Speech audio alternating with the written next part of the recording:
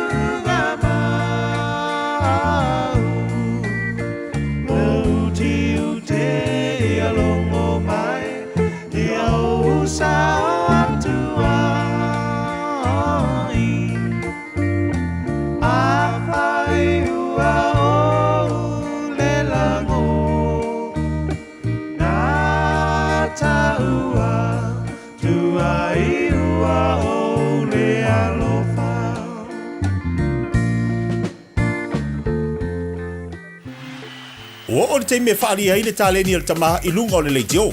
A wale aso whapito o tama uala tamai. A whai e whiwhia lau tama e tautala, whai tala maalie, pe whai ana whamtalanga e winga I talonga, ma tau te wala uria o ia e awai, I le taubanga, tama whaasaralau a le Radio Samoa. Po e se vilo po e tusa ma le tonu se furu leono se furu se kone, o lo whaatino ai lau tama le whonga ino le talonga le manu Samoa, o le kauni tikta. O le tama e siliana reactions I lunga o le Facebook, o le amanu malo I se whailonga, mo le aso whapito o tama. Lafo mai lau vilo lo penga te whailangi, radiosamoa.co.nz/dad. Po le Facebook Messenger le Radio Samoa, e whaangata tato vilo I laso whao si tema. Ma o le nei tauwanga, e whapitoa mo tamai ni sila. Ia manuia tele la sao tama umalawa o le lalolangi.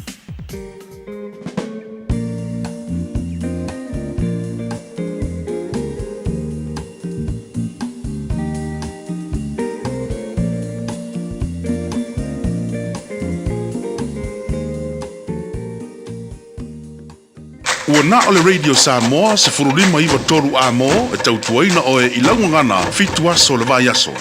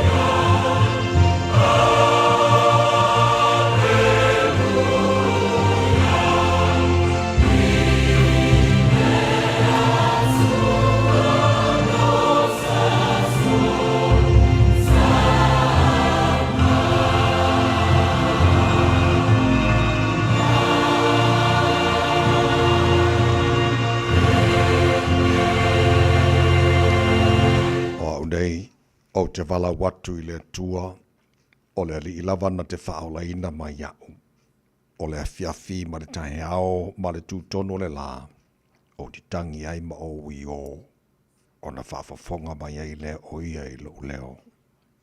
Ia e tuina atu i le li o mea uma te papole ai, o ia lavana tausia oe, na te le tu una e whaavavau, le mea tonu ia whanga e tia. Vi ia oelo mātua tua, nei la foi, tai hao sing-singi, ua mātou, ai manu, masa ai maamalie, iau whaamanianga nei tai hao, lau pule lealo mātua tua, ia vi ia lo swafa e whaavavau ua tene lo alofa, lea ua tele foi tale manua in titi malara nei tai hao, ua mātou, alangaina lo manu malo, mātou tau lo sili ese ma mātou whape atu e pa ia lava oe le atua ma malu. O e lava le atua ma mana male matau tia. E pule au au oe mea umalava e ifofoi ate oe o mea umalava na e whaia. O le atua lava oe so i fua ma le vavau eo o le whavavau. O le atua oe malia i mana oe me le lei umalava. Lo alofa malo fa maoni malo wanga le leilo mātua tua. E tu mau lava e o ranga taanga o me uma. O le tua oe la eile vi ingo ma manu o le tua oe. Pulpuru le matanga o fie.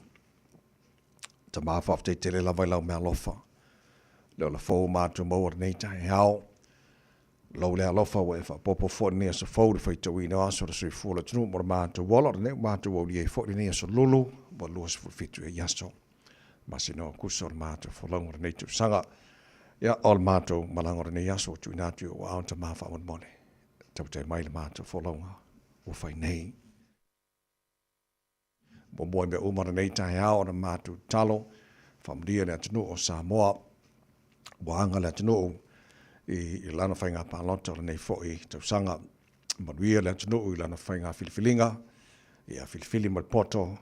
Ia ma mātu talia man whaftailo mātu atua o taitai o la tusia au iei Samoa. Ma tofi oe a wale whawhaina o le sao Samoa mo le sirima tausanga o lo manai.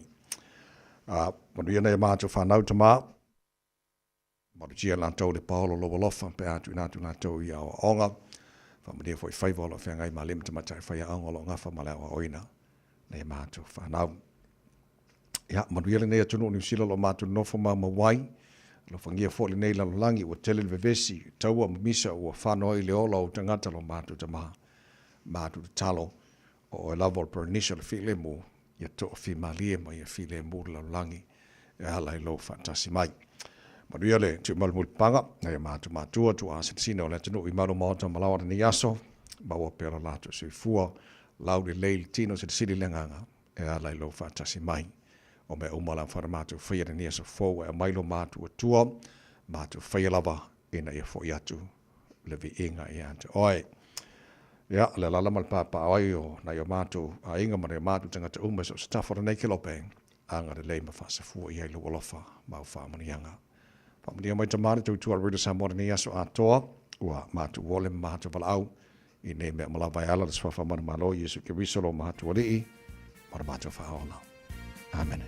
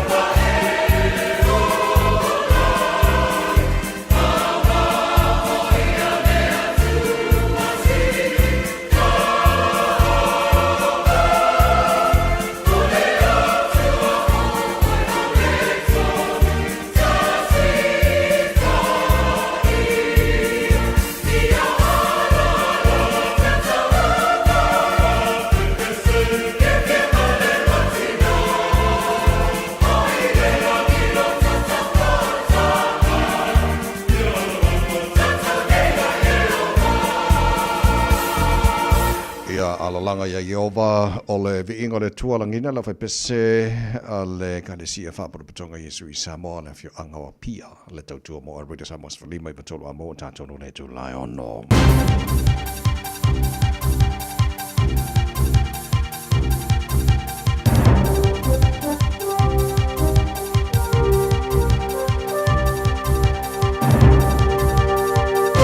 In this update, Victoria Police in Australia are hunting an armed and dangerous fugitive said to have killed 2 officers in cold blood. Chief Commissioner Mike Bush says the detective and senior constable were shot dead in an ambush in the rural town of Popanka. They had been among 10 officers carrying out a search warrant at a property where the suspect lives. Bush says the man fled on foot and his wife and children are also missing. Our priority is to arrest him to ensure that he's held to account for the actions, but also very much to bring safety and security to this community.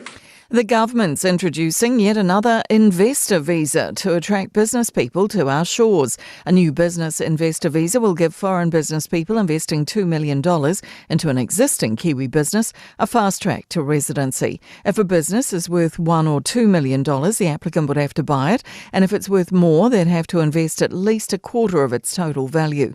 Applications open in November. Search efforts are continuing after a fisherman in his 20s fell into the sea off Raglan's Papanui Point on Monday morning.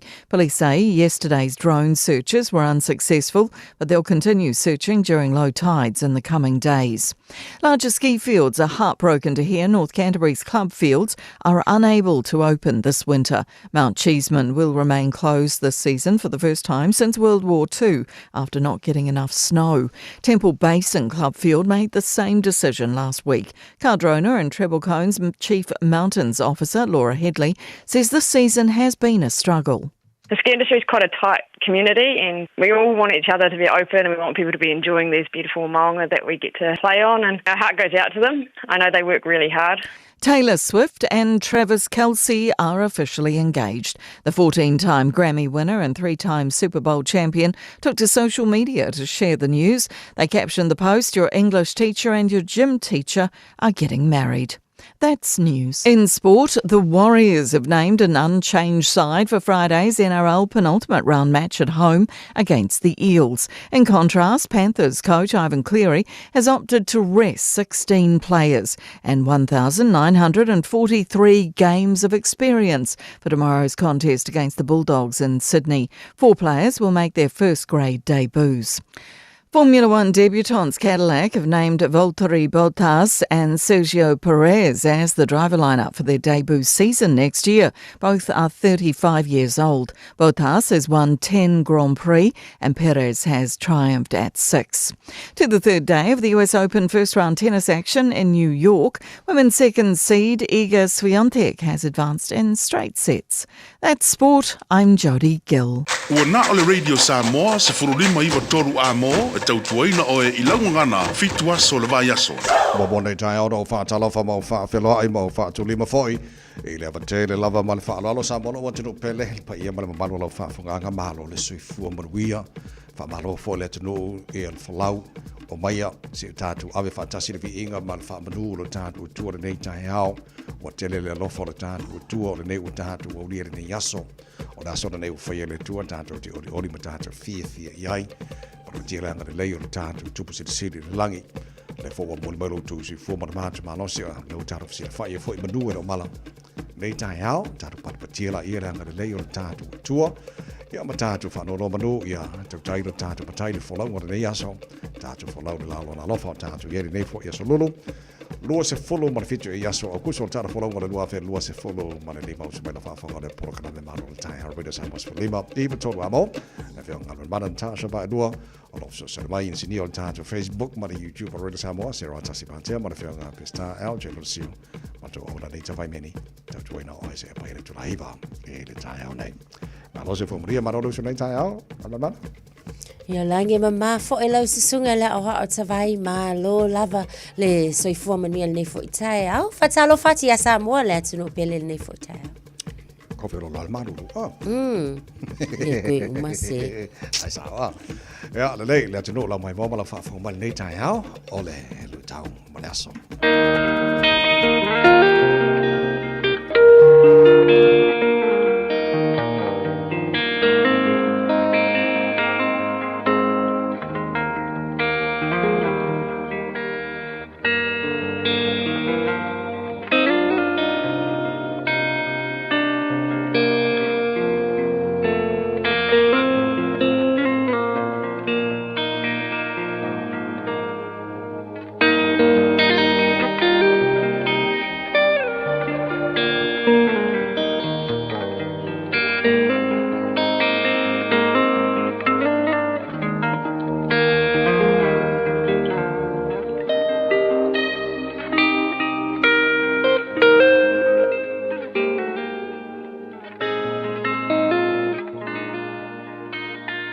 Lui tau mo le aso. O le tupu o Iosia. King Josiah. Lua le nofoa i ngā tupu ma tā upu e tolus fulu ma le lima. A o lona fo i upu mua mua. Ua whaia fo i e Iosia le Paseka i le alii i Jerusalema. Ma ua la tou fasia le Paseka i le se fulu ma le whao aso o le masina mua mua. O le tupu o Iosia, King Josiah. Tasile nei o tupu tala vou tele i lona tūra i mai. O le valu o tausanga o Iosia, na se ei mai ai e whai matupu o le mālo yuta. A e tolus fulu ma le tasi tausanga o lana whai ngā mālo. O se tupu tala vou, o se tupu tausa afia, o se tupu a mio le lei. O Iosia, na ia toe whaale leia le tāpua inga i le atua. Na ia toe whaale leia le sao wha inga sa le vi. Toe wha mautu wina le sao wha inga wha osi taulanga. Ma toe wha fo i Jerusalema, i ala o le ali. Tasi asi wha fita auli na tūla i mai a Iosia. Ua tapena le taua i le vāo ai kūpito, ma le nuu o ka reki misa. Ai oso vale ai Iosia. Fai mai le tupu ai kūpito, Iosia. Aua te a fiafua. E lehe o misa ai kūpito masayuta. O lea e tau ai kūpito, ma ka reki misa. Sau foi le profeta, ma tua lalo ya Iosia. Iosia, e le ofina ngalo le atua e te a afia i le taua. Peitai, ua oso vale lava Iosia, ua tau ma ai kūpito. Fai mai le tala. O le tangata whana u, mai le au taua ai kūpito. Ua so ona lia ila nau. Taua ina o i le itu taua o loo iai Iosia. Ai fai mai le tala. O le u na so ona whana. Lele atua le u. Lele atua le u. Pātonua i le fatu o Iosia. Mama liwai. E momoli mai le tino maliu o Iosia i Jerusalema. Ae tangi tui Israelu, i se tangi ua matua tele lava. Ona o le tupu tau saafia, o le tupu e savali yala o le ali, ma se tupu e fia i ai tangata o lona malo. Samoai, ua toa tele ta i oso vale, i nei aso. Ua tele ta i e oso fua i misa isi tangata. Ua tele ta i e oso fua i whinaunga isi tangata. Ua tele ta i e oso vale fua i mea e le tatau o na awhiai. O le oso vale o le tū o Iosia, na lavea ai lo na fatu, i le u ale au whana u. Samoai. A o whiangai tātou i whi au mga ruenga i le nei aso. Po ave lau ta avale. Po e whai ngā ruenga. Po e mai moa mai i maokta malau. Aua he te oso vale. A misa isi tangata. Aua e te a fia fua. A whinau isi tangata i upu matala. Aua e te oso vale fua. O le oso vale, o le tupu o Iosia. Na tau ai le ui lo na fatu. Ma umai lo na ola. Aua e te oso vale i le ne yaso. Tātou tataro. Le atu ai. Ha o mai I mātou. So ia mātou te oso vale. I mea e le tatau ai. Whaali mai ia I mātou. Mea le le I mātou te whaia. Tai mai ala ua fio I lo mātou wola I le nei aso. E tonu ma le le iai mea uma. Lou lava suafa Iesu ua mātou te talo atua I nei. Amen.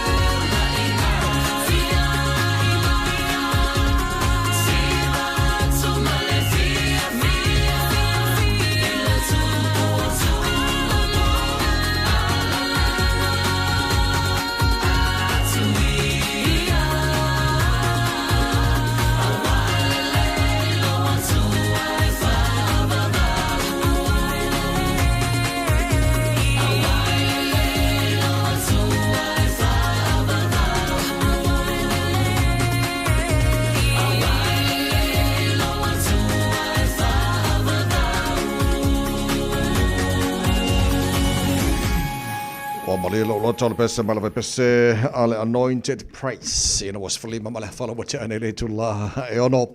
La fa fa ko proclame maro ta read some was falima e batoru amo. Ya o ta to proclame matol nei ta ya nei minute ona makwa fa pa o lo ta to musical ta ya makwa fa si vai oi. Ele nei ta ya ya fa fi fo ile to no ia ma fa maro au la to la lo situ te mangar wengo nei fo ta ya fo vai to kwata fitu nei ta ya. Ma ia pe fa abro mai so taimi. O le tana pakalame a reto le ola whaina nam tātou maru o le tae au whane nganga po nea sololo te pena mai pasta na whaina kopa Today in History tātou bye-bye Wa mena tupula so lusu fitu o kuso le tele to sanga ba vai o le tai le fitu e le tai. Nei mo fa pongo taru taru fo ene ngara Peritania bata ia le fitu le tai. Nei mo le tai au tato le poti mai lunga ole awala. Patalo whaafta vale nei fo taimi o tai au lungo tatou awala ia o lo mai tawa tole na lava o lo o to o fima lie mai lungo awala tele nei taimi o tai au le ai lava se vaenga e ono whaapole nei fo ia vale le is lava lava tau ta vale ia o le na lava e mama le tatou traffic ile nei fo taimi o tai au mangala uma lava ia tau lava o le vta vale manu wia tele ia le amatanga o au whainga malanga fo ia po na fo i wata pena nga ilungo le ala manu ia tele le tai au sfulo no menu te aile tu lai ono Manuel Tau Radio Samoa Radio Samoa Tasilima i batolu Amo Radio Samoa Tasilima i batolu Amo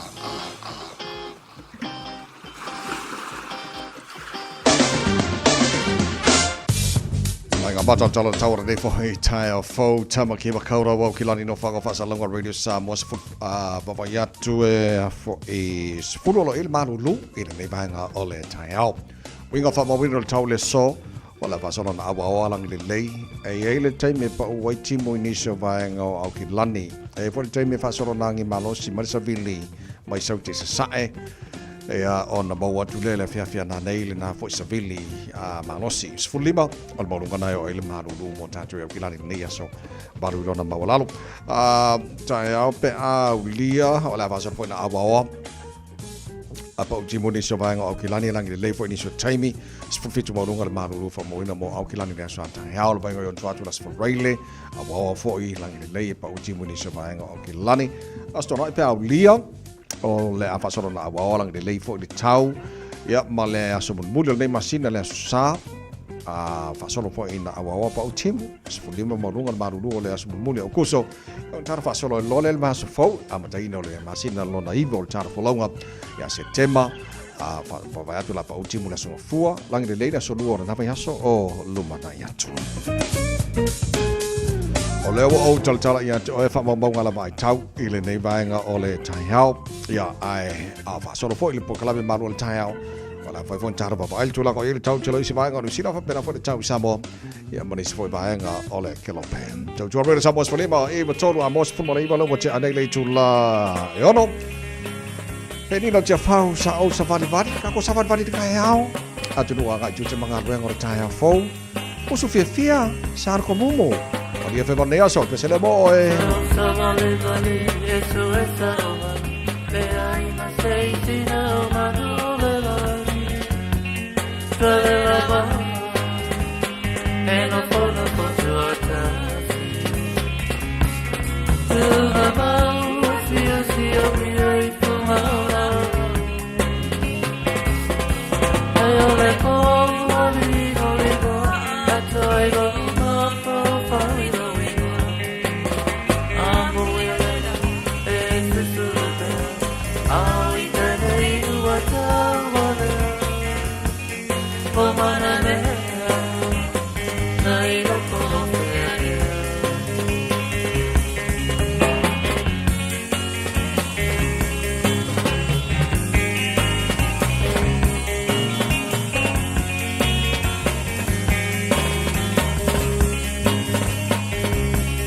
Demasiada wala petata wala mole ayo fangayo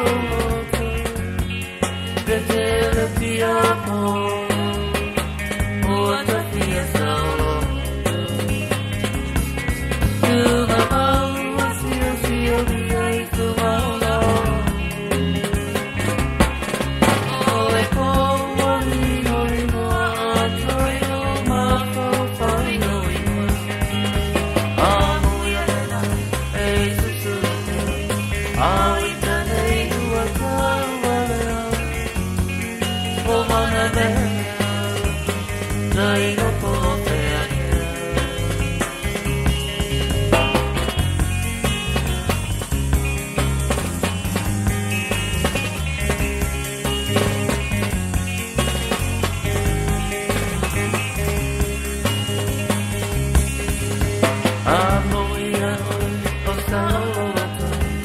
Au I tane wale ma whaina ngaro I le tura Pia mea o koe Tunga mau a sio sio mia I tunga o na o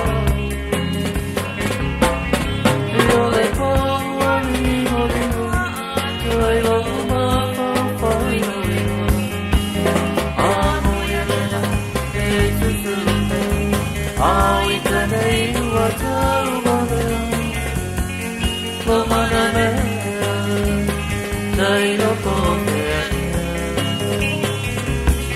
Tunga mau a sio sio mia I tunga o na o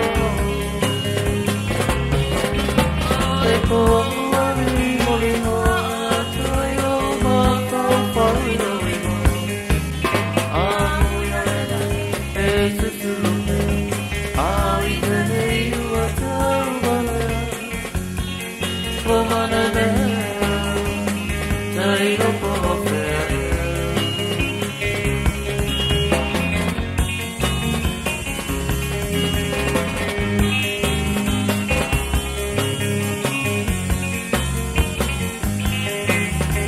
Hei, hei. Oh. Luas fulua o tele tulai ono. Mahalo fa tele lava o tele foi tato pa anga o fa fela fa tala fa mai I lungo tato Facebook mari YouTube Radio Samoa nei foi tato fo mahalo se fu maria kia ora from Tamaki Makaura o ini se fa fo mai Samoa ia na fenga to li to filau so fa ese la fa mai la ma ngai ka Samoa nei tato ma ngai foi ia le mai ava Simone Talia good morning mahalo la se fu Alwa fila Pepe, good morning. Mahalo la versi fu nei tato fo pele jai tu au tu funga sui. Good morning. Mahalo la versi fu manuia. The ele tu nei tato fo si papa sa di male UB36. Babo America la fa fo mai ai. Tavita Solomona, good morning sir. Mahalo le sui fu manuia nei tato. Ya mi wa mosa to tele na tato fa pa anga wa fa tas nei tato fo ngan mana on nei. Ole aso ole anga ila tino mo le am taino whainga palota pre-polling nei Samoa so ole iwa le tai au te talai whale palota mo ila tau I la o wawa ai lata mai e o wawa le lima whi la tau Saris tala wawi whai la tau palota ya o te lope o na tātu so tai fo I Samoa na mtanga riva yaso la tau ia tala mo nei tamama nei tina mātua tu asin sino la tunu e whaingta o na o I whale palota fo I lea I le asfraile ya o te loi la tau na ia manisi o nisi o mafuanga o le ale whai o na a waila asfraile le palota ya la vanola mo la tau ya o lewa umon tātu mori tausanga I le tuare nei tai au te lo fo I o tausanga I o lo mori le tunu le taimi ma le taimi le aso ala fangia le tuar whainga filinga na tunu le amata I le so ya o amai ala nei wa pe o te lo le tolu por fa taimi samo te puni mai fale palota nei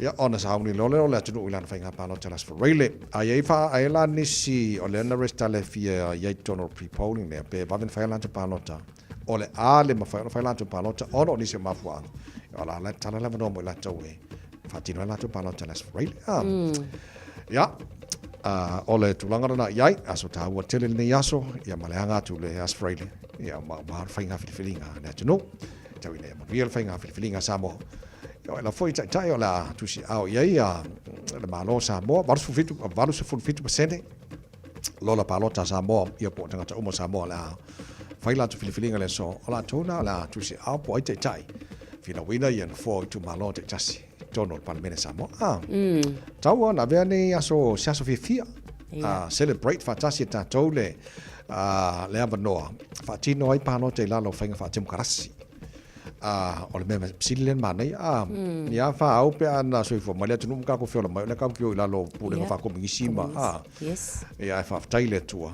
o le sa ili malona yo taru tu wa fa langin fola leo wa sa lo toi sa mo fili sa mo ora tai tai so no inga tau na veo sa so fifia ne ya so wa ta tuanga tu mo fanga pa lonta sa mo ave fo sina so talo o tato uma awa ia o le tapua inga lava fo ia o le amanuia ai fo ile alo faiva so tato wa no tato tara me se tato nge ala papa au ia tino mau ile faion awai o le talo lava o talo wa ia o le au penga sili ala na mo le file mu ia mal solo nga le fainga palo ta wa tele va nga na pe la fa manatu le tino ile aso male aso a fiane lo fia fe te talo le yaso mana tu ane le tino e lana fainga palo to le foi to sang o tato ia ina yaso te toi au kuso aso fo ia te toi o le season o le winter tono New Zealand ka ko fi o mo le vai o lo ia la vanai vai nga lo titi na tu nga mana o lo fa manatu mai la vai tau e le fo ile no fo ilo ma no fo ta ile tino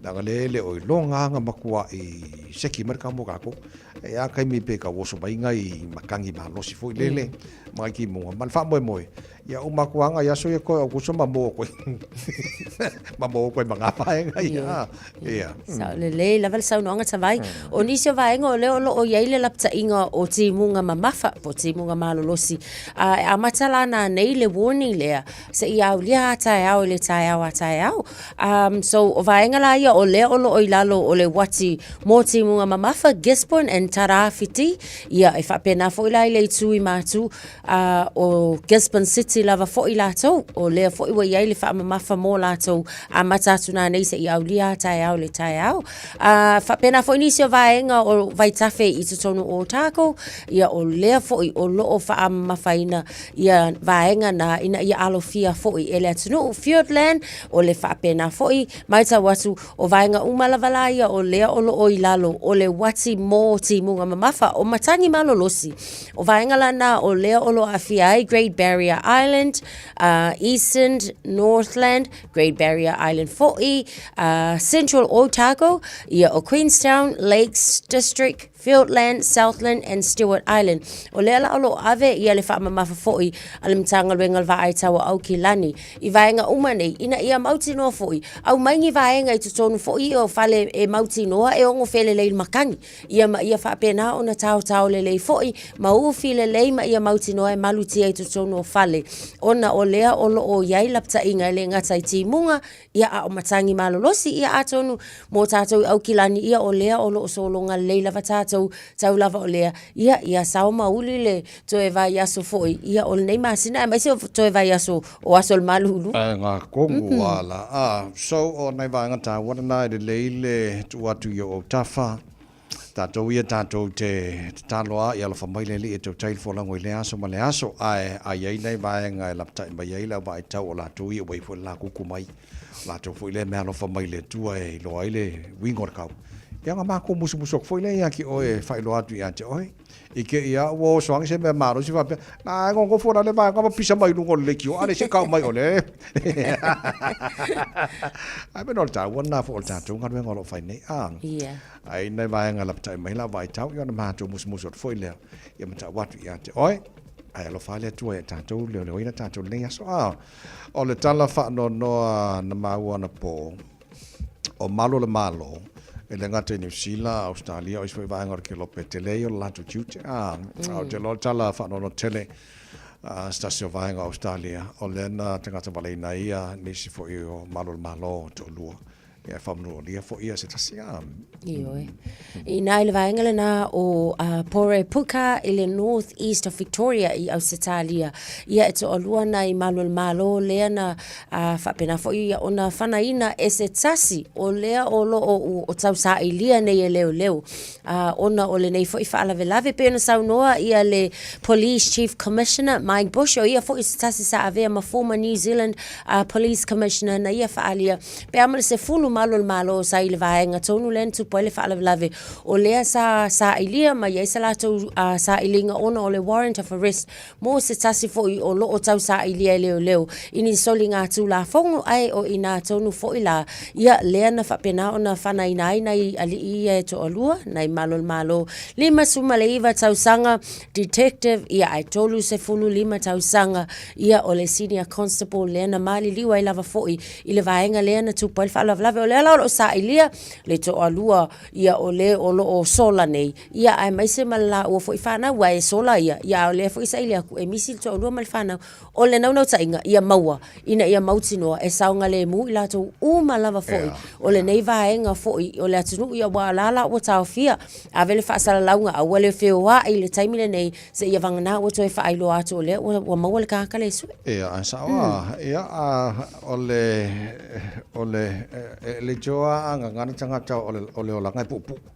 Life is too short. Ole bingon fam talanga folele afa pe na usuna ia foi malo e fenga wenga ia tuona yo la tu ainga mal fa mo tali mai ia fa wau vaenga masani ta fao ai ma fi per masani ai.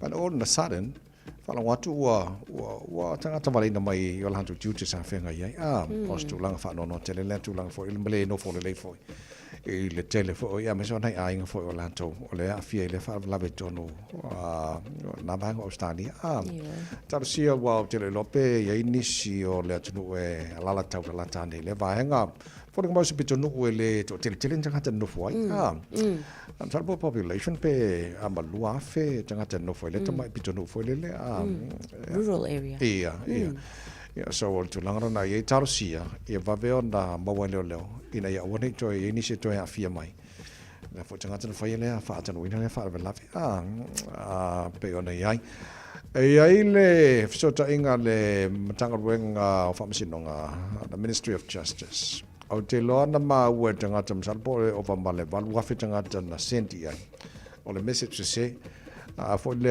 mesa mene o sala yo le la o te fa maru do mal tanga wenga sorry se la ko wa biong senta ya ke le lape na ini statu samboanga kilkilo ko ilau kelfongi o fa mai ola e ku pele ko fa kala foi o le tanga wenga fam sinong io e tavai ia se lau to su mal lima tala le fa yo le sala le o fa pena ona sawi text messages for ia pat la foi la vai se la fia la vala tunu a fai la vonga ke se la fia e ke le yanga sala i lunga le awala ia awal fa pole net so ai o lo ye fa la le numero foi e te makwa vili le ye le oval se lau le na fa tolu fa ono tolu fiku au tatu a mai lo le text fa pe mau kingo ia sa ili le io su ele ia inga ia mau kingo awanga i mai mau tatu tupe langa ole a se lau ko lima su anka fo se lau ko lima la tau io ia ole mesi ole wo fala wilo mai ole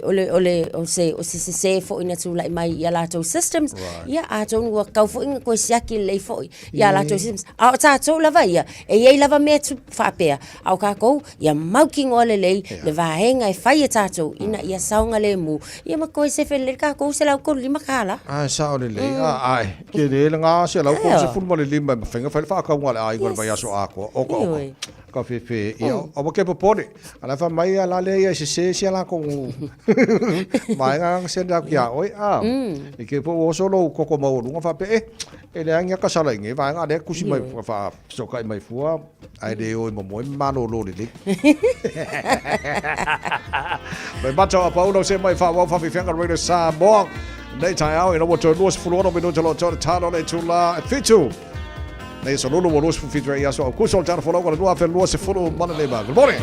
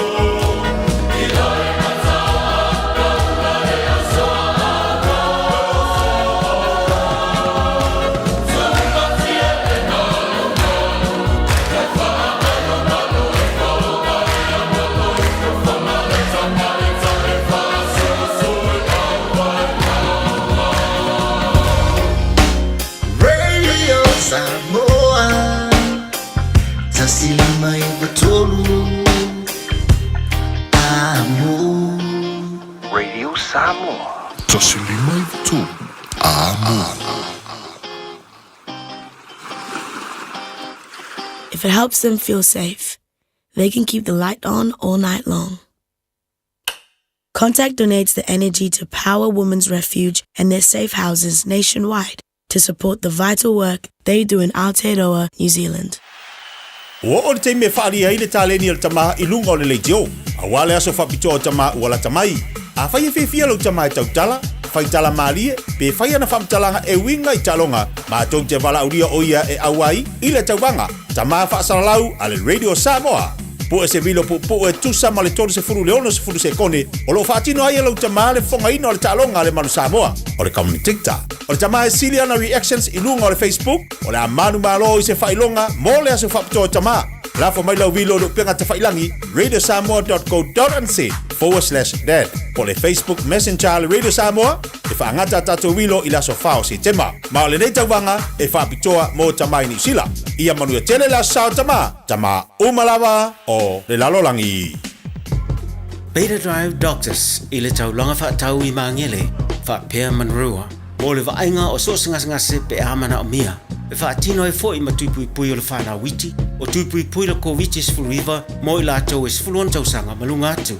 Whaapea matuipui o le flu. Pala au telefoni, 255-25 mo so wanoe whaatino ai nei au nanga. O fisa whama I maangele I taftafane o le McDonald. A manrewa I taftafane o le Whaletusi po le Public Library. Peter Drive Doctors Clinics. So los fulmino tolo tolo talo le tula fitu le por klame malu le tai out Radio Samoa falime vetola mo monisio le ba angal tar klame fta fatasi mai le nei va le tai out. Good morning. Palo sifu mo via.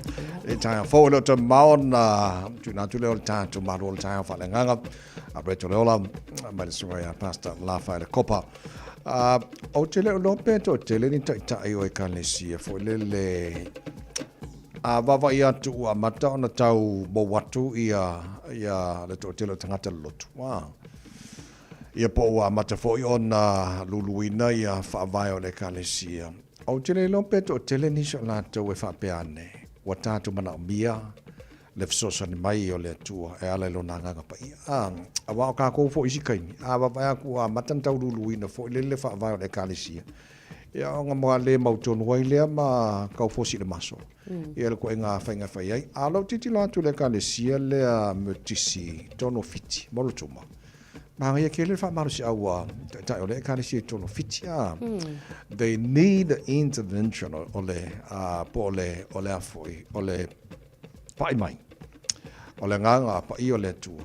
Se I tilo I vaenga o la e mana o mia. Whaarele ia tili tono o le kalesia.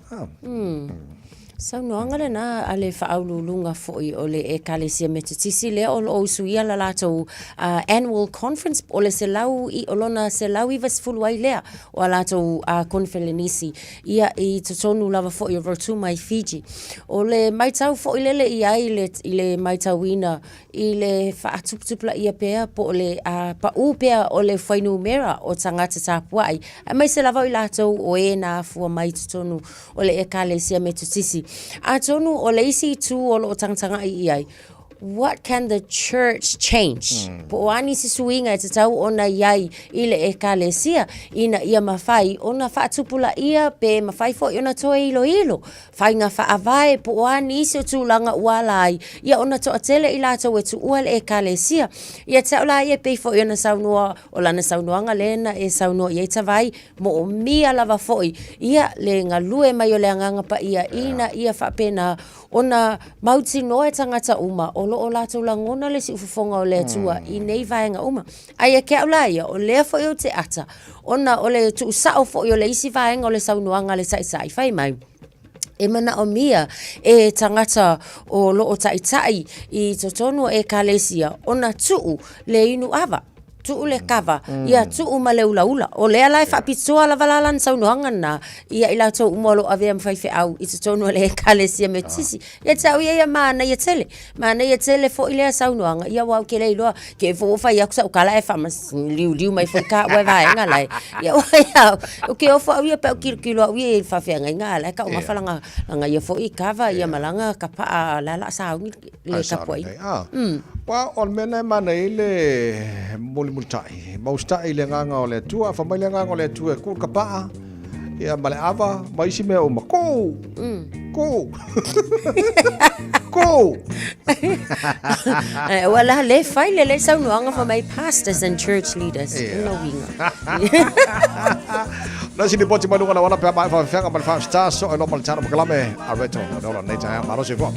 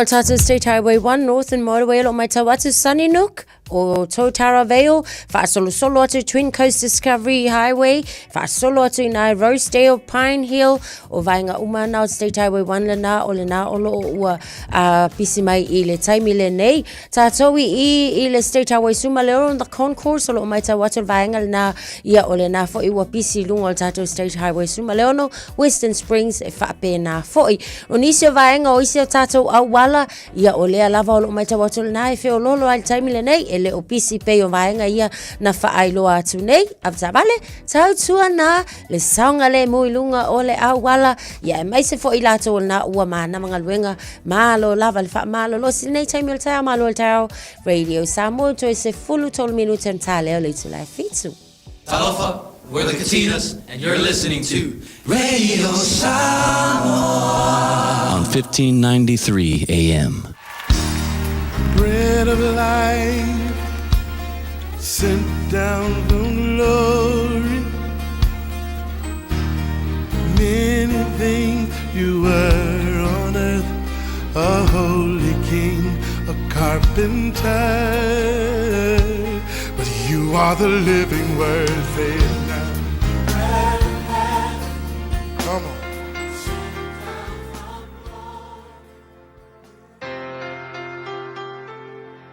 Ele amatanga o le neiva yaso o te whawhelo ai fo i tatu atunuu ia o lo mawhai o na whisotai mai tatu pulkalame o le areto le ola ia le neifo yaso.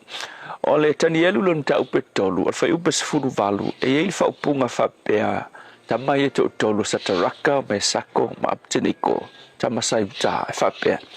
Ai peitai a le o lea ia e sila fia o e le tupue ma tau te le au auna i o watua o le tupua auro fo'i ua e whatuina mātou te le ifo lava iai. A le upo le nei aso e whapea o le a le te le o lo whatuatuaina o le atua.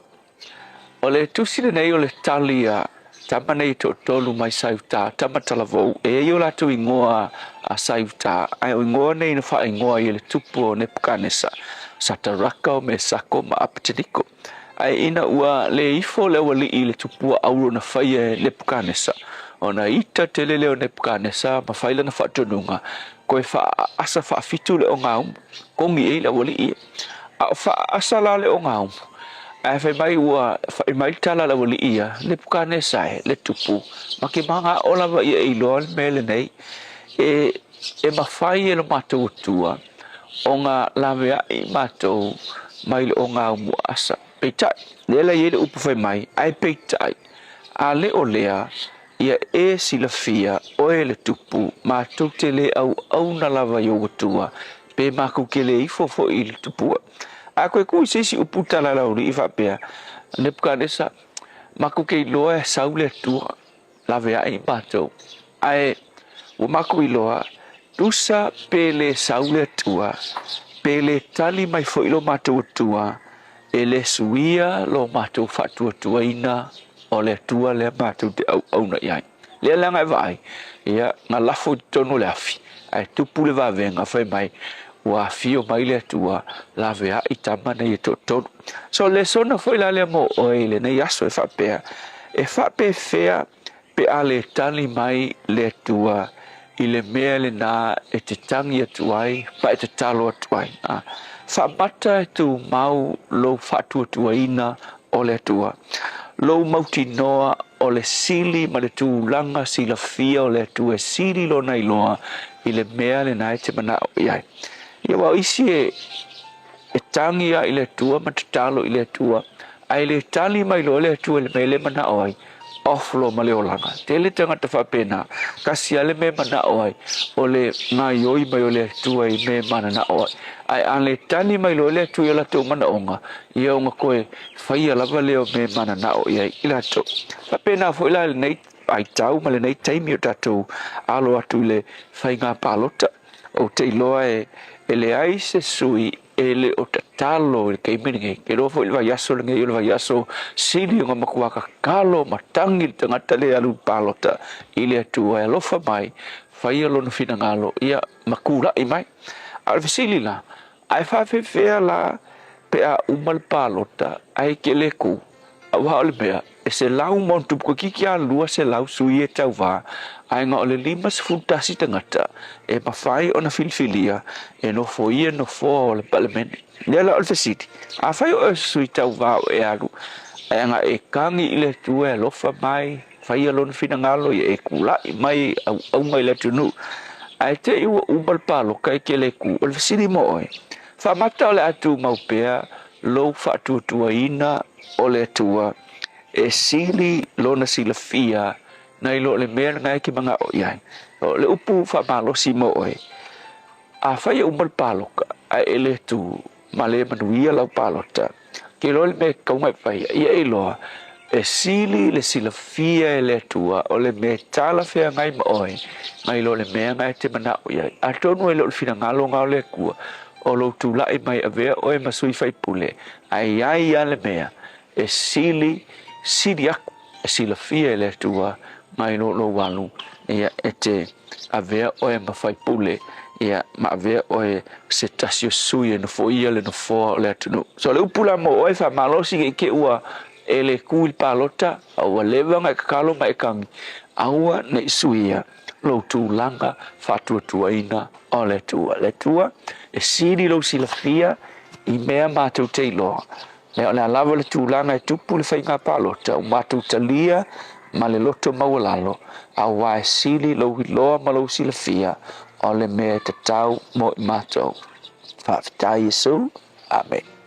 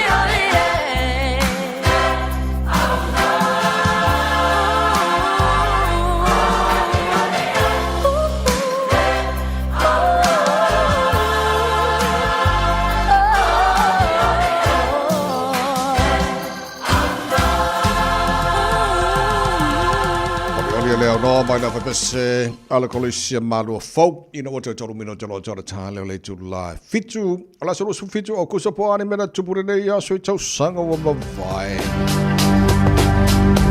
Tausanga tasiva valu tolu ia na whapenau na iese maunga mu sili ona matauti ai totono le lalolangi le tuisi sifo Java i totono o Indonesia na whapenau na malili wai ni tangata tolu se fulu ma le ono afe le malosi o lea maunga mu pe ama le lua se lau mekatons i le fua mo maunga mu i totono le lalolangi the flu pandemic i le tausanga tasiva tasivalu na whapena ia ona o le so na tau nuu ai I to tonu o Boston mai I le atu nuu o Spanish anga I atu tonu o Boston mana a vea fo ila lea ia ma se tasi o whaama I o ti tele lava na tau nuu atu fo I to tonu o le malo tele o Amerika lua afe ma le wha le so ia na ulua I whaalau ilo ai to tonu o Amerika le ata e ta ua o le hero sa whapenau na whaautuina ia Jet Li ia ma a vea I o se ata na whaataunuina whaatinoina I le ngangana saina mo le taimi mua tūlanga mua ai I tutonu o le US Box Office. Ni sinau wa ainga mena tupule nei aso I tausanga ua mawai.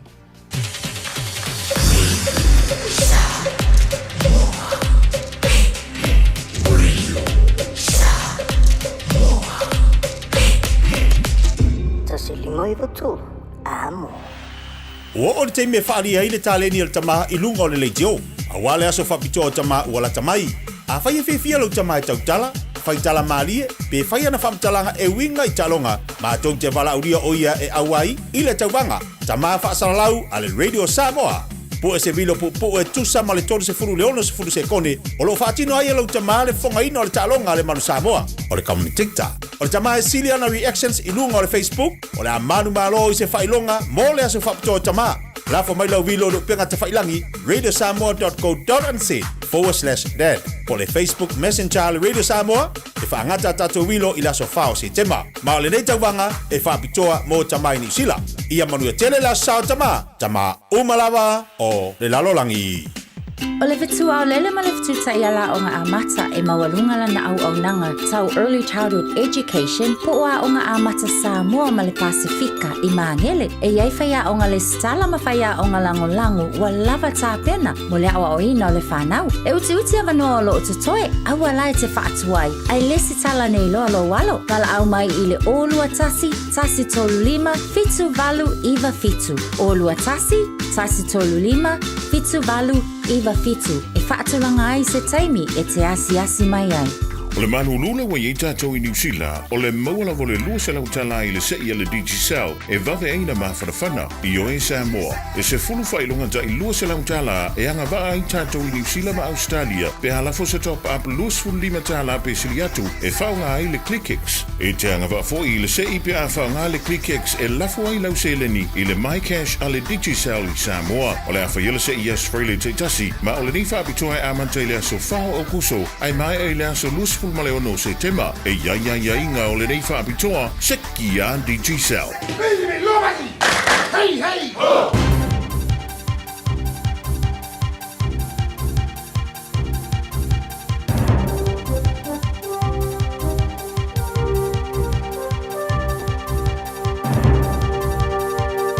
In this update, a heavily armed man remains on the run in dense bushland in rural Victoria after killing 2 police officers in a cold-blooded shooting ambush. The town of Popanka is about 300 kilometres northeast of Melbourne and has spent the night in lockdown. Police are throwing every available resource into tracking the fugitive who killed 2 of their own and seriously injured a third. Nicola Willis admits public sector cutbacks have been affecting Wellington's economy. Latest data from Infometrics and Stats NZ show the region's lost almost 6,000 jobs and almost 180 businesses in the past year. Infometrics says the struggle stems from cuts in the public sector. Willis, who was Public Services Minister during the first round of job cuts, concedes the restraint has impacted Wellington, but she says economic growth must come from the capital's businesses, not the public service. The government's introducing yet another investor visa to attract business people to our shores. A new business investor visa will give foreign business people investing $2 million into an existing Kiwi business a fast track to residency. One of New Zealand's worst sex offenders is accused of approaching Christchurch schoolgirls and offering them cash in exchange for inappropriate favours. A 53-year-old's been arrested after reports of concern in the Mirrorvale and St Albans areas earlier this month. RNZ have named him as Leo Darren Goodwin, who has multiple convictions for violence and rape against women dating back to the 1990s. Taylor Swift and Travis Kelce have announced their engagement. The 14-time Grammy winner and 3-time Super Bowl champion shared the news on social media. The couple gushed over each other about 2 weeks ago when Swift announced her album on Kelce's New Heights podcast. this is sort of what I've been writing songs about wanting to happen to me since I was a teenager. Yeah, and I was sitting there at the Eras Tour listening to every single one of those songs like, I know what she wants me to do. That's news. In sport, NASCAR driver Shane Van Gisbergen is coming to grips with his vehicle across a first full season in the United States. The 36-year-old is sixth on the Cup Series standings ahead of the playoffs, which begins with next Monday's round of 16 race at Darlington. Van Gisbergen reflects on the adjustments he's made behind the wheel. Cars feel so funky and twisted. The way they achieve speed is different to anything I've ever driven, so they're just odd. Cadillac have named 35-year-olds Valtteri Bottas and Sergio Perez as the driver lineup for their debut Formula One season next year. And Panthers coach Ivan Cleary's opted to rest 16 players and 1,943 games of experience for tomorrow's NRL penultimate round league match against the Bulldogs. That's sport. I'm Jody Gill. Ua na ole Radio Samoa se furulima iwa toru a mo e tautuaina o e ilaungangana fitu aso le vai aso. Nei vaenga fo i o le ala tele leo mai tau watu i wa iai nei suinga nei fo taimi o le tae au. Ta tolunga le State Highway Suma Leono City Bound, Western Springs o lo mai tau watu le taimi le nei faisi pisi mai ngā le Waterview, anga i atua i ina i ta tau le Western Springs, Universal Drive i ina i le tu watu i se C4, State Highway Suma Leono Corridor lo mai tau watu o le ngaholo o pisi mai fo i le vaenga le na fa pe na fo i ina Royal Road, i Massey, i lunga lava o tato State Highway Suma Leono westbound ileanga yatule nai Henderson lo maita was a 40 citybound and westbound traffic I le vaenga leo faisi mamafa mai te Attitude South ia ileanga yatule nai lunga tato northwestern motorway taimile nei citybound over the Harbour Bridge faisi ma losile traffic le naolo o ia tato le taimile na mai ngai Oteha Valley Road fasol solo atu ai Esmond Road I le taimile nei Birkenhead lo maita was a 40 le naolo o le mu mai I le taimi le nei o le tae au. Hill Road, ia o lea foi wa maita watu tātou, faisi ma mafal traffic le nai, mai se lava foi, ia peo nā olo o a ngā ia tuai tātou I lunga wa tātou motorway se nā o le tasi, ia whape nā foi le lua se fulu, I le taimi le nei. Weary on State Highway lua se fulu, ia southwestern o lo faisi pisi o tātou on a northbound, I le taimi le nei o le tae au. Mai se lava foi, manu kau a ngā ia tu I nai Waterview, faisi pisi le taimi le nei o tae au. Ta vale, tautua na le saunga le muna wa 5 minute te ai le fitu malu le tae au, Radio Samoa. Tasi lima I watolu a mo, Radio Samoa.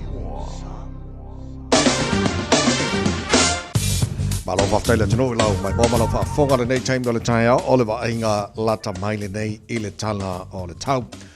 Ia la tātua mata mai Samoa au te lola ua te tala ia whane palota I Samoa le taimine nei wa le ua whaasolo ina te elefitu oi o le tale wa oi o leiva whakakalai ia le lei ia la wale banka penga le sibaenga o whailato palota wa tu le marai mai langi leo le tau Samoa ne vanga le tau lo su tasilo ina mawhanwhano le ea wa te elevalu I Samoa e tu mawinga langi le leo le tau le atu nuu e iniso baenga le atu nuu e pa uai timu Tolu se fulu degrees Celsius mo runga le vevela le esa more nei so lulu losuma lima I lona mawalalo ya pa nga umal tara bukalame e ni sile sa fa tala fa mai le motele sa la fai ya fa tala fa tu ne ba ngol tai out ba lola por si fu mo le alo atu la tino ya mo la tai no fa nga fit feelinga ole nei fo iva yaso e matala nei pre-polling nei ya tatu fa nga palo tele ole aso for relay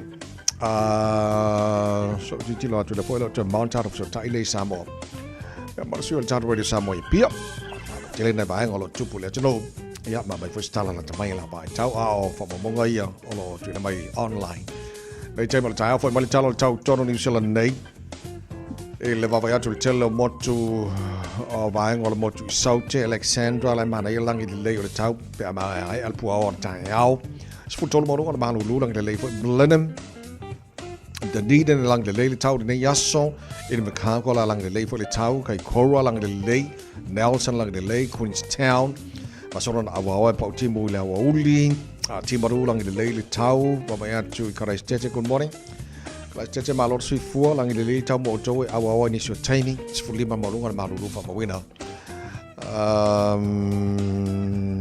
fio e kala stitch ya sfulima mo lunga maru fa mo ina mo tong e po ni so time le tai nei ya fa so po nangi malo si savili mai matu ini so time se mai talo tau le motu matu pi chola be ngol motu matu kai tai fa solo o lo te va ya tolo ia ia la inga mo matangi malo losi wind warning yellow watch tulanga le kai tai al de so sfufiti mo lunga malu lu ile la mua Wellington good morning panga mo cara kala meso se banga la mua lang ile le tau mo tau le nei so lulus fu fan mo lunga malu lu fa mo wina mo nei yaso te lo si banga e fanga nui lang ile le tau fa solo na awa pa uti muni so banga tau ranga tau pola awa fa pa uti muni so taimi ile te lo banga roto rua ma solo foi pa uti muni so taimi le so lang ile le fa fiana nei lang ile le para mo lang ile Palmerston North lang ile Near Plymouth Pasoron pauti muni so vaenga Napier, Langley Masterton, Levin, Langley Tamo to the Somme,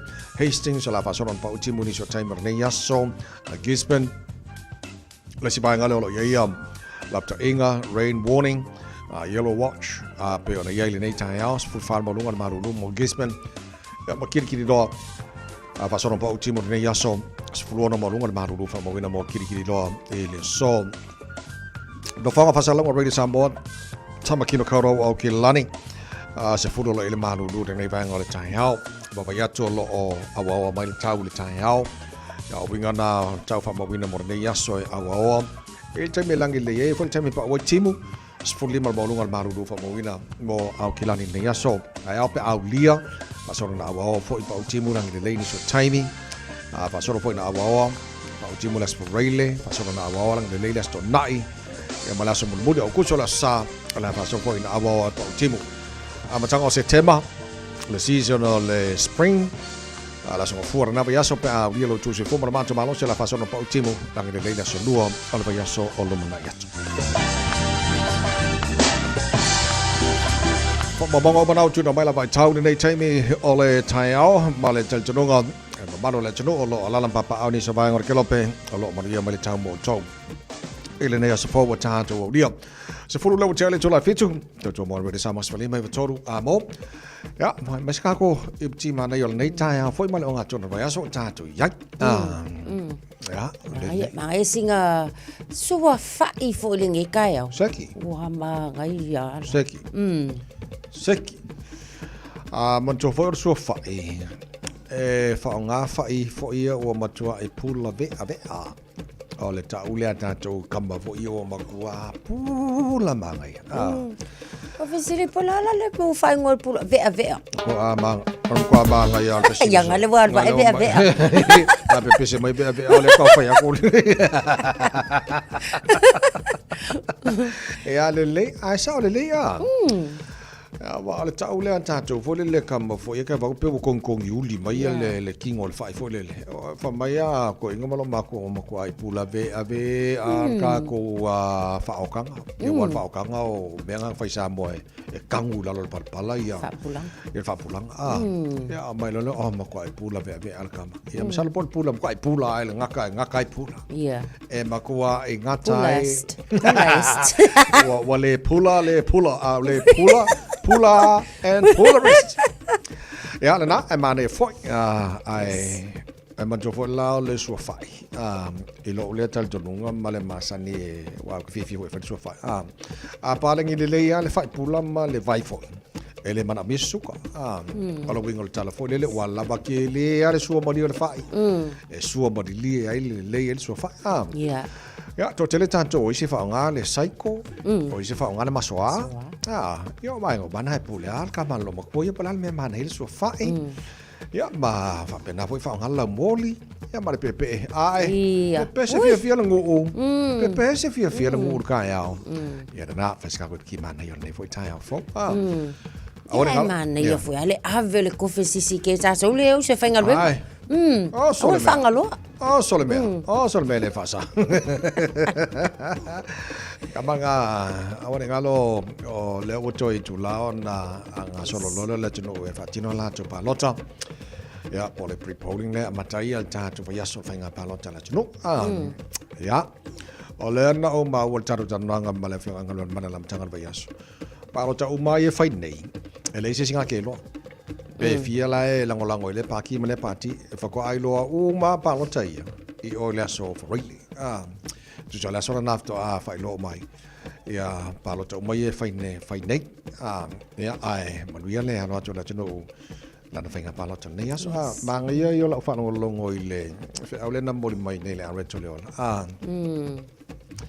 vai manuia avervi inga ile tua ale manuia awale atu vale le mafau te tonu e foi nisi o vaenga ia po o tiuto lai finangalo le tu fa ngai nei sui fu o nai fai pule uma ia po tamali fo le tonu o si le au e tau va mo le tu mo le on fo tu malo I tono al palemene samo tasi ya le tu malo te lola tasi fo fai pule o makua ko fa le ia o makua I le popo le ai se me tasi ole tu malo fa le talua ia manto foi la to tolu suia na tu e va mo le fo fa le talua le palo ai o mai fo fam sinonga fo le o le anga va o sui tau vai ia o le fam nei ia isi sui to lua ia ona tu mau le o le tofio fa le el sunga le tino Wayne Fong so yalo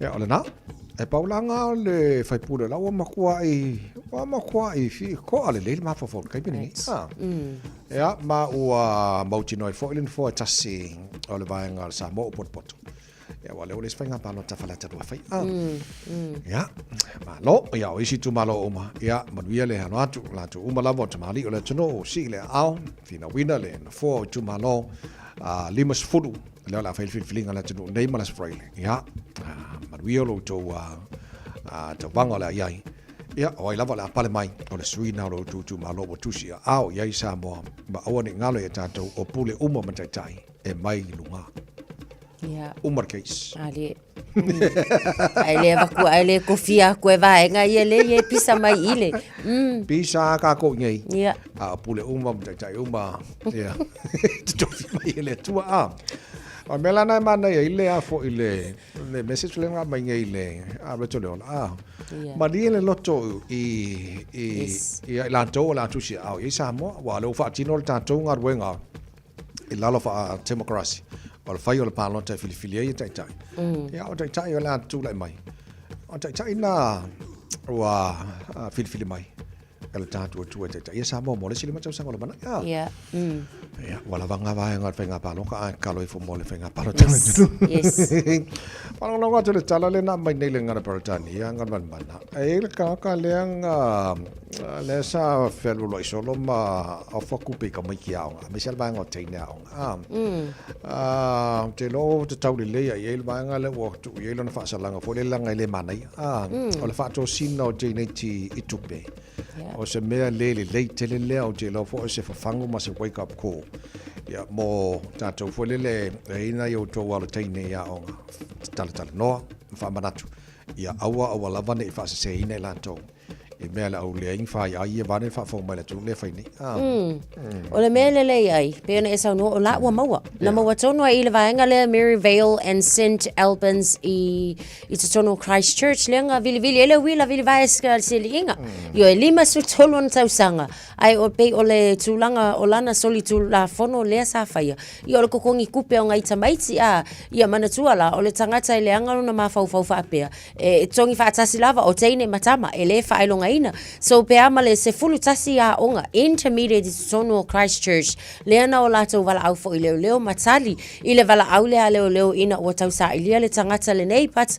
o le fa manatu mo tato matua ia lava fo I taimi e ha o hina ai fa nau I tu e saunga le muai mai tu e le saunga le muai ia ai mai se lava fo o ai kanga kai mafai onku ia I makalangoa ia I taimi e sa vavali ai lunga o le ala tele o afo inga e vave ona fai e lato ina ia mauti no lo lato saunga le mu mai to ainga tangata fa penei ai fa fitailena o lea ua mafai ona maua vile kasi ia se vaenga tas faina vile tamaiti ia po tato fo imatua pe alongo ia tato into langa fa pe se full feature mala fa lo te ale to la feature mai fa fanga mai aswa la tanga bo fele se Mikaele so mal fa po le tail po club ngal pro think a minute on a tato tala noi le sabo Ke suru le Samoa pia. O ngā toro nei vaso tātou ia. Yo, yo.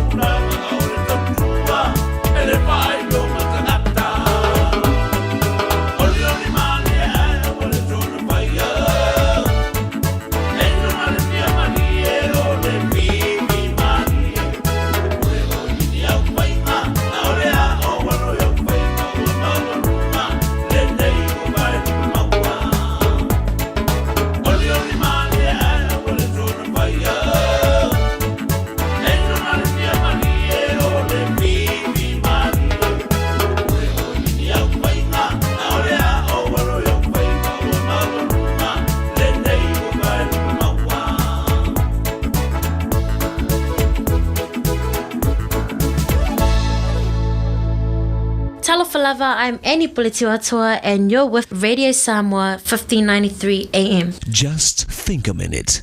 It could change everything.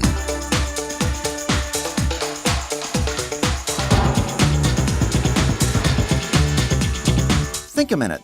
Recent studies show that only 1 out of 3 people have strong and healthy self-confidence. That means 2 out of every 3 people simply don't know the ability they already have to be successful when it's right there in their hands. But if you want others to believe in you, you have to believe in yourself first. Remember, no one can make you feel inferior unless you let them. A successful businessman says, you can't push anyone up a ladder unless he knows he can climb himself.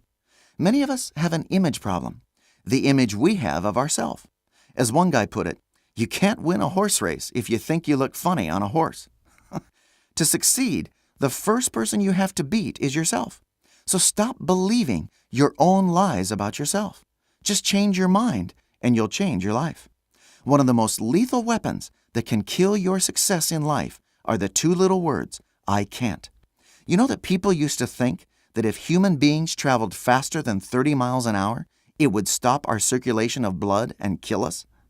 Thank goodness a few people didn't believe that silly thinking, or we wouldn't be riding in cars, Buses are flying on airplanes today. You'll never know until you try. Roger Bannister was the first human being to run a mile in less than 4 minutes. But before he did it, most people in the world didn't think it was even possible.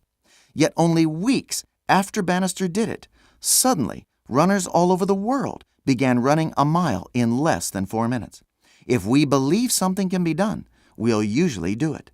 You know, too many of us spend our lives looking around instead of looking up to the one who made us and knows our potential. So why don't you look up to Jesus Christ today? Ask him to take full charge of your life, personally and professionally. You'll be surprised how much more you can do. Just think a minute. If you'd like a free CD of our top 40 programs, write to us on the internet at www.thinkaminute.com and catch us tomorrow at this same time when we stop and think a minute. Talofa, we're the Katinas. Talofa, this is Pat Lam. Talofa lava o aola pi Mariner, mau pelo li tio. I le Radio Samoa tasi lima iwa tolu amo.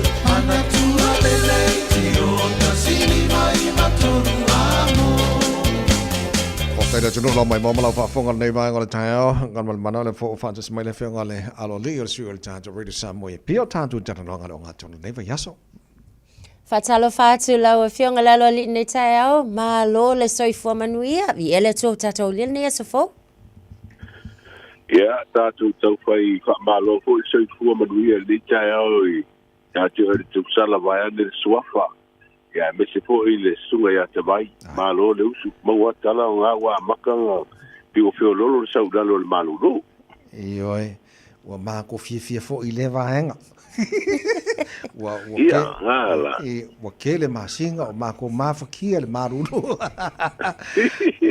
tal se mai foto ya so akuso masola ko mai marulo watu wa mo fos fasinga malosi la fionga le alo le wanta po kala me le foi tai fo ya va tai te vai o le wa mo si malosi foi e ui a foi i fulu matulanga fa le kongo le kaule fa ima po i ma to fulu ya lo fa mai pe ia me te sidi lo mo le malosi e wale nga lo ma te tu masani so amene no vi ele tua ia tel tono le nei fo ia so le lo ia so le na fo wa mata ona fa nga solo ia tato palo ta fa pitua wa fo le fa mo se tato wat no wa lo mai ta wat so le na wa mautu le fo ia le tonga la wa pinga na i sui ta va ta to a ta to ta si ia pe lu so mal fitu ele o fa la wa fionga la lo le ya o tulanga na pe o le la wa mautu le leile maftanga suito watu to tasine lu su fitu ya wa fast to the fast food mo tupu suito to tasi a lu su fitu la le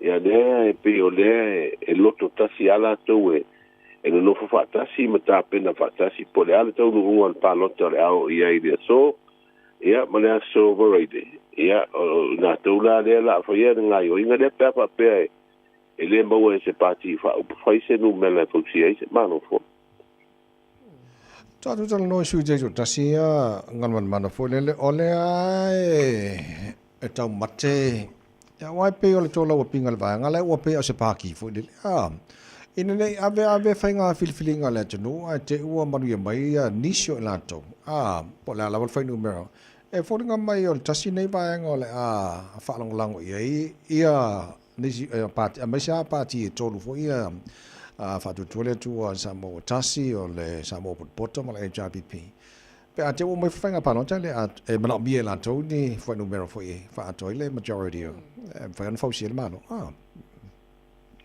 o tulanga na le tato baba ia tu iai i le tapena nga suito watu to tasi wai e moni ai o le mo mafuta fa tasi ia ele se parti fa fai ia ai ele ia fu sia ia nga fa tu la fono fa pe a me o suito watu to tasi le fai na mafuta fa tasi mangalu fa tasi wa isi fu palo to na ia fu ro fu numero pe fu numero te mantua de tasi foi nga pano te telefone pe al numero na o ia tu to tasi esa nga lu fa tasi fo na foi palo ta ia sala manu ia fo i fam tela nga pa pe o tu to tasi le sa i ele numero la policia ia ke wo i fo le tau no le palo tela pe anga ko fanga manu malo mai ai nga mua le paki le numela foi si ele malo ia o le tulanga na o le foi va ia tu ia ai mana ia foi tapena nga suite wa tu tota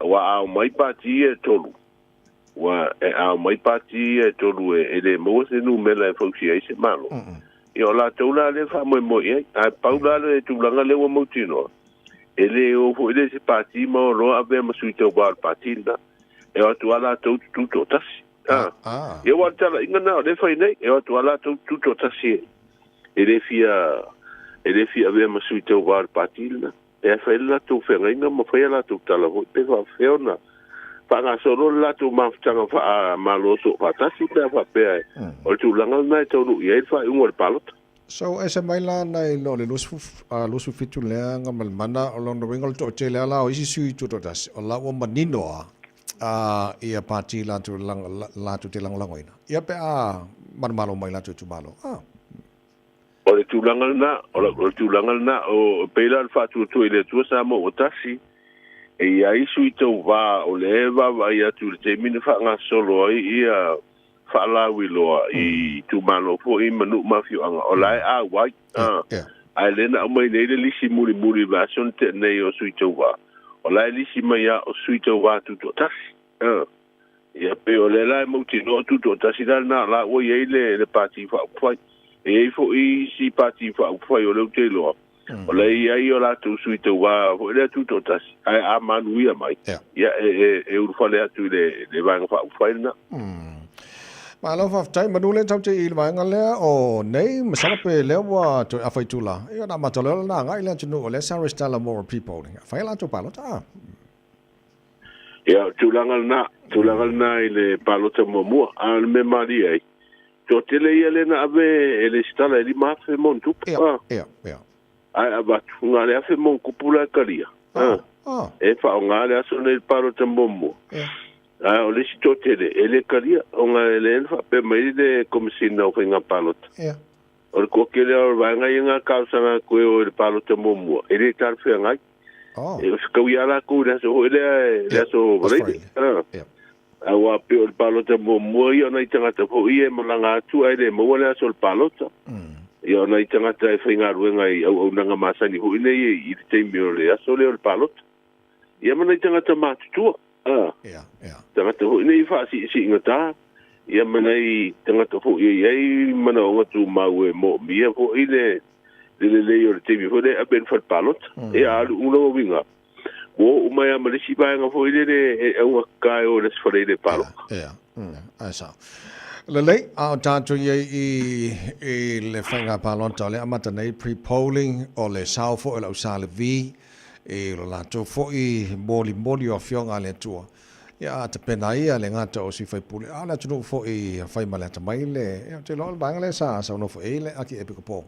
sa ninga sa tu fata si foi ya wa sa ninga tu la tu la na fanga pala tu la tu sanga gamama ia o te loa ele ngata la le sa ninga le misapa ia le sa fai i manu i muri vai pia le sa wa ile pa mi o mano to si manis fo tai o parti fa fai mo sui to wa au te loa o manu uma ta to tu le sa tu na ia tu nei ia atonua o sauringa malaunga po ia ale o pinga ruanga le tu ia pisa autua ia mo sa mo se pinga palo te file mu le foi baba ia tu le sa foi na file sauringa lo tu fo ia tanga ruanga ia leo tar si ia la tu te ave o ile ia sa mo di fa mo le tu ma va ia tu fo ile fa ngol lava ia so ia sa fai foi le sauringa lo tu al komisina ma ufisa o pinga palota ia o sauringa lo tu foi ta siele au ia file mu ma ia solo ngale nei fa ti no ko ngale o foi palota ile aso pinga filinga le tu o te lo la te vai mai le sauringa le misa pa ia le sante de o te lo for sa uma ia ta siele au o le fe au ku sa la unga ina le pula ia mo sa mo se pinga filinga mi tonu ai ia file mu a wa o pe o tu langa nai la ta ita no tu po i inis pi ia la tu langa mo ni pi La tūlanga pole hoi nei te oi ei ni pepe tūlai mai. Pole ale tau nuunga le palota. Ia e ono le whapea le anga ua alu whaalau I loa hoi nei tonu tūmalo koufu I o mapaki. Ia e o hoi mawhapea nā hoi masui tau wātu tō tasi lato. Ia pea tata roa mua. E ese ia tatu palota le e tūlanga ese hoi palota le la tatu ua whai. E wha I o le e wha I o paki wha upai le u wha popo. Ia ai foi o tele o isi ta pena nga o fa pop. Ma pe o palo ka kere luo tasi. Pe nga fa ko le ko sa mo tasi le nga lu la ko fa la wi do I lu mai tu malo. Yes. O isi ia o ke mina nga lu apa ki sa ia. Ia pe la o le wo mai palo tele. Ia wa se fo tu la nga wo. Alo. Alo, whaftai. E se mai lai le tūlanga fo I le whainga pālota se tātou atunu. Olo mai tau atu e whaisi te leo le fisoswani tau tupe le ana fo a ele pīwhala po le Pacific Forum Line a ngai le malo pe mani sulu 2 miliona. Whai whala wai tele lau a fionga?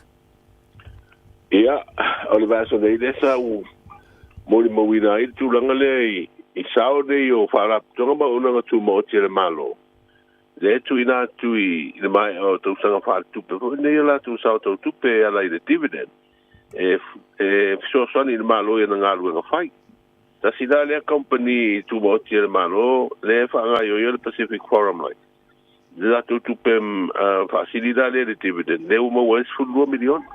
E I fu disi fulu milion o mai ana ave le uma wel lusu 5 milion. Tele ia tupe te vai mal tau sa.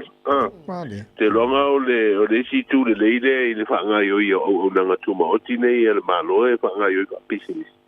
O le mawaina I te le ni e so soni le whatupenga voine o pufuanga o talo le tupe le tau sanga mane tau sanga. O le fui wawa ia tu I le te pena tu fu il tato ngā ruenga I nei aso. E fu le sao company ba le leia o le Samoa Airways. Le watu ina tu po le malo pe po o le company le o le Pacific Forum Line. Right. Tātou whai o nei tai au, ngan man o lewa vai atu o le omi o vai aso I ana malo loi nei whanau mai a o ngā. E whoringa mai o le fufuanga leo le ai, o le atu utu ulo loa ia ma sini o tau sanga le koe, isi malo longa whanau fo I mai le o ngā. O le tūlanga na I le wawa I atu I tāpenanga fo I matanga ruenga o ngā ma le malo. Ia wa salala ina le ise malo longa I le tuanga masani. I le vale o se te mama oktopa wa le tuanga na e sa fitawi le leima le aso malo loko I o le te mihoina I o I pepa ko loko loko maiki. Ia lea la wa alua tātou pea e vaso lea. Ia alua kua lea o koe ama pepa loko maiki makalo loko maiki. Ia ngale aso fua o le masani e malo loa ia koe a ele a onga I le aso lua. Ia toe atu. Ia wa so ko oktopa November lo o le temi su enga vai o te usaga. Ia o fu na ia wa faisi umi malo lo nei fana. Ke lo fo I mo kwa I ko fi wa kama ki mero ngo fo fa. Wa makanga mo le me fo le fi alu pokwa. O le va faisi au fa. Ia au te loa. Ia o le tulanga le fu sa fa lunga no fo le ma. Malo lo le leima ina ia pui mai ai le pepesi po I o le fama I fio pona ai. Ai tātou tālasia ia le vaenga muli nei tau sanga ia o ngā whanau. Malo whaftai mo le whalau telino tēno nei vaenga I tono le atino pele I Samoa. O le matula mano whailo le atino o tāpenanga. Ia wafu e tāru tala mai Samoa pe atana waru wha mole. O le wafa lo le fultasi miliona ta lao polo fiti le company valele le tenu le Samoa Airways ma wa ave ese mai le miliona ta la. O le dividend po le sao le company valele I ngā ruenga le tātou malo. Wafa lo le fiti alo I o le tofa le tenu Wayne so ialo e le official commissioner o ngā palota o le suyu sufono le mo le tu malo o fale atalua. Walangolango le malo Samoa le fai unga le pale mio le malo Solomona ina ia taufia feilo inga masani mana malatu pa anga masani e tunu fafo ia ma le ua failo fo ia failonga o mau le fanau I le tuvanga o atatusi sa utu le saunga le mule o tau mafo le rolangi o se fa mo sa te penale le tanga ruenga o se fu malo no ina fa la utele tatu tala te vai male tu sala i le temi masani fo ngā ruenga. Malo fafte tele e ale nale tunu ilo mai mai ngalo mana se fasili mai se tasio vaenga le mai ni so tato pa angal nei ta lunga le Facebook mai mana miele fa inga le numero te lopo numero tanga te pa lota le la feeling sa mo fo le e ale o mana fonga le foi valu 50% msalo por se la uma le lua afele le fa inga tanga le la feeling la tunu ole le wo fa fisi mai ole ana au mai ia le fa mau muri la le official o komsina o fina palota ole au fa inga ato le lola le la fa ia filinga se lau martasi afe iva se lau valus futasi tu sale ole valus fitu pasene ia tangata i fa ona listala o polua ia ile tol sultasi i tu malo palota fitu sublima fe se lau male lima tangata palota o sa vai luas furuono afe varu se lau fitu furuono tangata palota so o tangata palota la nai motu ole a fa yer filinga ia mono fo lima furua le wa mautino le no po tasi le wa ato lima sultasi no fo malo fafte tele mo le so mai le tulanga le ia a tatu tele fa to fa nei tai au to le tau le tu nei tai au mo nga tu vai aso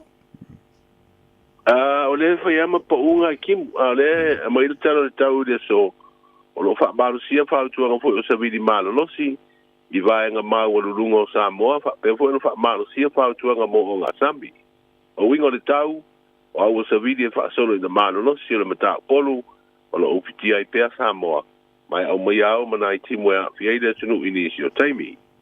I le vai ngore tau mo polu masawa i le so, e au wawa inisio taimi ma timu e te uru wawa asoroai, e feololo le mamafa, a e pupu inisio vaenga le timu, e whatau tau sabidi inisio taimi. Ia ole, tala na tamaina ole tau. La fenga le alo le fa malo fa te tele to to mal ta tunga wenga nei fo ita fo ya manu yo fa vole nei fo ya solulu ya la tatu flonga ila ba wale fo la tatu nga lu fantasi ya wale la tu la tunu mo la na fenga palo to le to sa ya o te lo let's for it yes ta ya tatu fero ai fo il team fa bene le ta ya le wa ma tu fero ai fo i male tau sala da malanga mai fo il nai tu o tatu ainga ia wa fo il na palo te fie fo ile sfarai ia manga lu et fo ia wale fa la wi no fo tu langa la fanga so lo fo inga fi filinga le tino le la il ma tu fu fuanga pe a fe tau i ma fu fuanga ma le talo le tau e tatu te fe va ia i lungo penga te pai langi le sfarai le taiao mai o le ofisa o le komsino pen a palota le tu maule o le falta alo le to le mat mana ya ola mato atu mai ai mato to lusi foi se ka ko fango o tai au ia o le tala ina fal palota mana ya malo va te tele le tato felo ya tele mariel ne so so foi ya le fa ngal mana tu na va au tanga vai tipi au tanga vai su o tato radio samwe pi o na fa fonga le no fa lo tele no nei vai ngal nei tai au alo le no bo le so o le aso amatai ona fai panota filinga fo le no pre-polling ia malaso tele level finga panota las really ia la tu fo le radio samwa wale mai mo mai le no le ngata new zealand so staff ona neki lope tato pakala me fa tona na la ngalue le finga luenga new zealand fa pe na fo le finga luenga radio samwa pia ya wala vale longo puiri foi o Samoa aro le tino lana fainga filinga nei foi o sanga to mo Samoa foi mai toro a mo ta to family ngos fa na ora nei tai au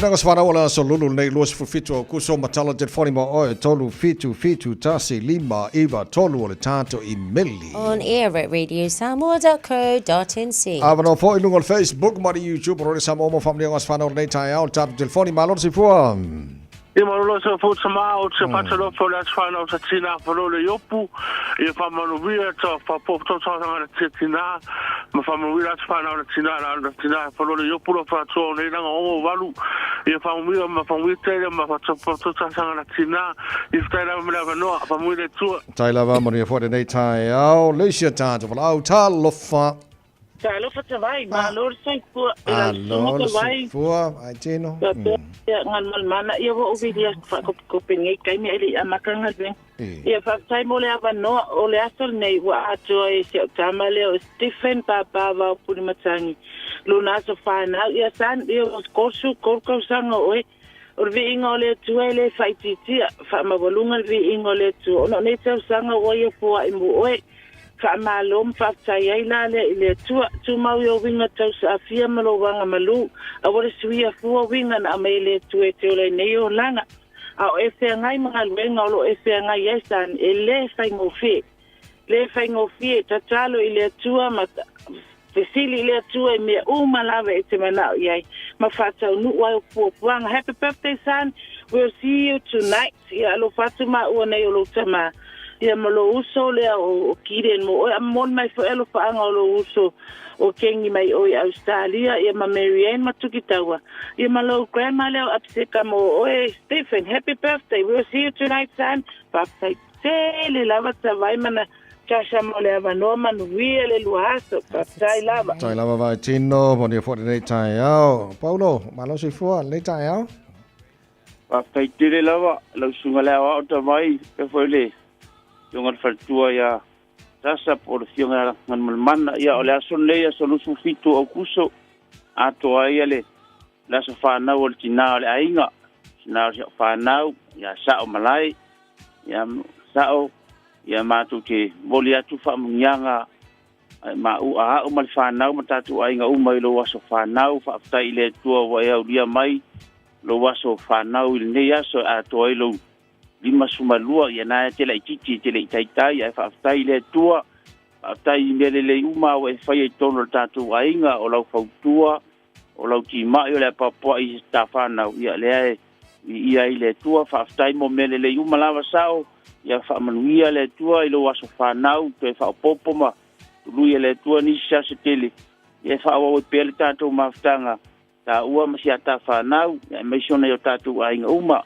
ia momoli mai alo faanga ona yo tatu ainga uma lava Samoa ma Australia mani sina nei mai se sia ta fanau ya ken fala la fanau la nuola mai James Alfina na fo ya sio ma Jesse ma fitu na fo ya taulaya Richard Marianne o kulisi ruta majan ya fa Sicilia o lo faanga mo o le China fa mia le tu lo was fanau la you mam ya fa taike le lava la usunga la o tavai mal fartua ya fa pena na fa mia le tu e fa mga longo nga lu ne yaso ero fa tele atu fa tailava pasta mo ni foi las so si fu le faltua ya sa on ne yaso peta ta lofa ta lava ma no si fu ya malo si fu le bien mo le tele fa anga mo le fa na o falani purchase oni a to lo tor sumatacion ta sanga ni falani yo lo antiangi ke lo fa ile mo le lo fa anga mo o se te fo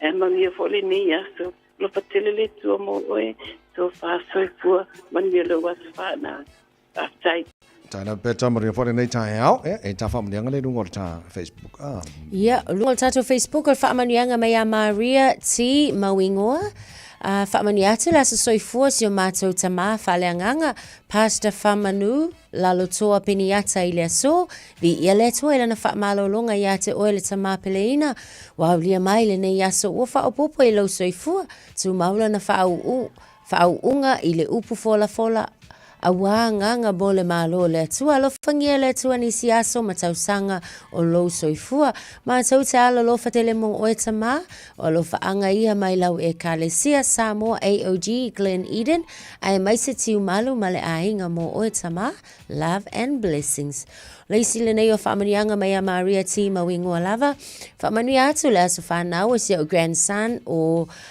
Abidin whaamanu tau longo tau ai. Vi ia lea tua ua ulia oe le pele lo lua tau sanga i lea so. Alo whangia i lea tua nisi tau sanga mo oe lau pele alo whaanga. Ma iau mātua pele ina o tau longo tau ai ma penina. Alo great grandma ai maise o grandparents o tuiala ma Maria mo oe san. Love you and blessings. Leisha whamnianga mai anua tofi, Norfolk Dennis, Proverbs 9:11. For by me your days will be multiplied and years of life will be added to you. Mātou te whamanui atu la sa whanau se tasi o uso, ta maitai i a whalasaina te vita i o sua va ili. Whaaftai le tua nei tau sanga i tele wa fua i mo oe, wa whaamanuina, ma ia whaamanuia tele le tua ia te oe, a o whiangai mga luenga, ta pēr ti uti tutonu o ainga. Ma e kalesia, wishing you the courage to chase your dreams and the strength to achieve them.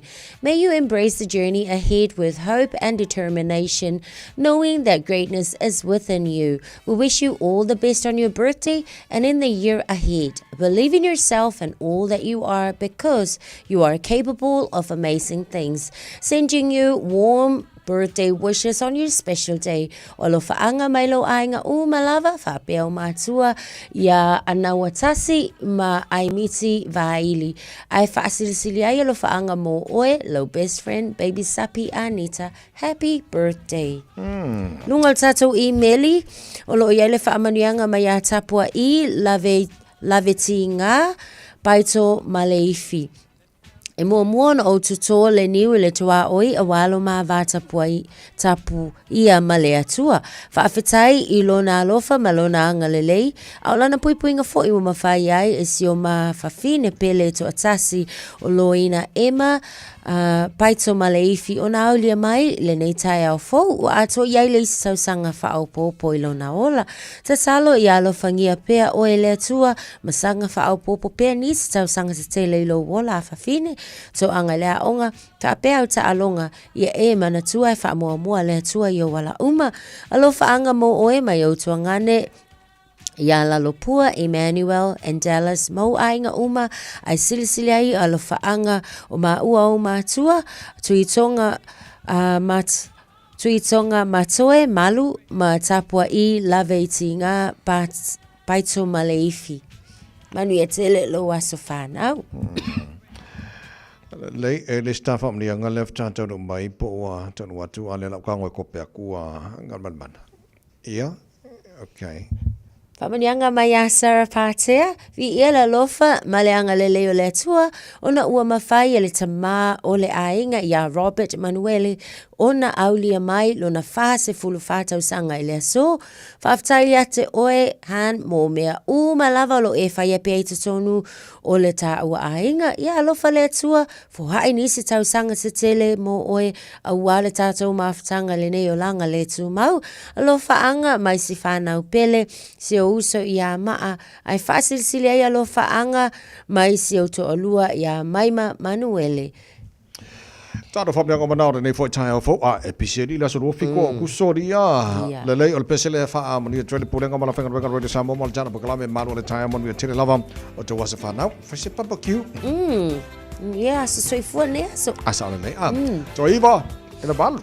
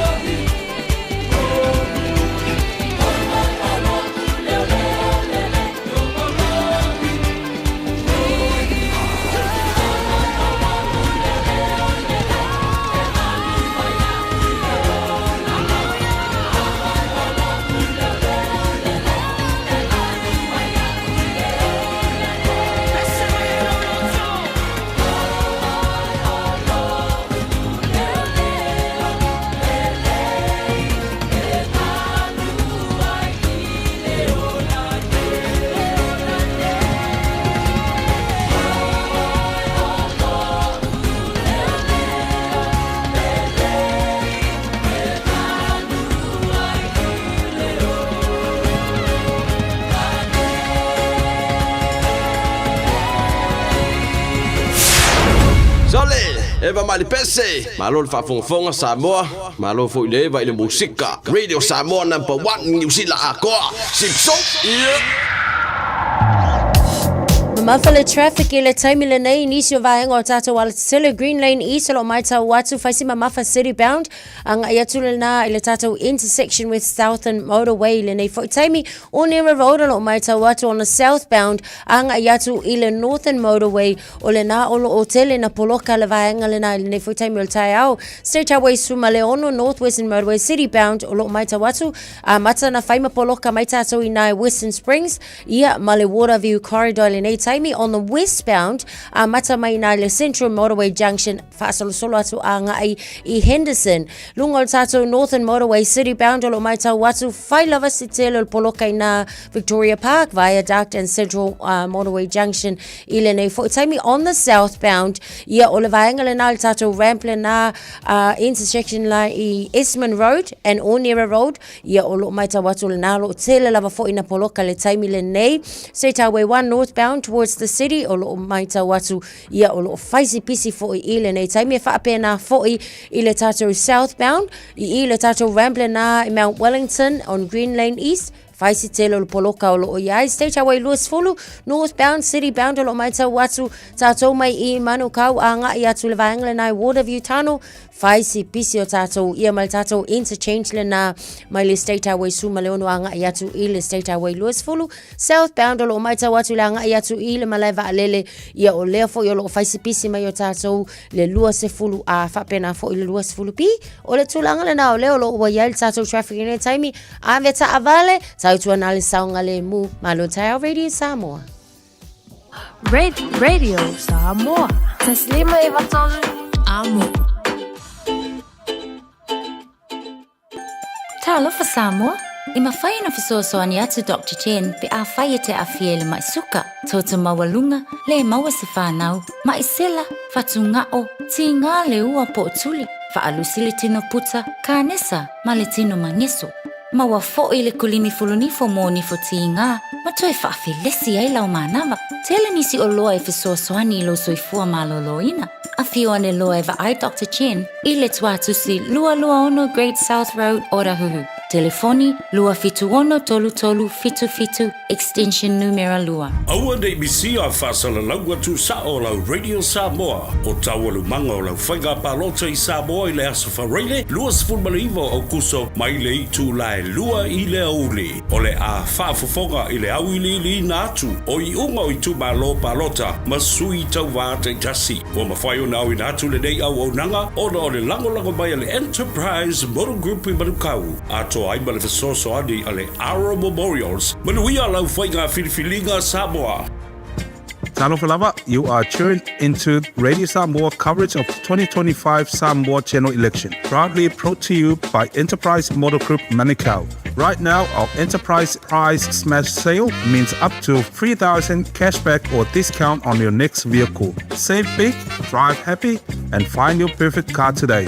Visit us at 567 Grey South Road, Manukau, or call 0800 616 418. Enterprise Motor Group Manukau, driving great deals for our community. So no bido jolo talo le tula balu malo mantulo on certain day out. If I'm malos if I go for malostino. Mai alo fa malostino so mataro tala mai samor nei fo ya solulu tatu yai ngawarwak ya ni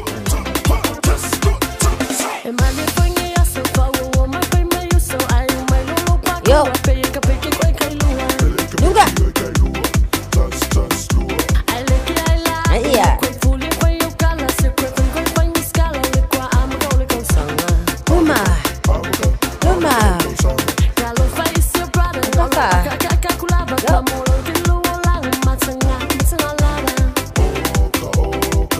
Esse pizzo Iya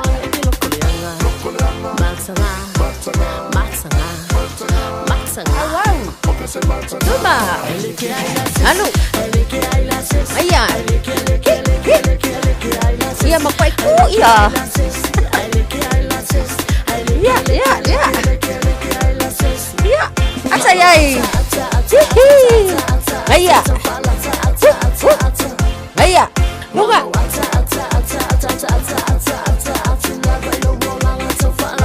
Au tafa. Yo, yo. Nisi biko. Aya. Ku iluma. Aya. Nisi bito. Luga. Iya. Iya. Aya, mat. Se kode. Ma vesha kako wabio. Malo. Aya, ia mana vai tonu. Na vai fafo mana vai tonu. Mana vai fafo manu ia lau tatalo mo tatou palota. Soifua. Radio Samoa. Tasilima ibatolu. Amo. Radio Samoa. Tasilima ibatolu. Amo.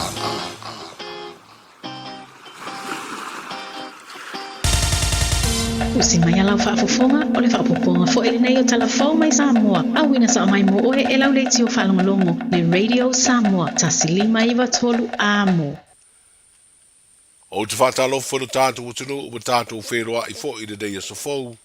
Usimaya le whaafofonga tala tau longo mai lo tātou utunu. I whainga tāma puapua ngāna whateia I mara company wa lele le tunu ule Samoa Airways I tā lafu. Lea sa tongi. O le tolu tausanga o savaria talu mai le tausanga I lua lua. Wa whaamawina ai lao wha inga tu whaatasi o polo fiti po atu be mama. Na maua le company wa lele. I le valu se furu fitu miliona tā la. O ai tā lafu sa iai se au wha inga e valu se furu miliona tā la ua palasi maa wala lo nei. I le na o se furu miliona. Ina ua mai o na tutongi le fitu se furu miliona I totonu o lea tolu tausanga. I le sifuru lua masi na wha le tausanga o tupe, lea na wha I wina lea se tolu sifuru o iuni o le tausanga nei. Na wha mawina ai se tupe mama e tusa ma le sifuru tasi miliona tā la, ma I lea au wha inga ina ua ave sea tutongi o la fonga, wa maua ai se vai ngā tupe tasi miliona o le dividend, po o le sao tau tupe leo le Samoa Airways wa tau au atu I le malo, mo ana ngaru e ngā whai. I le sifuru tasi miliona o tupe mama na wha mawina le sifuru lua masina, lea na mai ai le wha ungo iuni o le tausanga nei. O le sefulu miliona tā lao le ato e wha alu. I le wha le lea leo le tasi o wa lele Twin Otter le company wa lele.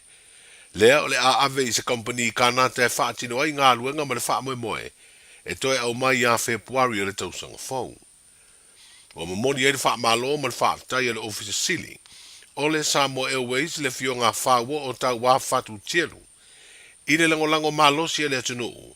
Ai mai se I paanga tō tino lo whaonga ina le tautua le company valele. Ona ana le se anoa le lanto o pongi ma vatu li lango e le mawhaiona ausia le company valele I tonu o ia tausanga. Ni tupe mama po o polo fiti. O mamoli ai fo I mal whaaftaia le office sili. I le komiti whaafoia le Samoa Airways I le lato ngā luenga wa e manui ai tau mawhainga. A le company valele ma le whaanau te inga. Ia whaau au pea tūlanga le leitau tupe o ausia. O le komiti whaatonu o le company valele le tunuu o le fionga lea I atu puola olo I ali I koki tuala. O ia o le tei fono whaavai taimi po le interim chairman. Whapea le fionga taimali e utu Charlie Westland o le whaatonu. Whaatasei mo le officer city o le company valele le fionga whaua o taua whatu tienu. O le ua whaasila sila nei e le komisina o whai ngā palota. Le fionga to le afua tu ia felolo Alexander John Stanley. I se whaasila silanga whaala wai tele le aloa I ai o le filifilia. O le suyu sufono mo le nofua o le tu malo wha palota. O whale atalua. O le to whalea ia le tino o Wayne so ialo. O whailu ai e le komisina o whai ngā palota e le na whaasila silanga. O whaia lea whaai unga e tusai mo le whai upu lima iwa pui puitasi. O le tu la fono whai ngā palota o le tausanga duafes furuiva. E mafua ona ua leai se whai ngā palota lea I tu malo. Ina ua mai al wha amsinonga na lu iai leanga wa o le mono tanga. Ua lea mawhai ona wha awau le tau wao sui e to lua. Lea sa wha sanga Iesu e su e ngā le wha amsinonga. E peo na si le fia o lea mata upu tau wha amsinonga ua wha maoni ai. E lea au sia le sui tau wā. Le fionga mua au wha lele Mary wha fawina ta eu. Ma le tofa ia urungia pili opo Elon Pifem. Ai ingo le nga vai de mon tanga fale no. O le alo ia o le filifilia o le tofale tinu Wayne so ialo, o to toia i neina fo e lima sefulu le awhia i le filifilinga le tinu uawao. I lana palo ta tele le asa whareida nei, ai o le asa lulu nei Samoa, wa amata whaanga solo ai le palo ta mua po le pre-polling. E lima afe lima sefulu tolu na talo sanga e palo ta mua, ai na o le tasi le afe mo na tupu, ua talia talo sanga mo lea palota. O le tala o le iwa le tai au le nei asa lulu le tātu o tanu o wha moe e te tala ifa le palota ua whiriwhiria mo le palota mua, ma le wha moe tāpunia le tā o le wha i le fiafi. Wa iei nei le lango Samoa i se wha ai unga ua whaia le pāle mia o le malo le tunu o Solomona. I le tau fia ai le fono le tausanga nei o le wha taunu uina, o whailo inga masani a sui o malo o mwha laptonga e isi a tunu o lo o whaipa anga ma malo o le Pasifika. Ai se i talanoa mua tai o malo le nei wha i tūlangi le lumana i o ia whailo inga ma talanoanga masani. Pe wha au no wha au popo ai pe wha i titi aloa pa anga malo o le Pasifika. Sa whesiringia le tamai te i pāle mia o le malo tausi so na whirangalo. A wā o ia fōi o le minsta o le wā i whafo.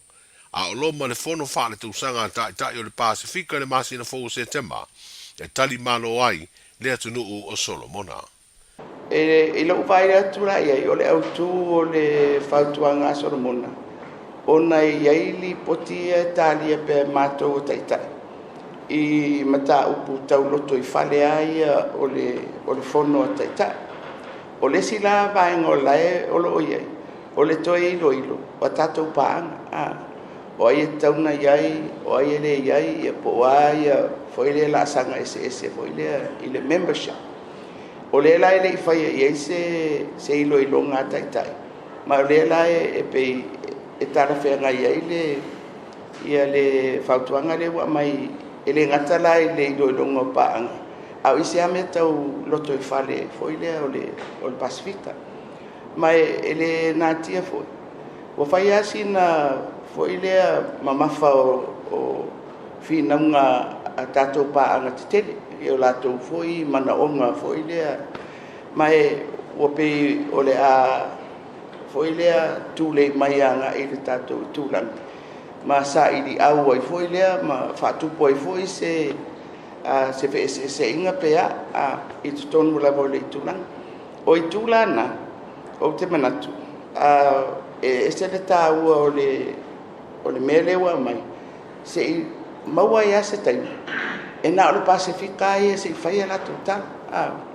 Ia ma manino ai foila o nā awhapea e tāua ia se vainga whai tūlangi. Ia lava la ta penanga le whai o isi me whaloto i whale ia tālia nei e whaia ia whai unga taitai. Se i maua se awa noa. Foi lea, e tala noa i taitai. Ewa o le mele wa mai tauina. E to tele atu paanga lo malo foi lea o le matua i fufusi o fono ma ua fai ma fala belavi ma o le sila melna le na fa pese tau ilo po la le fainga e fai ai ia fono tanga ia tai ma tatou paanga i taimi fai fono ale fo o e pe ma fu pe ni ma e leo no le fai paanga isi ma mo Taiwan. Tātou pio tātou leta nu te dia le wanu foreign policy pata te whai pāma sei. Pio ira anga nei la sua marwatele whono masina whono ai le whono tu wanu ki pati wa whai pāma o ia Taiwan o te tu e sa moa tu. O te rei ropo la mera le whono e fua.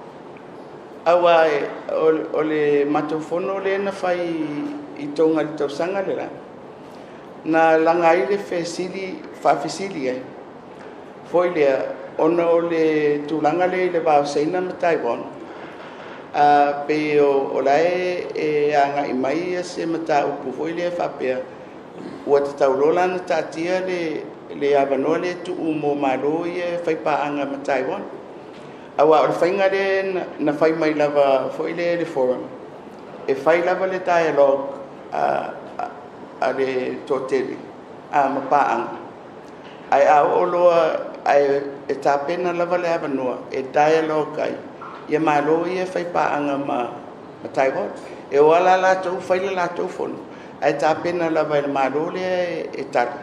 ia se no foanga foi le e fai ele rato o le faingal na sa wa ele tato for o le ala na fai ele fai unga tai e fa wa pe le faingal na mai foi le o le memoria foi le ele avea ia tulanga o le fa vai fa fo o tato pa pe la o mai una i mai el Pacifica ia tato me fai ia malea ia te tau fo ia isi sui o Pacifica e pule ai lato po ai la te fai pa le fionga fia mena o mi mata afa o le pāle mia o le malo tausi e uina umi le malo lo ngā whanau ono pui puinga le pepesi o le wha mai fiva o pona ivi po le tengi fiva ai sa maua le ava noa whanau e to lima na tu inatu alato wata tusi i le tauvanga le mtanga ruenga le soifua malo lo ina lea na autu i le aso e whaatau ai le saunga le mua tau mafa i le langi. O se tauvanga sa li lifa i whanau a onga tūlanga lua i lo tātu utano. Le sa tu ina atu alato wata tusi ma wha upunga e wha ilo ai le tau o tele le saunga le mua tau mafa. O se tau mwhainga le nei o lo lango malosi e le wha alaptonga o tau mafa le langi le FAO po le Food and Agriculture Organization i se whainga pa anga e ngā lulu e whaatasi ai male mta ngā luenga o le soifua malolo ina. O whanau na whaamanu ina lato wata tusi po posters o Charlene Sebastiano, Vala Whangatuai, Senio Peseta, Valerie Mafulele, Malafulafu Whangatuai, Maya onga tūlanga lua o St. Mary's Primary School, Vaivase Primary School, Siumu Primary School, o le Divine Mercy Primary School, ma le Maris Brothers Primary School. O whapitei e le pulenga o mtanga aruenga o soifua maloloina, i pulea onga mamatua le langolongoina le nei wha moe a wā alo ma whanau o le tātou o tino. Tala nao le nei aso, soifua. Talofa, we're the Katinas. Talofa, this is Pat Lam. Talofa lava o aola pi marina, mau pelo li tio. I le Radio Samoa, tasilima iwa tolu amo.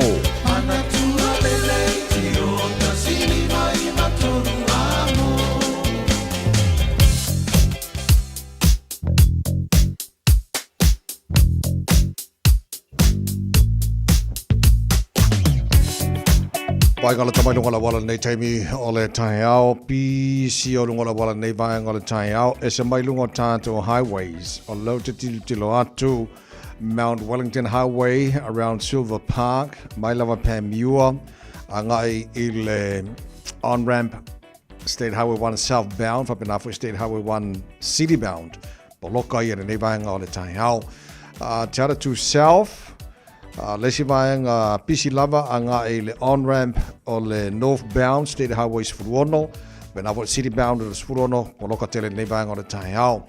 Around Roger Street in New Lynn, around Race Course Avondale, whaasora kwai Ponche Belia on Great North Road, oka. Po loka tele nei vaenga o le Taihao, anga e lea e le on-ramp o le north Sfuruono, whapena vo citybound Sfuruono, vaenga poloka na nei Taihao. Lunga le highways, oka, sole. Tātolo malanga mai sifo.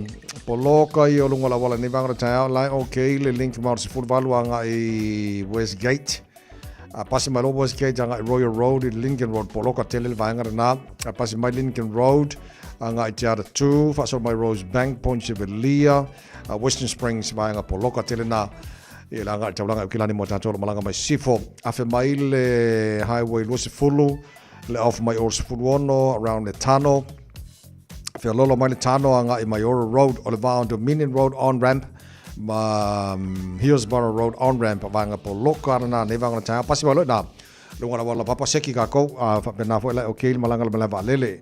Fata po loka le luasi fulu, around Lemby Drive, ia ma le link o le luasi fulu anga i le southbound State Highway 1, i le nevanga o le Taihao. E lunga State Highway 1 citybound, lai po loka, lai mana ia, e pisi. Flow after a po loka lava le manu rewa on-ramp, anga i Marukau, flow le Marukau anga i te Irirangi, po loka fo ia around Istamaki on-ramp, Highbrook, Tip Top Corner, Mount Wellington, Ellerslie Penrose, Pasiatu Green Lane, flow le tanto taulanga o kilani o tu langa manalo i lunga la wala, au te lenga o lunga la wala, po loka i o tena vanga la wala, apta vale, on sa, lava mai ma, toa le tai, ia ma se vai ane nai whanau le fo a matana mori tamaiti la onga, ave wha mua ma se la wale teime kolo se nei whanau, po le latu saunga ne bora nei fo i tai off. Tasilima i Tolu Amo. Radio Samoa. Alo waftai le tino lau whaafonga malau mai mora ne wangana tai au le vainga lata mai le nei I le tala o le tau. Wawai atu Samoa ua o le vevela I Samoa le luasu mare wha o le asolulu le nei ua te ale valu te ale iwa I Samoa lau a matana ngai le tino e whailanto palota. Aso mo wal nei o palota pre-polling. Ia a o lo mai las Ferreile.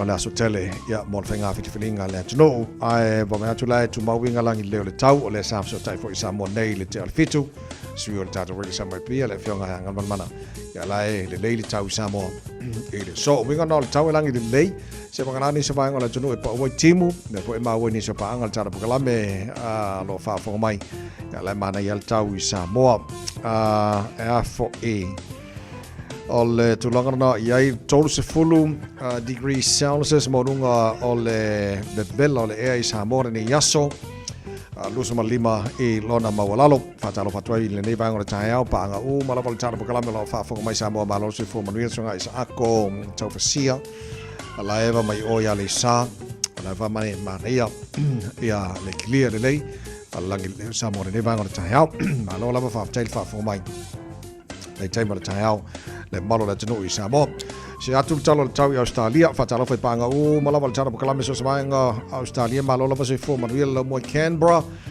as fulima morunga malu no le sofa se malu no to ni yaso le apa ultimo e nisho vaenga Canberra le yaso e tu sel malu no Canberra ma Hobart as fulima morunga malu lu siliatu malu no Adelaide as fulfa morunga malu no le yaso le awa pa ultimo marulu fo yo Melbourne fulima marunga marulu awa fo pa timu le so Perth Australia le svainga marulu fu fitu marunga marulu le so o isi vainga uma kale amana ia ma fan solo ki lo fa solo nga vela mal ki lo isi vainga sini Australia marulu se fu fu fitu le marulu ne vanga tai la fa solo awa le tau lus fu lu o le marunga na o le ma fan le e mo to le so Brisbane o yo woi cafe fe fulolo ele malulu ne vanga le tai au vai o la sulu mata ngo fire la makwa ve vela la male e mo to lus fulvalu le marunga ve vela ne yaso mo Brisbane sulu mata ngo fire la ve vela yo le e Darwin to fullo le marunga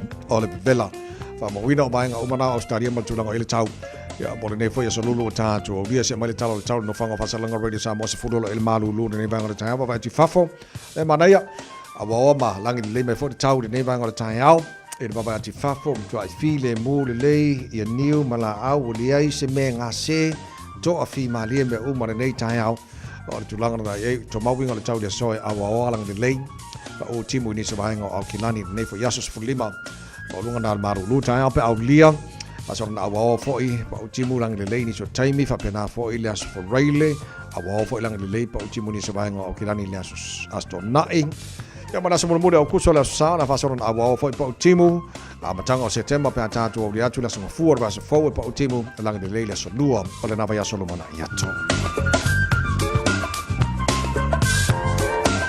fa ba ba na tu na mai la vai tau de vanga ole tai au ya o la tunu o la lampa pa au so se tafora nei la lo lange ile tel tunga maria mari tau mo tau ele nei foi asa fo wa tanto o real to mo re sa mas fulima e va tolu amo e no se fulvalu le wati ai nei ia le tu la val ia ata to tala mai sa mo pe na fa fonga le tu le tai au la to fa sa la wina mo oi pe ata le tu la se fulu la o le so fa pe na fo fitu le fia na nei le se fa ponga ata to tala mai sa mo le ta le valu e le tai au ia na fa fonga le tu la ngo ei vaenga o melo tupu I Samoa ia ole na ua mai foi le tulanga o nei lawa mata ia whenga palota le tunu ia mo la tau sa restala mo pre-polling ia lawa mo le vanoa nga ia lawa tala fale palota nei tai mo le tai au o le iwa I le tolu e po le fa ia tapuni ia fale palota le so ia mo na tau la mata na whaiala tu palota o le aso tele le whenga palota le tunu o le aso for Rayleigh ia male talo I le lei ia lo famai le tua ia ori masao ia matofi malie me umar whenga whitiwhilinga le tunu ia matato sauni talia man faftai o lava ia tamari o le tunu o si o lato au tau vama o lato tu malo wale sao fo on fo tonu o le palemene Samoa tau se ma via fo le latu tau whainga male tūlanga o tau wanga mai tu mano te tasi o tūlanga na i Samoa le whaafo male tunu nei tai hau ia o ria whainga palota Samoa ele nei fo iaso male ngatu i las Feroile na mtu e whamnatu le tunu ili tana pukalame whaapitoa mora whainga palota amata mai le lua i le auli so o le aso atoa la i le aso Feroile e te le atato so ta inga fo i Samoa lo ngalo mai ia tato o whainga ruenga i Samoa so ta imali tato o fisa i nei ia ta lo le lua i New Zealand o le taimina ua tal tolu Samoa ua tapuni uma fale palota ia on tato whate tali lo lea o le taimi lava tau no mai unga o fale palota te tasi uma i le motele sa la faifa pe na foi tu mua e uponu ia o taimi foi na la fonga ina i le atino le ngata ia o tira neso staff o le kelope e longa o le tautua ale Radio Samoa nas Feroile a sau nei luas furu tele tu la valu e ta o se mai la fonga tato ma fa Samoa nei foi a solulu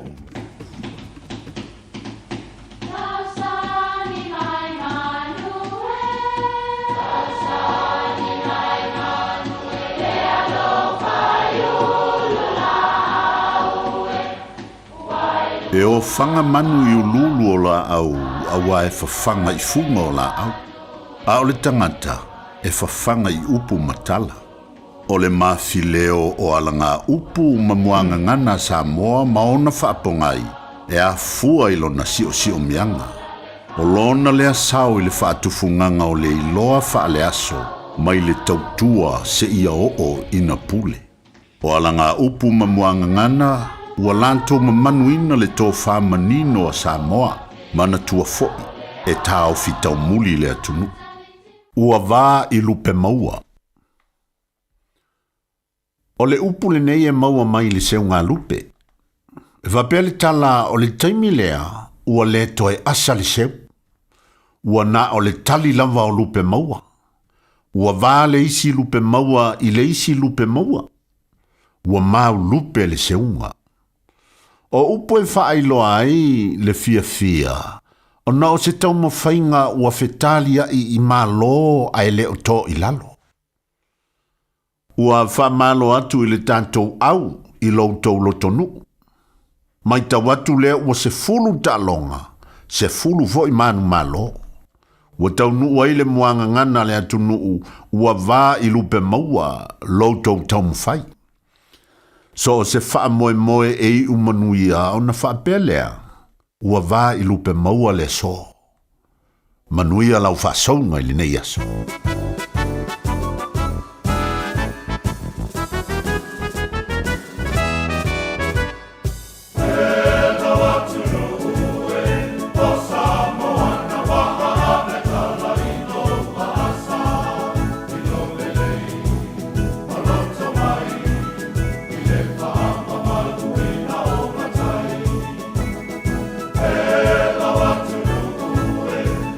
Samoa na waha me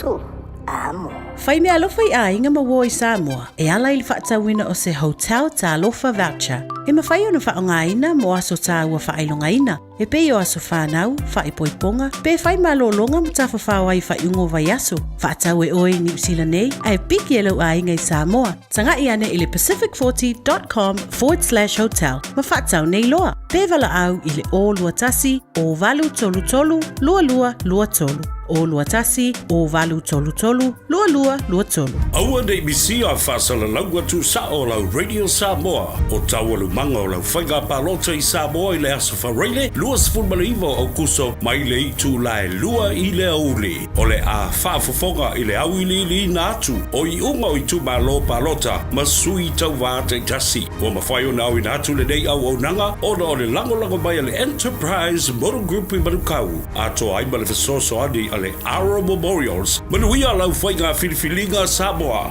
O fia maua sau ta vale po sau piki apu. Ai tongi ta I vaiaso, lua vaiaso, pe ta I masina. O le sleek cars o le a maua ai le fisosoani. Ua ta pena le au whainga ruenga a le sleek cars mo oe malo a inga. Aua e te popole I se mea I tasi. Te tala fitu aso, mai le sifulu I le tai au, angai le afo le ono le afiafi. Tele la lai au kilani I saute, vili mai loa, I le o lua tasi faa, fitu lua selau. Po le o lua o, faa lima, tasi lima tasi.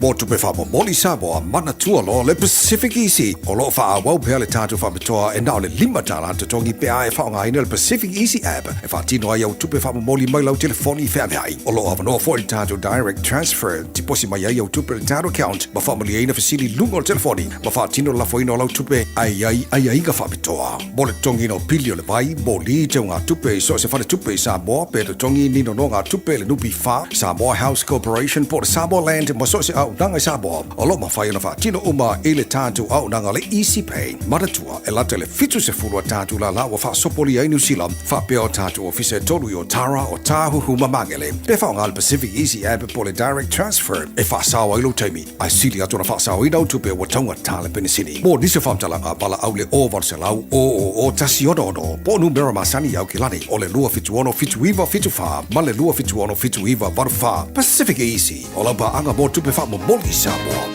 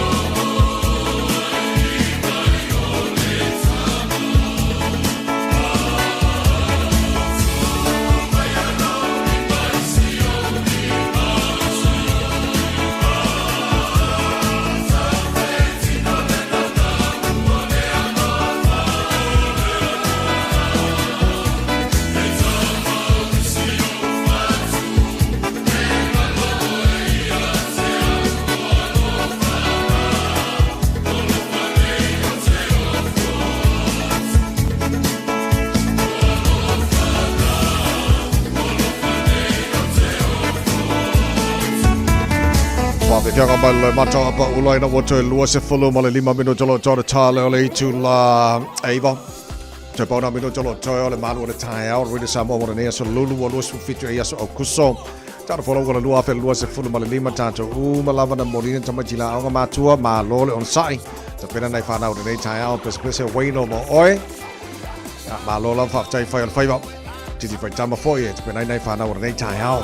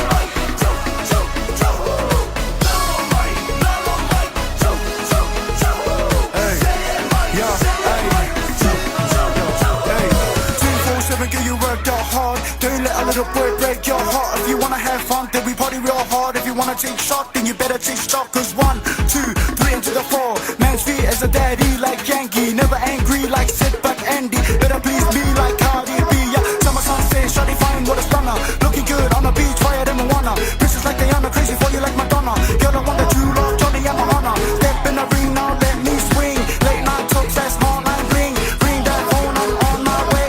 Take you back like home and away. Yo. To my Siva.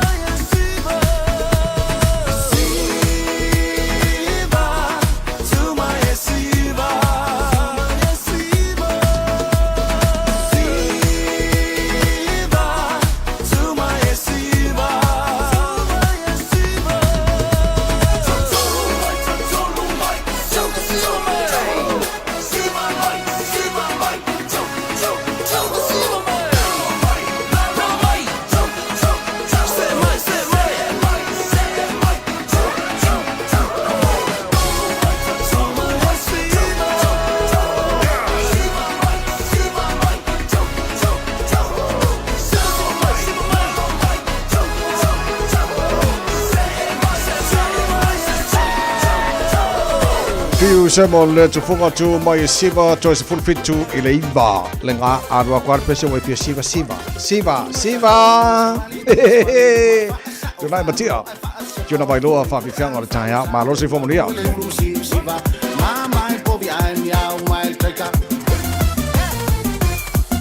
tu meta to lunga svali luma fa sa o fa amlo ai fa se pa o por san fa usale ula lu siva mama bobi I'm young wild breaker. Lo so som tu feula fasa lu emos musa. Siva samo ai fit ti fat pisang mali e tau tuma. Siva fight kupa. So al me ai vai sme mawa. Lo so som tu feula fasa lu emos musa. Siva samo ai fit ti fat pisang mali e tau tuma. Siva fight kupa. So al me ai vai sme mawa.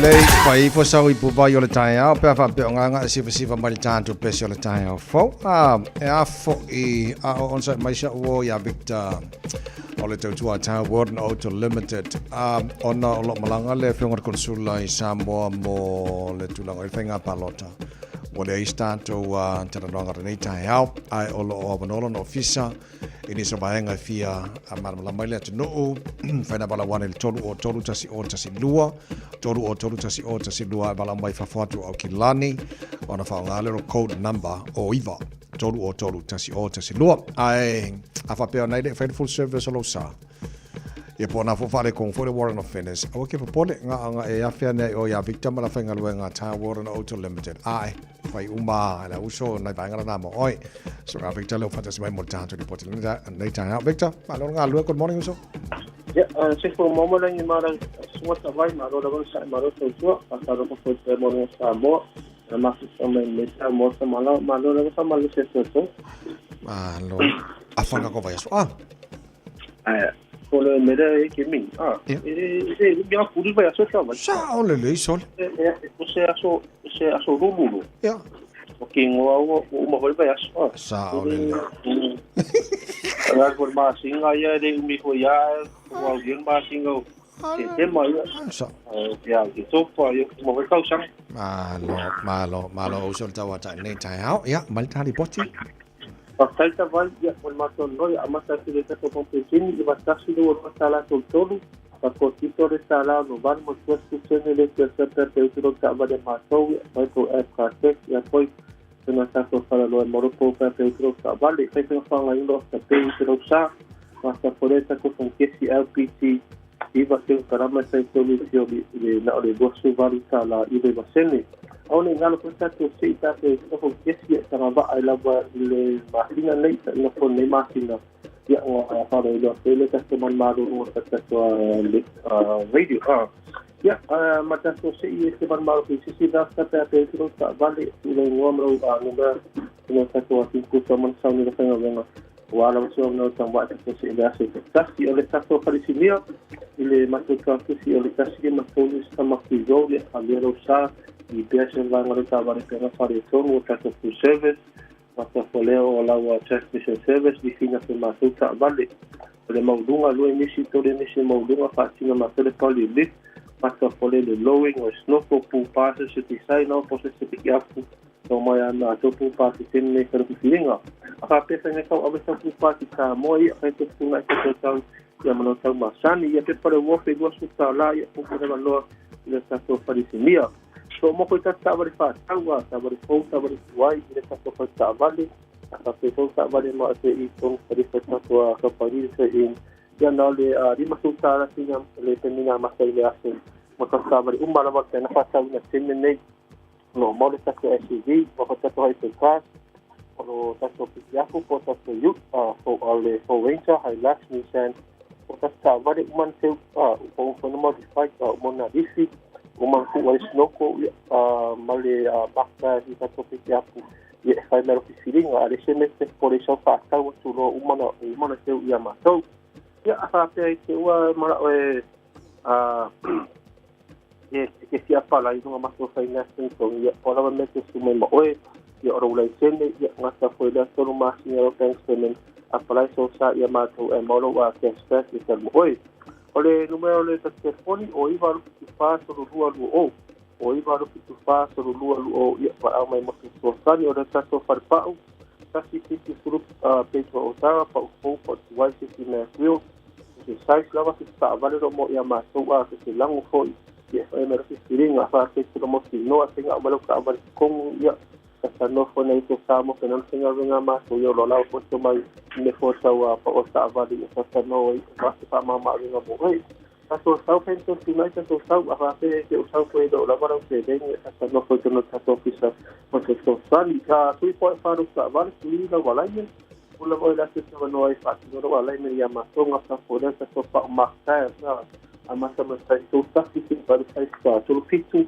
so se prende mo to ma sa lo mo teni a fa pene ko so no po ami sa mo ya sa no mai ya se na mo se po ia mato alia po Samoa ia ngasa po ia le sa vale le vai aso a toda 86 po la se su fitu sa sanga ai asisti auto ia so so se fai vai ia umana low po ila sofienga po ila ia man pode ter que ter lá no inferno se ele não tem pena só se focar ele está todo se tem essa tela e pai a barriga como de sua se faz né se tu vai mais na isso se tu está só faz né só então ia no número de essa ofícia ou ia ficar se ou ia ficar se todo ia para alma ia pouco online porque pouco não funciona ia mais ia para alma ia mais essa telefone no fone ya lo Samoa mo se so sani ta vai ta sai la mo mato no ni ta ya so mo ni foi mas ni ta se fo mo ni ho tai la Victor of time le poti le ta mo ni foi favor all ne foi aso lulu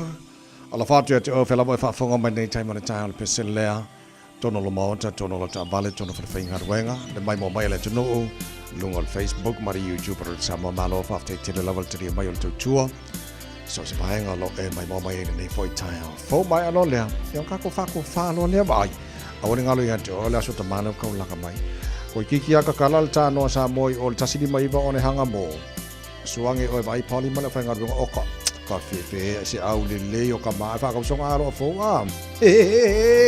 alo batalena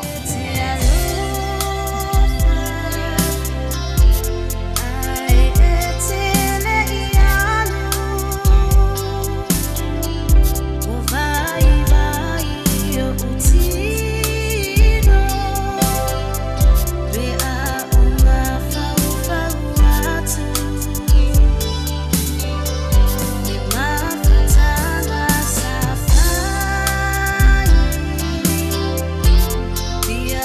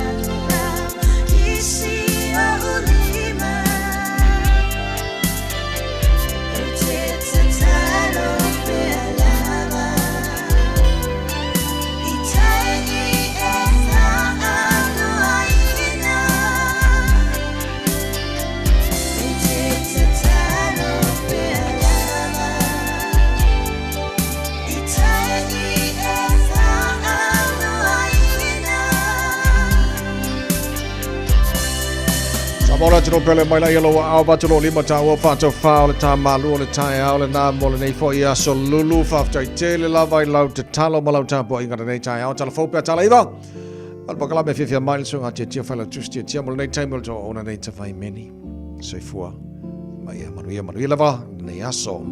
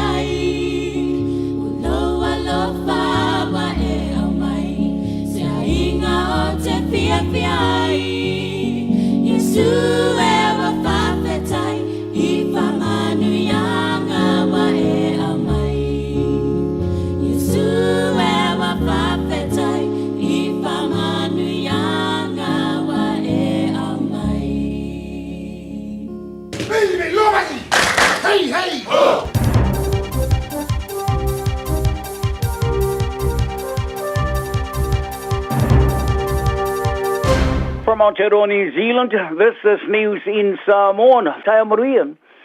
O le tūla whono o iei nei, o se stepu tāua tele lumai au sealinga le lenga tusa umo tongi o tata.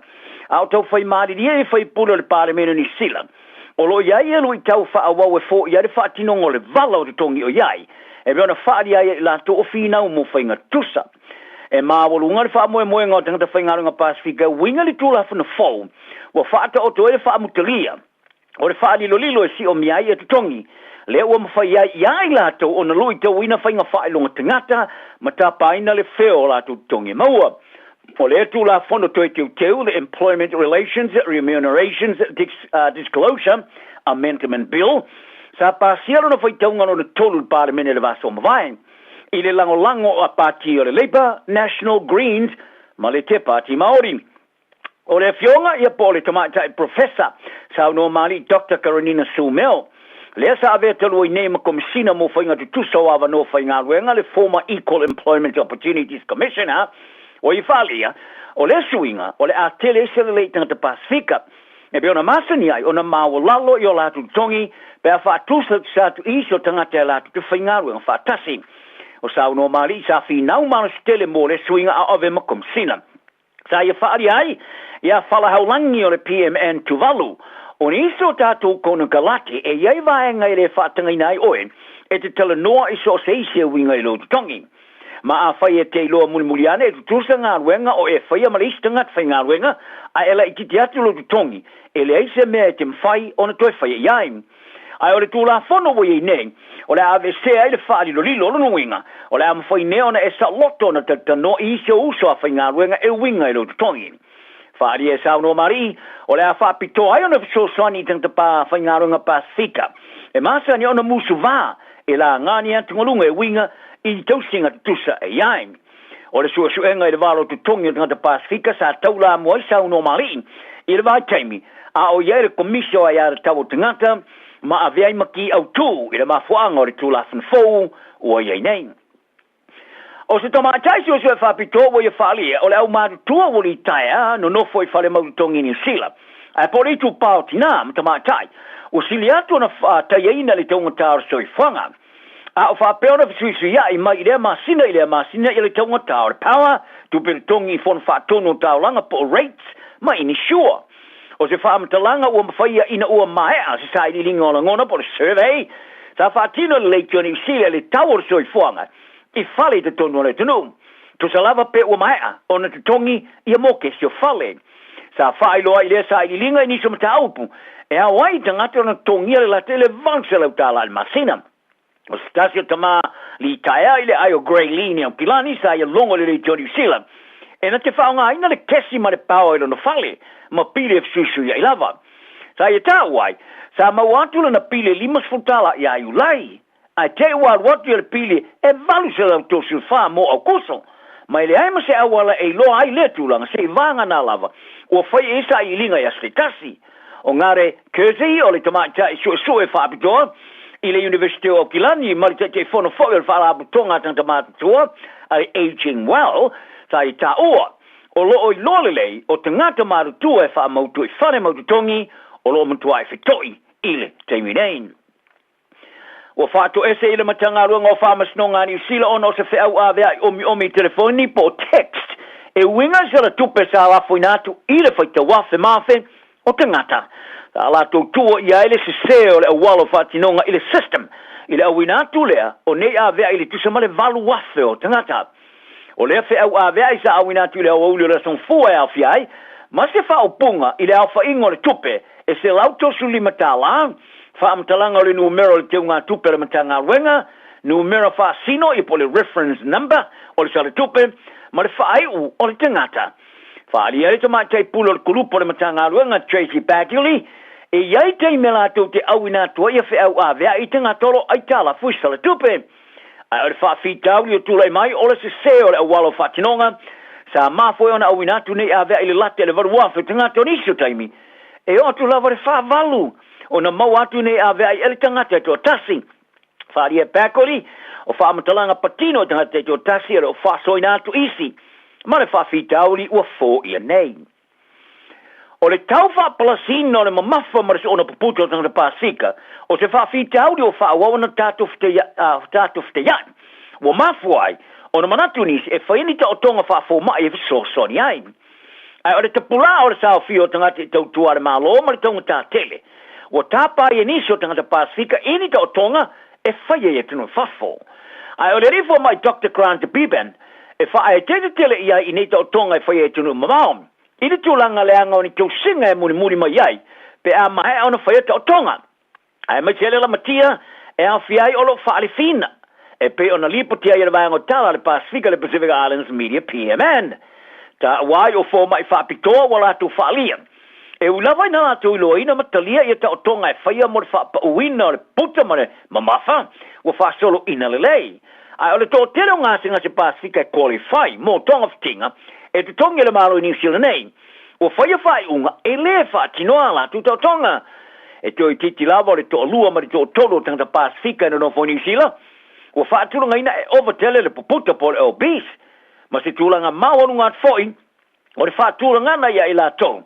e ia fianga tu mau mai la to fela ino fanga ma to e mawala lo lava tu pe mau mata mau ainga o Dr. Biben o se fo mai fa pitoa mo tong ftingo manava ma fa uino le mama fa mai Green Lane ti au kilani sa ia fa dia le PMN o te tonga mo fa uino mo le mama fa e ma sanio na tilo e se mere ma sania ai po se mere ese talu mai ona am taina lan business e fai te wafe mafia nga singa se o ye tongftia i se vai nga pitu tele o tanga te Pasifika fari e Dr. Biben o lo tele se mana o mia mo to tonga faian ai o le tonga tau tongi mai si pa puni le sao fia i nei to tonga ua mavulu tele mo ni to tangata ai ele o iai foi se vaenga mo tangata lau tele e ava no iai nei to tonga e fia se mea te tau ona iai o Dr. Thomasin Taylor mai le University o Kelari sa ia whailo ai e toi titi lava le tolu kuato ngā singa se Pasifika mwhen sao fia i nei to tonga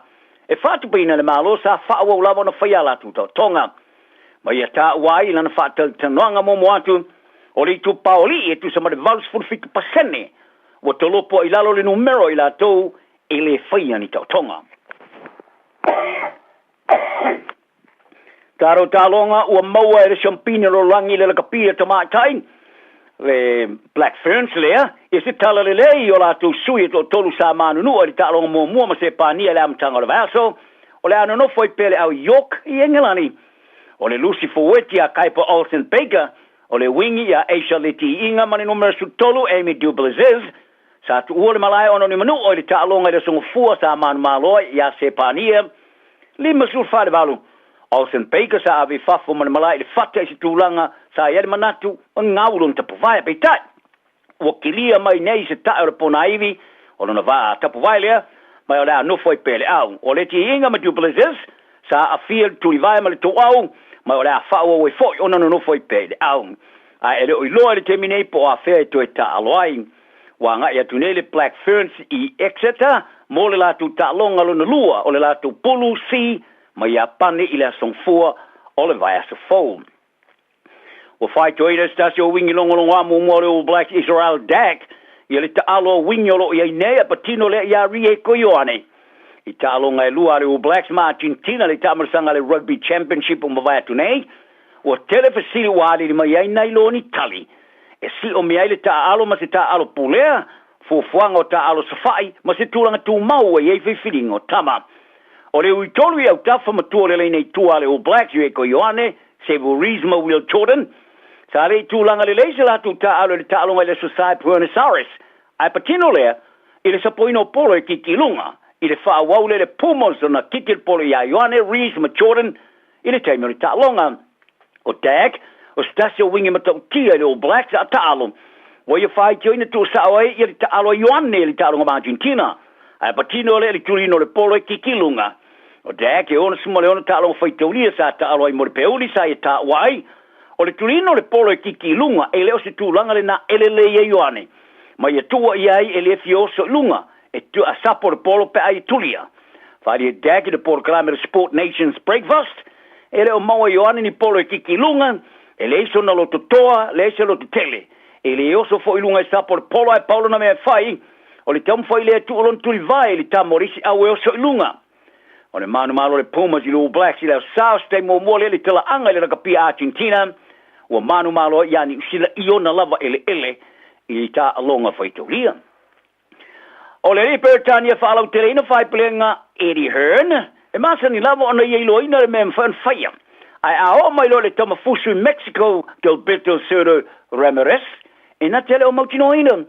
O le champagne lo langi fusi ale The Ring ma le IBF, i le upanga o le Cruiserweight, Chai o Vitaya, o tilo e ai o le tamapidio sili atu le ona le le i le lo langi le upanga. Ai o le halo sa mo Australi o manao, e tinea umani manatu le mautonu le fusu lea, mo le tafa ia umo fusi le au panga, ia Ramirez lea, o lo ia umia fusi lua. O ia fusi uma sa mo moatu, umia le tama fusi Ukraine, ia Alexander Usyk, lea o ia umia umanei fusi o le rolangi le pawa mafa, ai le ise e lunga i le panga mafa. O Hearn, Britania lea, o le iso tanga te whalau te reina whai pele ngā opteia. Sa ia roto te lunga o tūra lata e le wha mautuino se fusu anga ma Ramirez, ai wha fose o na whaista o tonga, o lea tama Mexico, mo le toe whaale lei o lon tau au, leo lea le toe fusu ale tau sanga nei. O lea tau tonga o lea mautonu i nei, e se isi whiutana inga, mo le pui o ia fusu ale WBA ma WO, o lo o ia umia. O na tātia mai ei lea o te pura, ia lea wa no o pita ia fusu iai. O whaali ai nei Hernil Brokalame ale The Punch Broadcast, e au ia o pita i o na fusu tanga te whaatula whanoina, le luino lan champagne se tūlanga e leo tāla whenga iai. Ma ia tā wai o le isi la sanga mo optei o le wha sele ilunga i le panga ba mawha. Ai runa wha alongona o se tūlanga i le mana ia mo ia le fusu o le tāwha ia umo fusi. Tala nao le yaso ia le file mui tanga tau mo soi foi ia. Tasilima i watolu amo. Radio Samoa. Right now, whooping cough is on the rise in Aotearoa. It is highly contagious and can put newborn babies at serious risk, especially during the first 6 weeks of life when they're still too young to be vaccinated. So, if you're a new parent or caregiver, getting your baby immunised against whooping cough on time is the best way to protect against infection and reduce the impact of the disease. The vaccines are free and given when they're 6 weeks old, and then again at 3 months and 5 months. You'll need to book these in with your local vaccine provider. And if you're worried your baby has missed some or all of their immunisations, it's not too late to catch up. Let's protect our most valuable taonga. Immunise. Talk to your trusted healthcare professional today. Avelo ainga tapua ia lelo whaiwala o Samoa i lantaloga ma whiti rea soro September i le Rotorua International Stadium i le toru leo auri. Taungo fie pepa o whale se furu tala mo tamaiti a lua se furu mo tangata matutua. Whata whawhalo wa ainga mole aso sao tama ma tapua i lau manu Samoa. Maua pepa o whale i le ticketmaster.co.nz. Wa lango ina le neitaloga le Polynesian Spa, Herbert o Rotorua ma le Mountain Shade. Go Manu! O e si la fia me e whaatino e mawhaiona e umi ai sou fale motu le lumanai. A whai fo i sou fale motu, o e si la fia me whaiona whaatino ni isi o fuafuanga e whaonga aire equity o lo fale. A wani e misia le porkalame o le malu i fale, ia fiafi o soruru taitasi le se fulu e te aile whaa. O le a e si la fia ai au wala e mawhaiona e umia se fale motu le lumanai, ma au wala e whaonga aile equity o lo fale motu, e whaata waise isi o fale, le porkalame o le malu i fale, ia fiafi o sorulu wa yaso taitasi, se fulu e te aile whaa.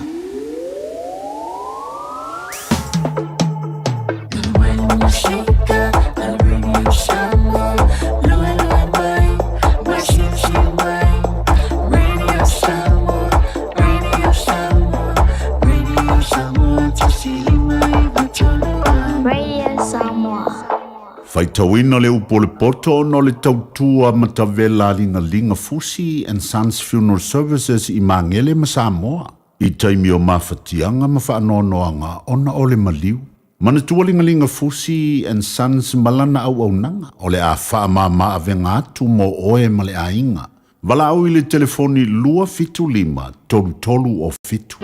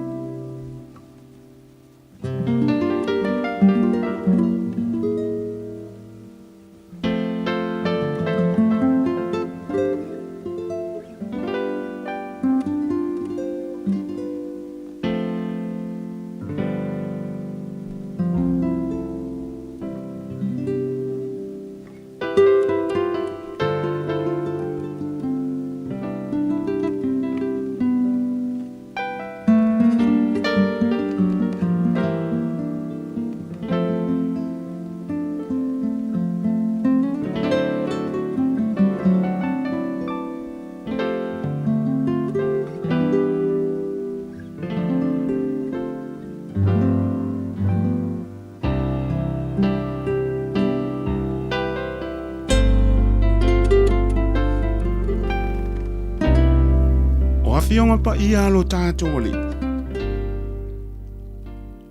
O le whaita wina o le upo le poto, mo I tātou I le nei tai ao. Ma le tusi ar whata oto, o lona ma tā upo e luas furu ma le fitu.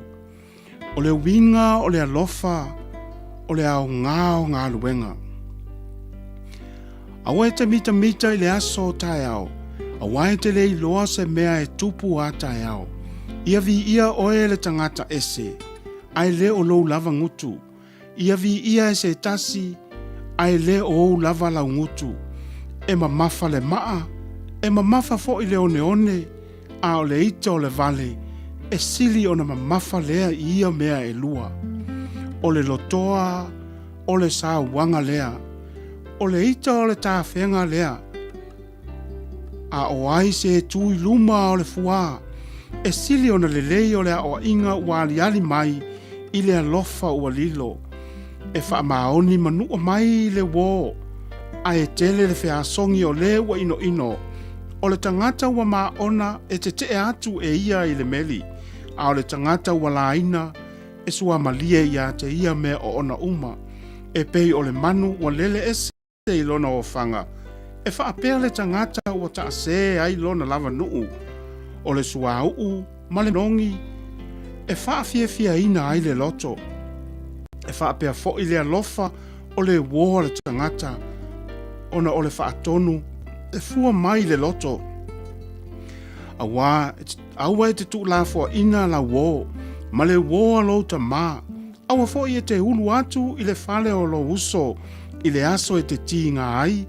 Aua e sili ona le lei o le lua te tua oi, ua lata mai, i le uso e mamau. Lo wata li ie, ia poto oe, ma e fia lo loto. Ona o mautali ai lea i le fai mai. O le ua whautauta, na te ilo atu le leanga, ma lafi ai. A o e ua whai ngofie, e o atu pea i la tau, ona whaasalaina ai lea. Ia e talia le ofu o le ua whai mamoni, o le tangata ese, ma ia talia lana mea e tuu, whaatau, ona o le whawhine ese. O le ua whaamanuia i lana wō, ma le leo tele, o lo tūlai ai o ia e tae ao lava, e tā ua lea o le whetuu ia te ia, o le tutulu so o i le aso ua, ma le whawhine e whaamisa, e tutusa ia, o le wana nā ia te ia, wana nā e ia le matangi, ma le sua uu o lona lima taumatau, e alanga mai, e mama ai le ua mea, i le ua mea, e whapea foi o na whaamawhana o le tangata i lana wō. O le ua leo i le mati, nā te ai i lona fua. O le ua ana foi i lona alii e vi ia o ia. E pei o na whaafea ngai, mata i le vai. E whapea le loto o le tangata i le tasi tangata. O tuunga mau ma le malaia, e le ma o ona ia. O mata foi o tangata e le malia ia. O le ipu e tunu a i le ario, ma le o ngā umu e tunu a i le auro, e whapea fo i le tangata i lona vi inga. E ui lava, ina e tu i momo i le vale i le mea e tu i ai, i le ipu e tu i ai mea, whaatasi ma le saito ua tu ia, e le te alona valea i a te ia. Ia e matu ai loa tino, o au mā moe, ma e mā fau i au lafu, wā e le whaavavau le oloa. E le o fo i le pale i lea tupulanga, ma lea tupu. Ua tutupu mai le mutia, ma ua i loa mai le vau mua. E whaaputuina fo i le vau iti o maunga. O ta mai maa moe, e maua ai o ofu. O le tau fo i o le whanua, o oti po aia. E lava fo i sua, susu, o oti, e ai oe. E ai fo i lo ainga, e ma o ona i fo i o teine e au na. Upo le poto mo i tātou i le nei tai au.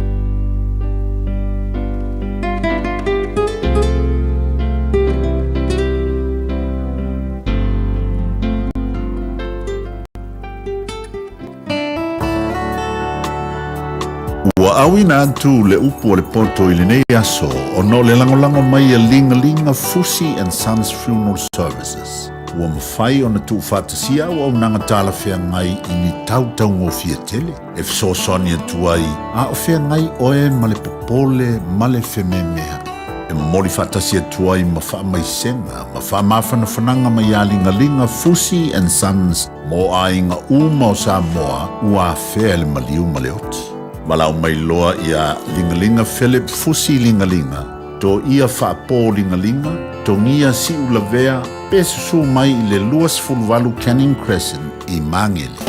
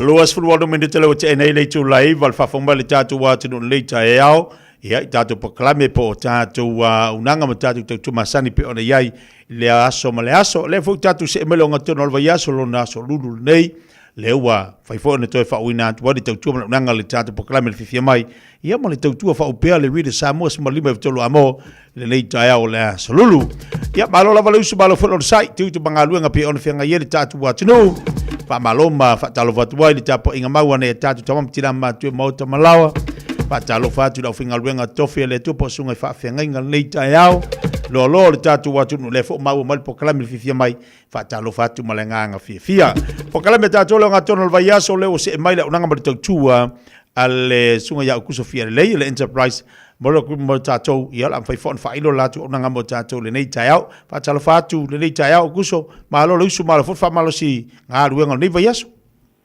ya malo ko tawa ta ilo fitalenga tia malo le tua wa fo le se tato wa tu no nei tai ao ia malo se fo mo o nga tonu le va yaso kuso le lava tatu te va ai le lo fo le li taimi ma tango fi fo winga le tau taimi paulo ma ye fo taimi timoi ia susu ia winga le tau le lo fo le tua le lava tatu te mo le malo si a wa fo wino tatu te mangalu ta le lava ia o le inga le tua le ta to fe lo ai lumo nu o le tua nu nei tai fo ona lo fa mo na nga le ia ia tu la matau pe ona ta wa ia esa o le lava ia ai le tua il tato nga luenga ia fai pe ia so mama tu la matau tu mo tato wa tu ma pa e no tato tau tuai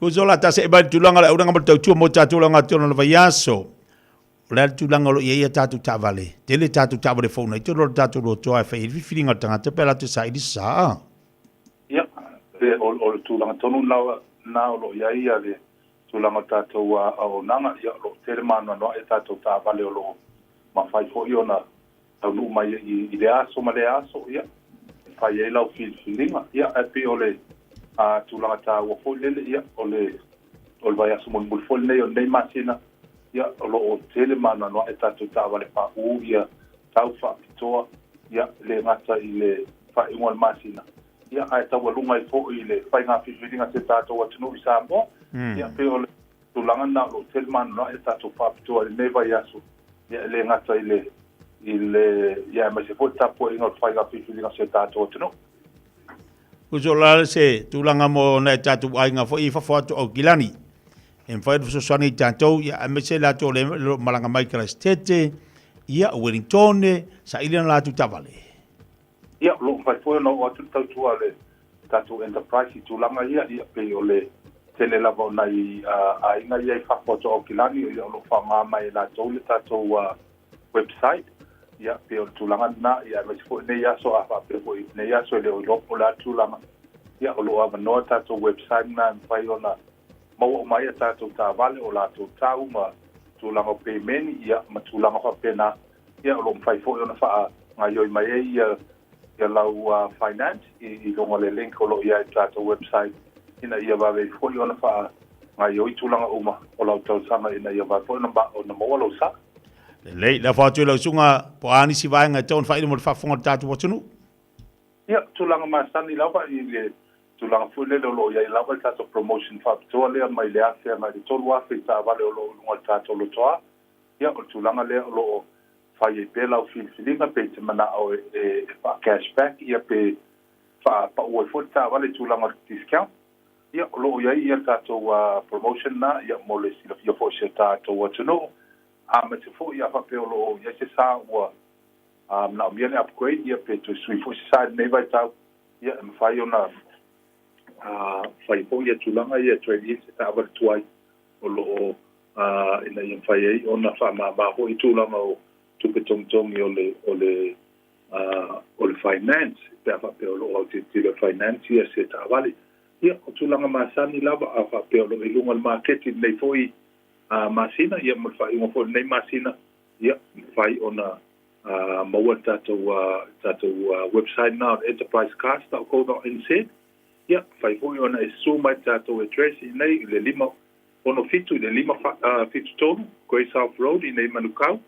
ia po lo vidi mai foi tato numero masani o le oval selau ono tasi ono fatasi valu ia lo mātou ngā lua tu ma le sunga le pule ia Terry Coon ia tamafo ia tau o papu ia poto au ona nei o le ala au kusafia le lei ia whai ona whaatala noa nisi o mta auku ia ma se lawa le tau i whaamanino fo nisi o tūlanga ia wa lawa le tau whainga so sa ia tia whaatai lawa mo le mātou wa wanoa whaatai fo i le ngā lua na whaawau le stato le tio ia mo le wha ilo fo i ma whaalau le tau tua vai vai le enterprise nei manukau ia whaaponga mau fo e so tātou watunu o lo mahota whaasalaunga lo familia le tua ia lawa singa nei aso ia tātou tue whela e fo i stai au mua ia manuia ma le alofa tātou tapau sili ia manuia o whaiva tai te tia malo whaftai le sunga koso mo le tātou ripoti nei tai manuia fo ngā ruenga nei vai aso ia whaftai whapena fo tai sai fo ia lei o le unanga nama le tautua le tamale ia au kuso fia lei pena tu ina atu mo tātou o le tātou whatabalo le Enterprise Motor Group mo le nei fo iwa yaso au ne ngari anti oi te le vaenga o lo wha lua pia mo le tātou watinu wala wane 5 feet tolu suwane le tātou tuatu sia le 5 feet tolu Great South Road ina i Manurewa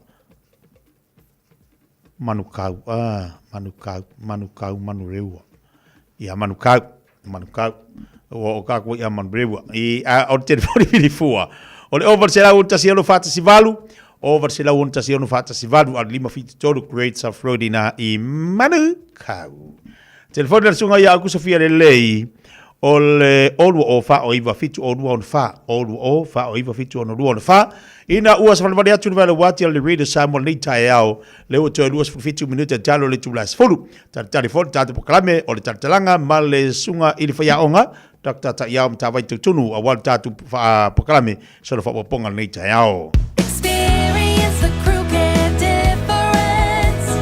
Crewcare. Looking for an opportunity to build your own business? Start your own cleaning business with Crewcare. You'll be joining one of New Zealand's fastest growing commercial cleaning companies with 12 weeks professional training, flexible working hours and a guaranteed income after 2 years. Find out more today. Experience the Crewcare difference.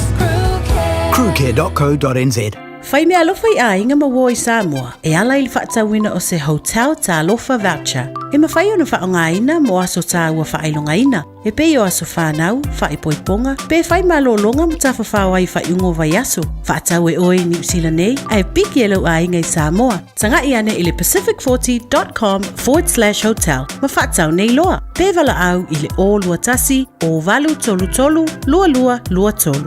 O lua tasi, o valu tolu tolu, lua lua lua tolu. Beta Drive Doctors, I le taulanga whaatau I mangele, whaapea manrua. Mo le vaenga o so ngase pe amana o mia. E whaatino e fo I matupui pui o le whanau witi, o tupui pui le COVID is flu river, mo I lātou is flu tausanga malunga atu. Whaapea matupui pui o le flu. Wala au telefoni, 255-25 mo so wanoe whaatino ai nei au nanga. O fisa foma I mangele I taftafane o McDonald. A manrewa I taftafane o Faletusi po le Public Library. Beta Drive Doctors Clinics. Hey, hey! Oh!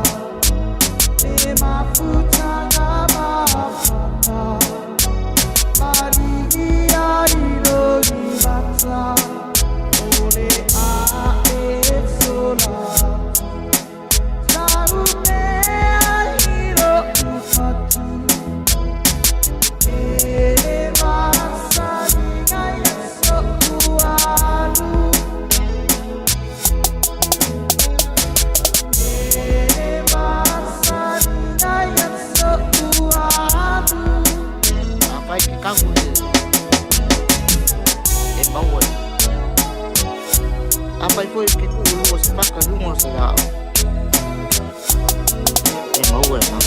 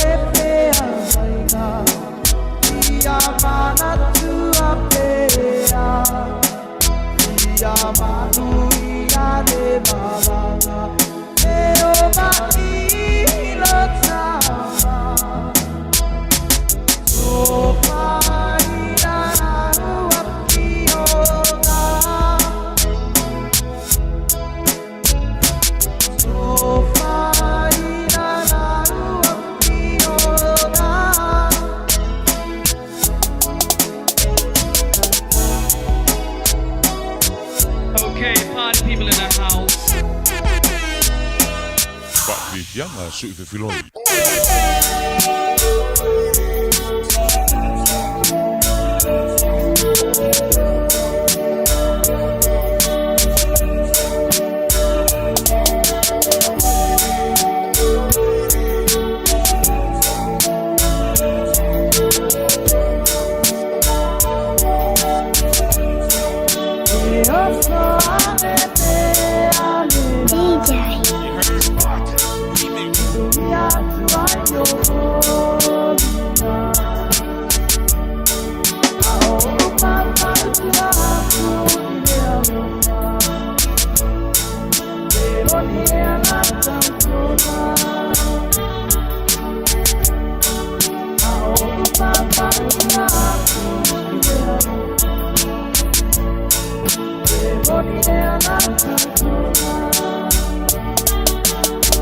Let's take some calls from the request line. Okay, lo fue que. Y sauce wa ko skipper.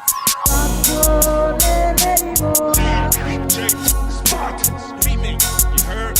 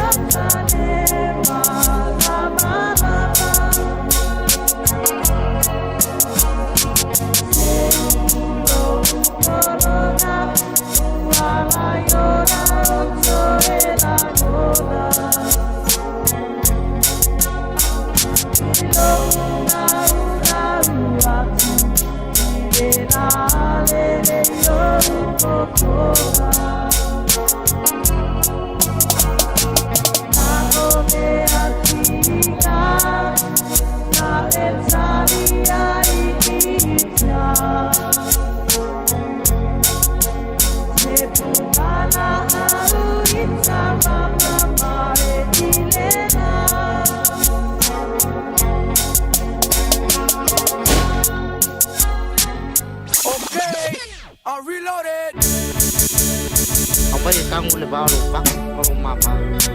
Apa yang paling mau oi sih. Pun kamu. Why man? Ya lawan dia.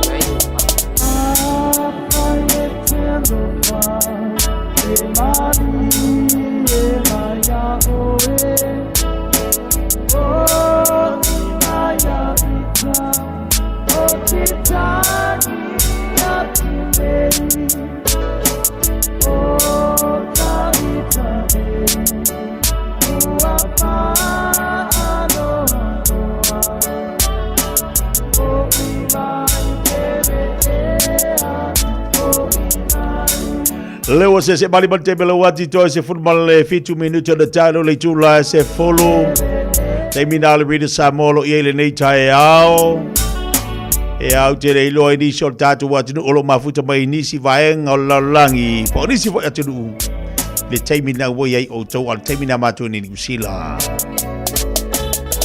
ole foi na mawatu ia le sunga fo mai nei tai ao te lo wa pisi mantua fo ole le sole amatai le tatu wa finga palota nei le solulu ia po le preponing fo le wa tapena ina po le wa amtaina mo le tatu finga palota ai yo ola iles volaili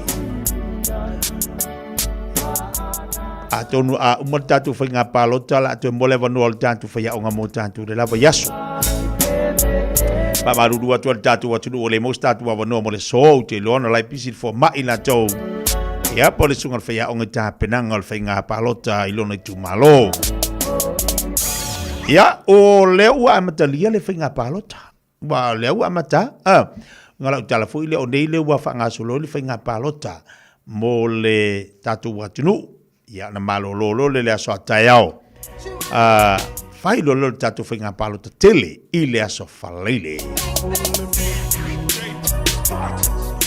Mau atu le tayao nei ia se vesi tele tono tatu wa tunu te lola mo se te lengo tatu po kala mel tayao nei pe ate le tu las fulu la mola la mo watu le tatu so tainga mo le siu le tatu Radio Samoa le tau sala ia Aisha o leo Samoa la tonu la mo si tatu tala oto le tayao nei au fanga solo le tatu finga palota o le ana mo mai ana email fo i manai so tainga tayao nei manisio paanga ai meseni so hainga i Samoa lai toa lai toa rono winga o lai solo nga le leilai file mule atu no ai fe me to tele fo ilantu malanga tu fafu ena malanga tu Samoa la to tele ia ilatu malanga tu fafu lai wa nga ia tu tono tatu watu na fai awan finga palot e peila o mai tau o se finga palota e selenei ta ilo ia toi ese mai le finga palota ile te sangaru o tasi ai pe se finga palota e selenei pe atatu tilo iai ile tape nanga ai mai se ai o le to telo tatu ainga o lea o lo anga ia tu Samoa e fai ele latu palota fe pe ana fa pe e alu ai tupu le finga palota ni ua mafai o na palota tatu i fafo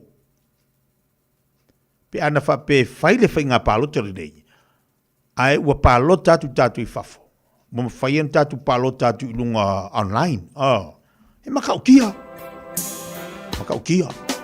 ai pe o ta no foto i tamo ta mafau ile nei finga palota o se finga palota esele nei to tono le tatu watino e fai ole anga i mai o sui fauli ole o vahenga fai a ole anga i mai fo i ole aulango lango a tilo fo ila finga palota nei e matau tia foi, le hanga i mai au lango. Ia, e kau le vevesia ia sui whaoriori. E tau le vevesia sui whaoriori. Mai se tai, ai pei ole au o tātou lango. O lea o loo tiro i, le malosi. E tau le tapisa mai la ia Samoa, ai pei o fafo a lea e whalongolongo ti e le tapisa o au lango a tātou i fafo. Ia, e lea ia si e le tū ilana ia fui vaenga whai, i lona tantonunga ma lona langona.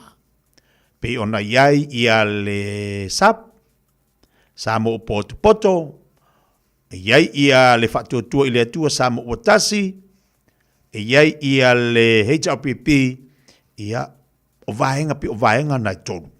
Lea o loo mai tawina. E mo ia o loo iai tatu sui tutotasi.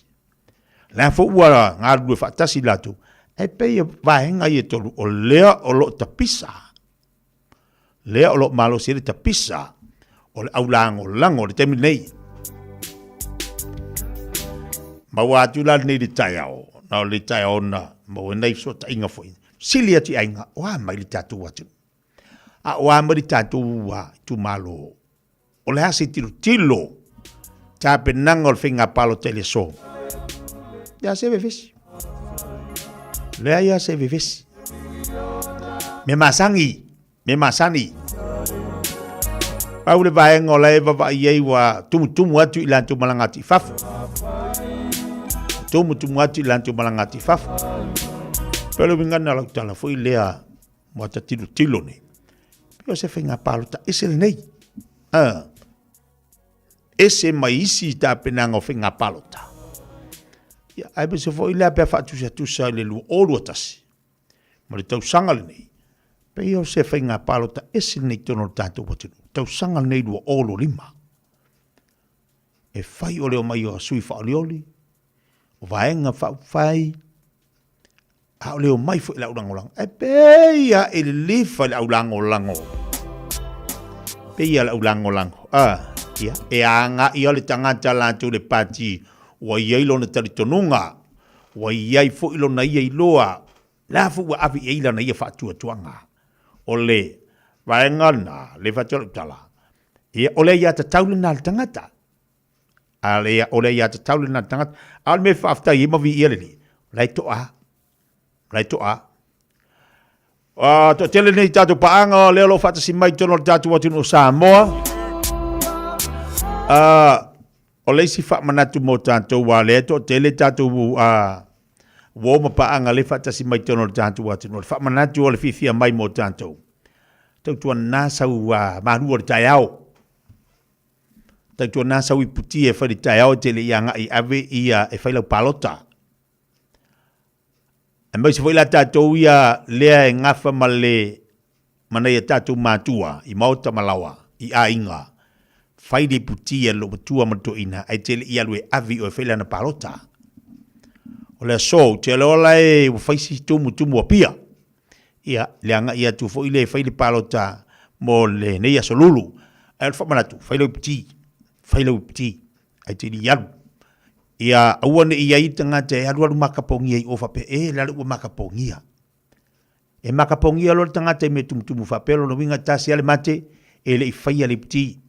Ai whaafonga mai la tael nei, i Samoa. Ai mai se tātou e malangati whaafo whai le piti.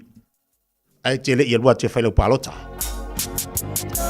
Ia, ai mai se whai tātou i tāpe nātu mo le tātou whainga palota les whaleile. Leo whamanatu atu pakala me whiwhia mai mo tātou le nei i a solulu.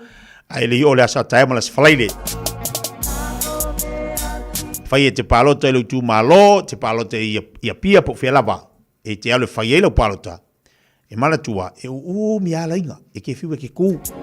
Manga ia fui ae, e ke alu masinga au kama i ako fui lia. La e asua i roua.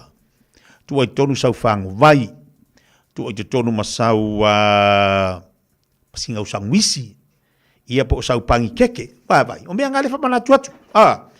O nei vai ngana lefa manatu atu, le tātu po kalame mo tātu, e mafuta mai Samoa, ia uangi i aru kupus, mai se whaavlave. Ia ke waru lo mia se lo makua pero mia se ko inga lo mia se kinkiki pos kama kiki ia le umi o lenga o le lewa tu talu ai le ai o se maru o tai au fai le piti o tai au manatu na mo tātou le nei tai au ia ai manga ia le amo singa ako singa ako vanga le ku inga upanke ke dua kala ku sala pe cards furu dua kar kasi umalo ko ngala ako ia la e ka ko iai se al wako ko wa fa vai vai fang vai uma ai ku le malo fang vai ia ngai ku ala e pe la ki ku fa malo e ke vai ku la wa makanga se ia e ia mo chips mal moris i le lenga le ku ia ka vo le se ia ngela oi ako ia vangi ngai au pangi ke ngau ko ngala ako masi au fangu vai ia ngai vai la ia umale ki se ai chips umale mo foi male ki se ai pancake al fa manatu na mo tanto o le fa manatu na mo tanto ya le nei tai au ina ia mfai ona no fouta ia le malo tanto wa tunu mo tanto ia lo anga ia te fai tanto palota i Samoa tau tuana fai le leile puti al tai au te ia lo fai lau palota ana nafi no vai foi lungo penga ta fai langi na yeli taman fai mai na fa na mata pongia ina ile marketi apia talo fai ya na valaula ia leo ilanto ina le marketi sata mo fai fia mo se so ma mole ile ambulance ana ma watu la leva no ma ya o lena ma na umar so ifu sta mali ali or forma i Samoa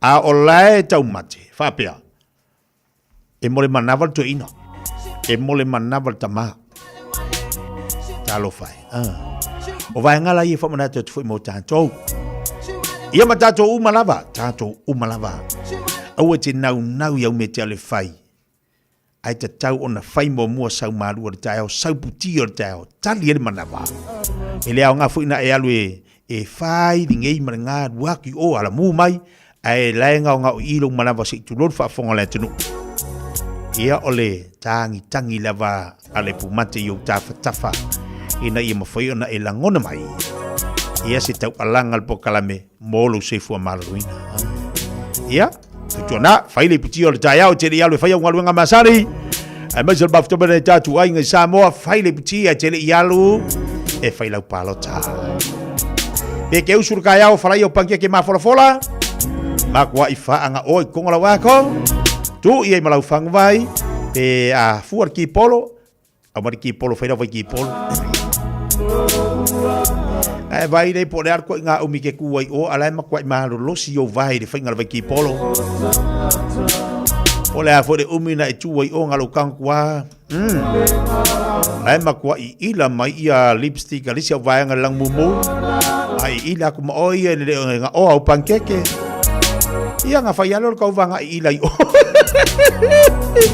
ala e mo wole ma wole tayao dei para wati le nei vai nga tayao to ni mo pinita challenge let's follow au nang bar tau le Samoa sumalimo tulu amo fatalo fatu nei tatu paanga lungo tatu Facebook le tai au malo se fomoria ya malo fo le ola le mafta mai le tai au fo aya saari siwi la pua e ola ai moa ola fo mai pancake fatalo fatu solo to de peyero malanga la como soalo e failanga palo kari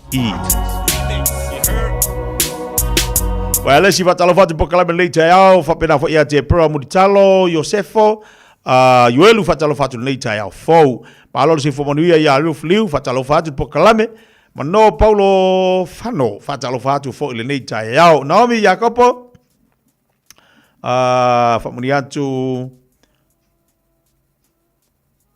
oi kalo fa ale anniversary oi kai le ya le la matatu se pese fatalo fatu ia Maria Rosa pio fatalo fatu nei tai au alumana ia usange pepe fatalo fatu pokalame sulu malo lusu nei tai au fatalo fatu ia me ali alopulo saungana wai alesi Jane fatalo fatu fa fowina tani yedu malo se fomoria nei tai au Joshua Teo fatalo fatu Khalifa Committee alo fatu uso ia fa malo atu ia kafa sista malo fa tasi vai dunga tatu tu le tai au fo tai au le solulu o nga toni tiu te manga luenga se ki mai e mali tai au lanto i ai ia o loka ika o ka ika si kai whatever ka ke lango moanga ka lango mumu o kalangu mea maka. Whako au mai nge ia wanga whai maka I ka tai o le. Ya wila ku wha pia mai o ka ika a me am le pulu. A vea ku le mawhinga pā lokari ai.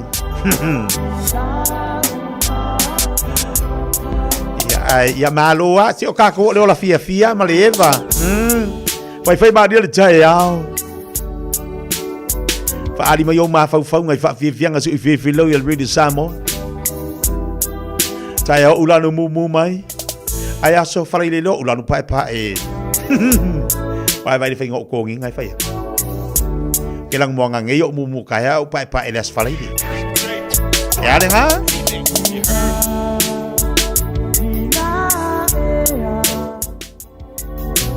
Talo fatu tu fina whinga lotu. Alo fatu maulua. Mawai whiwhia whatalo fatu nei whaanga le tai au. La whae le whenika. Good morning. Malo fo ia nginga tuala malii. Pati meki whatalo fatu poka lame. Malo si fo lau de lei.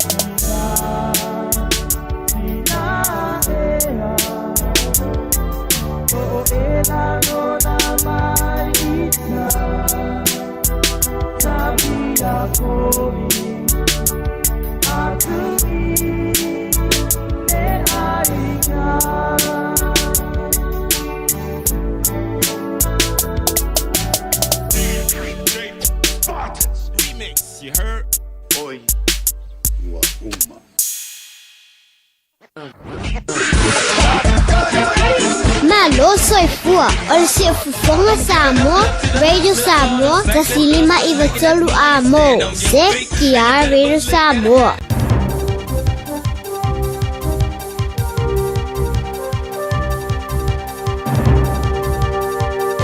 From Aotearoa, New Zealand, this is news in Samoa. Tai Maria. O le tula fono o ye ne o se stepu tawa tele luma au sealinga le lenga tusa umo tongi tata. Au tau fai mari ye fai pula le parlemeno ni sila. O lo yai elu I tau fa awa we fo ya le fa tinongo le vala o tongi o yai. E veona fa dia la to ofina umo fai nga tusa.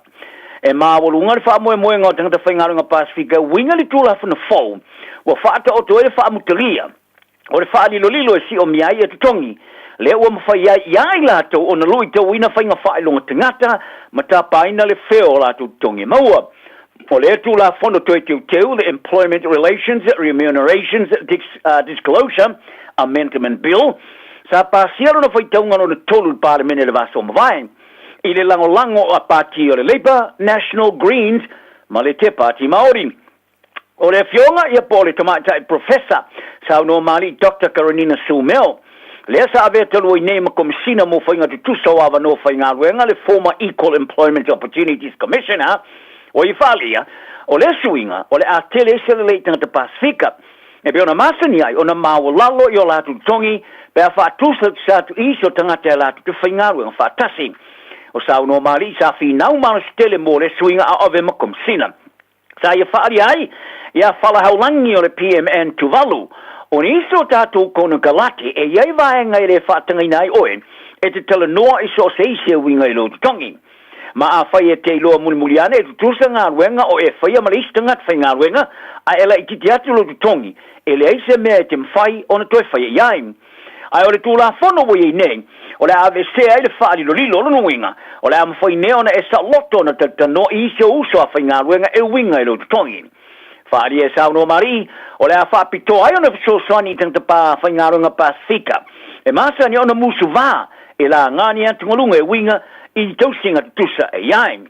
o le suenga i le valo tu tongi o te Pasifika sa taula mo sa no mali i le vai taimi a o ia le komisio ai ar tau tangata ma avei maki au tu i le mafuanga o le tula fo o ia nei o se toma tai se fa pito o ia fali o le au ma tu o li taia no foi fale mau tongi ni sila a pori tu pautina toma tai o siliato na fa taina le tonga tar soifanga a o fa peora fisuisu ia i mai le masina i le tonga tar power tu pentongi fon fa tono taulanga po rates mai ni sure o se fa mtalanga o mfaia ina o mai a se sai lingo ngona por survey sa fa tino le kioni sile le tower soifanga i fale te tono le tono tu se lava pe o mai o na tongi i moke se fale sa fa ilo i le sai lingo ni so mtaupu e a wai tangata na tongi le la tele vansela utala masina o stasio tama li taia ile ayo grey line o pilani sa ia longo le New Zealand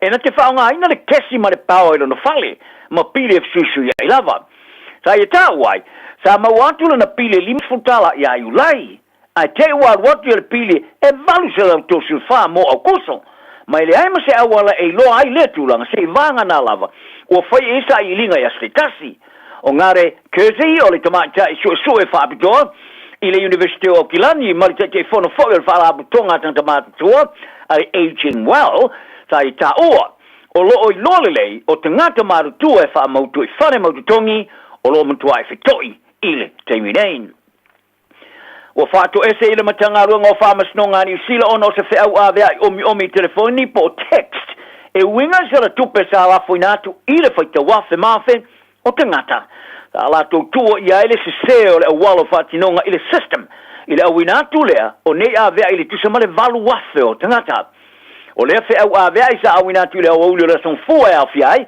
ma se fa opunga ile alfa ingo le tupe e se lauto suli matala fa amtalanga le numero le tunga tupe le matanga wenga numero fa sino i pole reference number o le sale tupe ma le fa ai o le tangata fa ali ele tama tai pulo le kulupo le matanga wenga Tracy Baguley e iai tei mela tau te awina tua ia whi au awea i te ngatoro ai tala fuisa le tupe. A ore wha whitau li o tūlai mai o le se seo le awalo whatinonga sa mafoi ona awina tu nei awea i le late le varu wafu te ngato niso taimi. E o tu lava le wha valu o na mau atu nei awea i ele tangata to tasi. Wharia Bakori o wha amatalanga patino tangata to tasi e o wha soina atu isi. Ma le wha whitau li ua fo ia nei. O le tau wha palasino le mamafa marasi ona puputo tanga Pasifika o se wha whitau li o wha awawana tātou whiteian. Wa mafuai o na manatu nisi e whaini ta o tonga wha fōmai e visosoni ai. Ai o le tapula o le sao fio tanga te tautua le malo ma le tonga tā tele. O tāpai e nisi o tanga Pasifika ini ta o tonga e whaia e tino whafo. Ai o le rifo mai Dr. Grant Biban e wha e tele ia i nei ta o tonga e whaia e tino mamao. Ili tūlanga le anga o ni tau singa e muni mai ai, pe a mahe au na whaiata o tonga. Ai mai tele la matia, e a whiai o lo whaale fina. E pe o na lipotia i le vanga o tala le Pasifika le Pacific Islands Media PMN. Ta wai o fō mai whaapitoa wala tu whaalia. E ulawai na la tu ilo ina matalia i ta o tonga e whaia mo le whaapauina o le puta mo le mamafa, o whaasolo ina le lei. Ai o le tō tero ngāsinga se Pasifika e qualify, mo tonga fitinga, e te tonga le malo i New Zealand nei. O whaia whai unga, e le wha tinoa la tu tau tonga. E tō i titi lava o le tō lua ma le tō tolo tanga Pasifika no nofo New Zealand. O wha turanga ina e overtele le puputa po le obese. Ma se tūlanga mawarunga at foi, o le wha turanga na ia i la tō. E ia whianga tū mauma i la tō whiola i no whanga e matua e mawala lo lava tupe maua mata mau ainga. O Dr. Bibem, o se fō mai wha apitoa, mo tong ftingo manava mar fa uino le mama fa le mai Green Lane i au kilani sa ia faria le PMN o ta tonga mo fa uino mo le mama fa e ma sanyo na tilo e se mere ma sani ai po se mere ese talu mai ona am taina lan business e fai to waf e mafia nga se o ye tong ftia i se vai nga pitu tele o tanga te Pasifika faria Dr. Piben o lo tele se mana o mia mo ta tonga faian ai o tonga tau tongi mai si pa poni le sao fia i to tonga o ma o tele moni to tangata ai o yai foi se vai nga mo tanga lo tele e ava no yai nei to tonga e fia se me te tau na yai o Dr. Thomasin Taylor mai le University of Kelari sa ia failo ai e toi titi lava le tolu kwato ngā se ngase Pasifika mwhen sāwhia i nei tau tonga, e whātu pina le malo sa whaawau lava na whaiala tu tau tonga. Mai a tā uai lana whātau tanuanga momo atu, o le tu paoli e tu sa mare valus furfika pasene, o te lopo i lalo le numero i la tau e le whaia ni tau tonga. Taro talonga ua maua e le champine lo langi le kapia tamatai, le Black Ferns lea, e se tala le lei o la tu sui to tolu sa manu nua le talonga mua ma se pania le amtanga le vaso, o le anu no foi pele au York i Engelani, o le Lucy Foweti a Kaipa Olsen Baker, o le wingi a Aisha Leti Inga mani numero su tolu Amy Dubliziz, sa tu ua le malai ono ni manu o le talonga le songo fua sa manu maloi ia se pania, lima sul fare valu, Olsen Baker sa avi fafo man malai le fata isi tūlanga sa iari manatu o ngaulun tapu vai pe tai. O kilia mai nei se tae o le pona iwi o lona vaa tapu vai lea mai o lea nufo i pele au. O le ti inga ma Dubliziz sa a field tuli vai ma le tō au mai o lea whao o i foi o nanu nufo i pele au. A ele o iloa le teminei po a whea to e ta aloai. Wa nga ia tunei le Black Ferns i Exeter mo le latu ta longa lona lua o le latu pulu si ma ia pane i le songfua o le vai asa fou. O whai toina stasi o wingi longolongo amu mo le o Black Israel Dak i le ta alo wingi o lo i nea patino le ia rie koioane. I ta alonga e lua le o Blacks ma Argentina le tamarsanga le Rugby Championship o mawai tunei. O telefasili wali li ma iai nai lo ni tali. E si o miai le ta alo ma se ta alo pulea fuafuanga o ta alo safai ma se tūlanga tū mau e iei whiwhiringo tama. O le uitolu i au tafa matua le nei tua le o Blacks ue ko Ioane, se Burisma Will Jordan, sa le tūlanga le leise la tu ta alo le ta alonga le Sosai Puernasaris.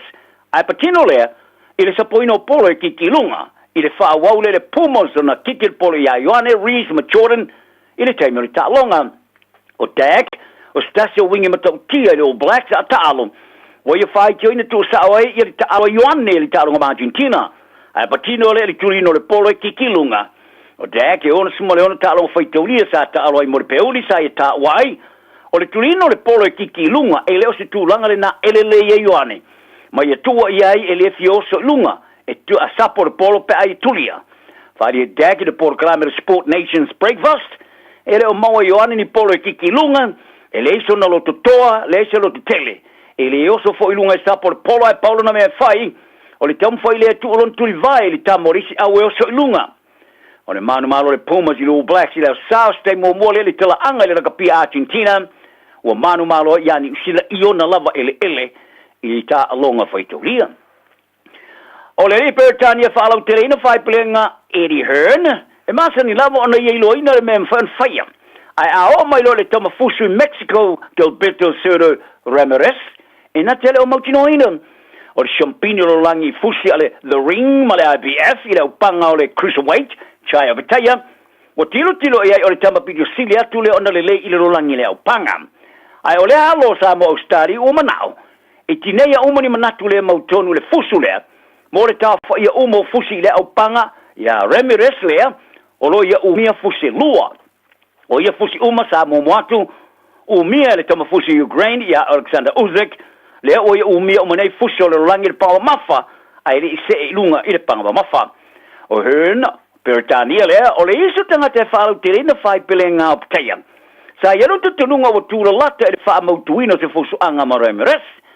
Ai wha fōse o na whaista o tonga o lea tama Mexico, mo le toe wha le lei o lan tau au, leo lea le toe fusu a le tau sanga nei.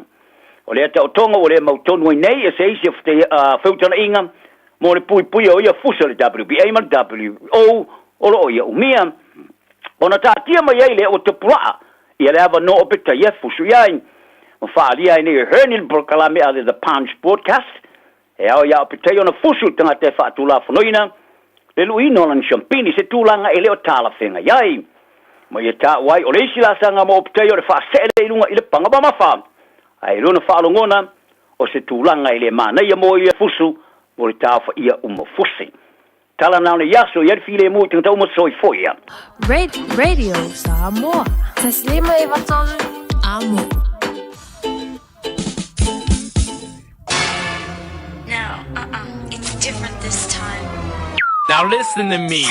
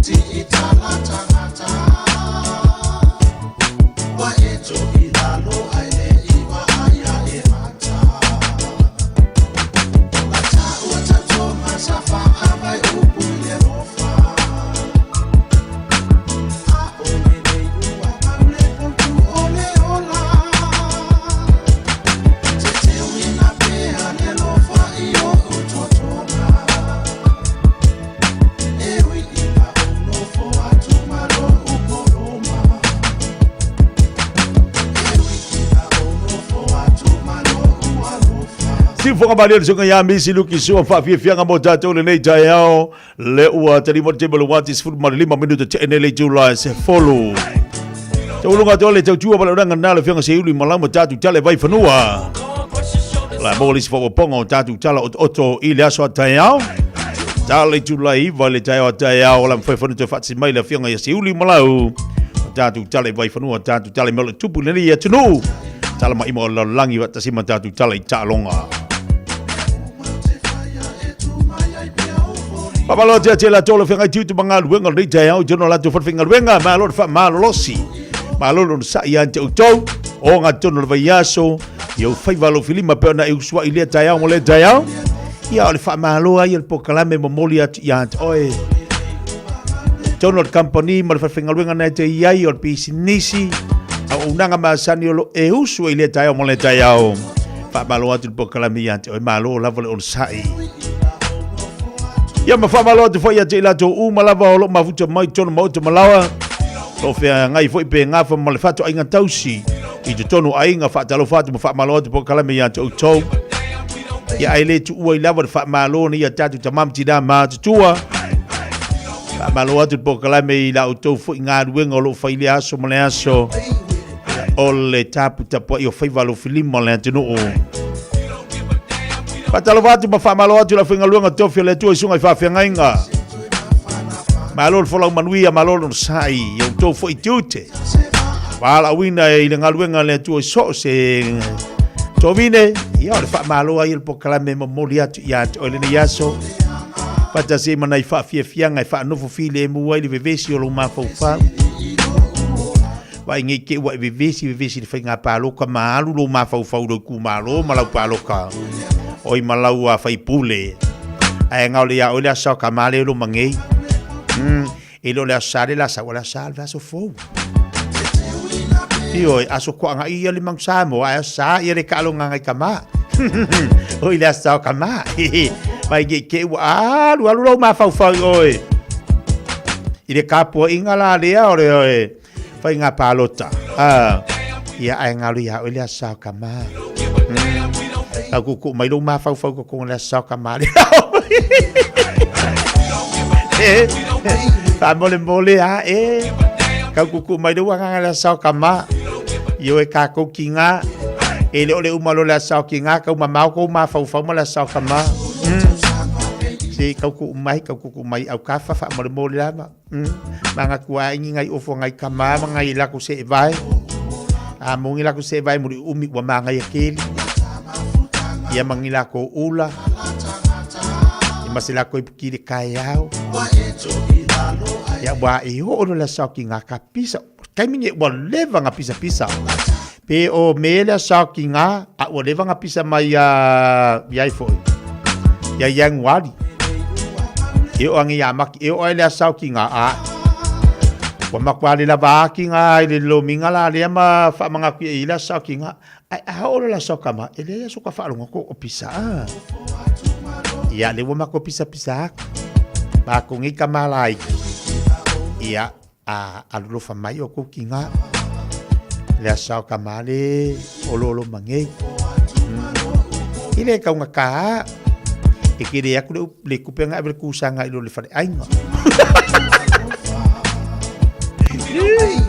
ko winga fa ngalo ngala le mga kuwa ko mga mako kama e umale palo ka ko ni di umai ko ma fo ya ma ko ka fa sang mai ma fo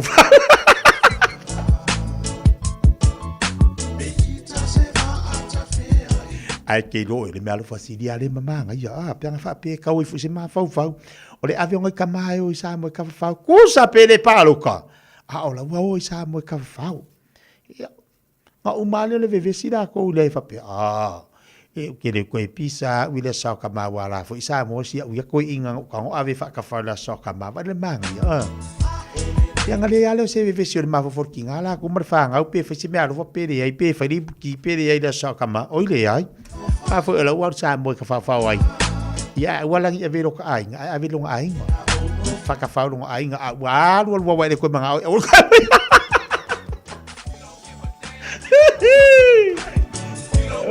oh kai au molo le vai asa fa nga vili mari kupe ya pai do la oi fai unga ki ngam se fa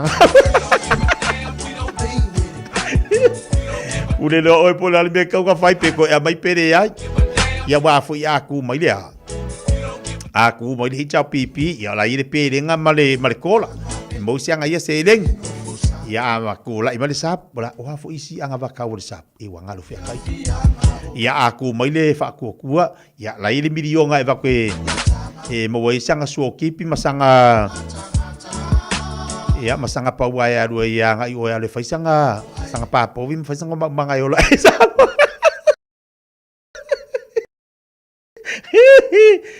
la ya se bela ko vive fua la di jariatu tu ya dat boy Samoa mai cha ya po fese fale ai ngol la bangi ya ai chal ni tayao Luas for dasi minuto cha nei le tu la se fol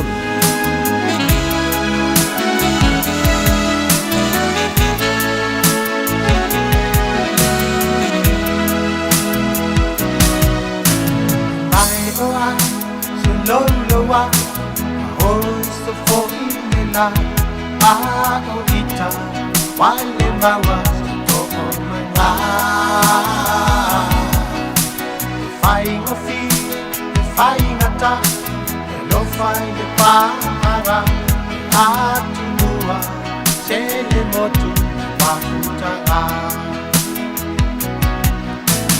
solo maya olanga aya lo na lele kele tama dia avea I find the sea e tawai Au vai Tau na fai sa o mai Alu o aso Te iane Furi tu mai Kele mana ate na whapolonga Oia se tasi wena whai ai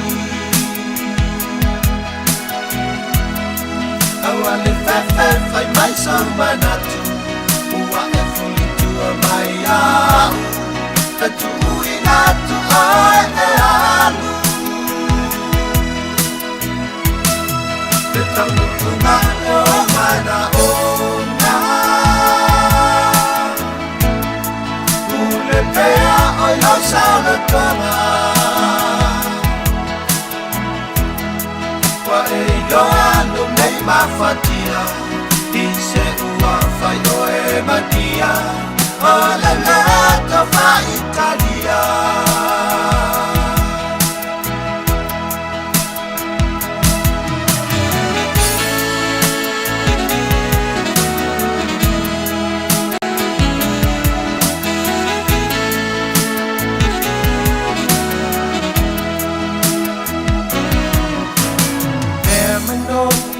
Atamai, e foi la mai, a ole aso, e moatu, toyo mai. E kuna mai pe, mai mani, e lofa na fai fantasin, oli atu, o fofoga, na ya miti. Ayuri lea, o no sa. Mai na tan lang Alo yung fiber Hotin matapuai Lalo lang Matalan Siya yung umatan Ako le fiber Totalo Masiyasi Kele mana ate na populongan Oia se tasi wai la fai ai Aua le fefe fai mai sa manatu Ua e fuli tua mai au Tatu ui natu ai e alu Te tau nuku kai o mana o nga Ule pea oi lau sao le tonga Wai yoalo nei mafatia I se ua fai o e madia Ola lato fa Italia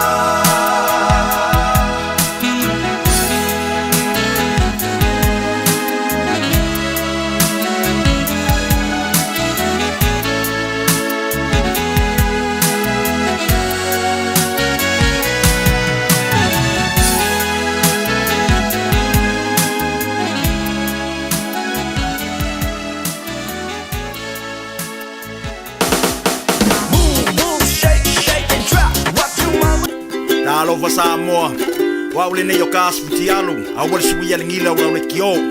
Aeva eva mai ina se fudu lima iva kolu, amo, Radio Samoa, vevela a. Right now, whooping cough is on the rise in Aotearoa.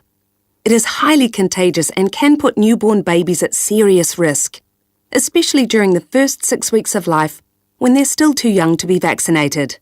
So, if you're pregnant, getting immunised is the best way to keep your baby safe from whooping cough.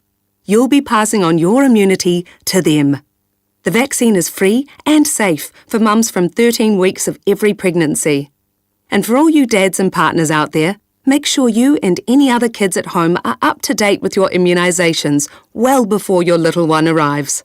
Let's protect our most valuable taonga. Immunise. Talk to your midwife or trusted healthcare professional today. Whafonga mai tina matama ita itutoa, mamalolosi o Pasifika, wala tau lavea ina lalang. Whaftai moa o tau ngaluenga lelei uma, wa whaia mo a inga, matangata lautele. Ae petai, tu salava pe tutoa ma malolosi tina matamaitai. E lātou te moomia lava una whai a lātou siaki whafoma. A whai ua whāsfulima I le onos fuluiva tausanga le matua o lo soifua. Whaatonu nei loa so wavanoa siaki fua ai o susu mo le siaki ina pe ua afia I le kānesa o susu. I le pressed screen Aotearoa. Wala awane I le numera. O Varselau, lua fitu o, lua o. Awa, o le whaia o le siaki mawha ata o susu I le aso. E lawe ina ai o tou moa tai au. O te me whaari ai le tāleni al tama I lunga o le leitio. A wale aso whapito o tama ua la tamai. A whai e whiwhia lau tama e tau tala. Whai tala maalie, pe whai ana whamtalanga e winga I talonga. Ma tau te wala uria o ia e awai I le tauwanga. Tama whaasaralau a le Radio Samoa. Po e se vilo po e tusa ma le tolu se furu leono se furu se kone. O lo whaatino ai e lau tama le whonga ino o le talonga le manu Samoa. O le kauni TikTok. O le tama e sili ana reactions I lunga o le Facebook. O le amanu malo I se whailonga. Mo le aso whapito o tama. Lafo mai lau vilo lo penga te whailangi. radiosamoa.co.nz/dad. O le Facebook Messenger le Radio Samoa. E whaangata tato wilo I laso tema. Ma o le nei tauwanga e whapitoa mo tama I New Zealand. Ia manu e tele la sao tama. Tama umalawa o le lalolangi.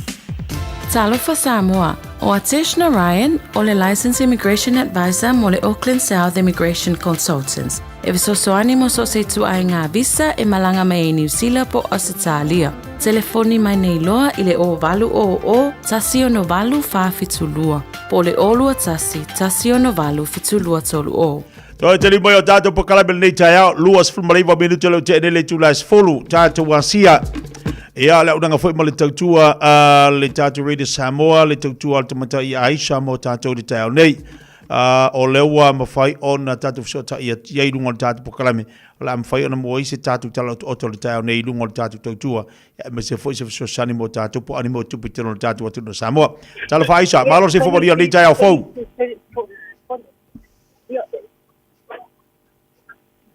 Talo fa Aisha.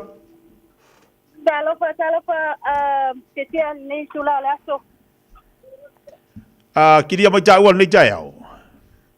Kiria oe ma wa mai tato zoom. Ka ko zoom on sai mai si o kanwa ku ri ku zoom.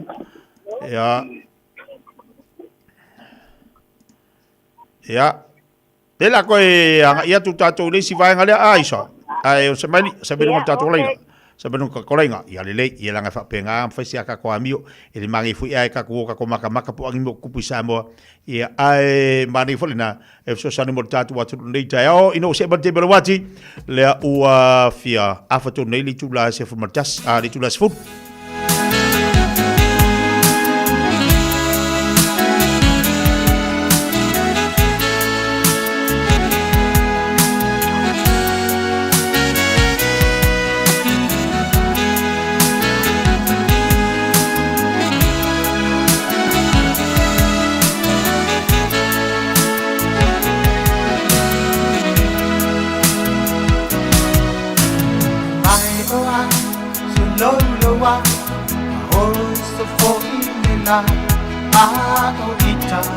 Wale mawa toko manga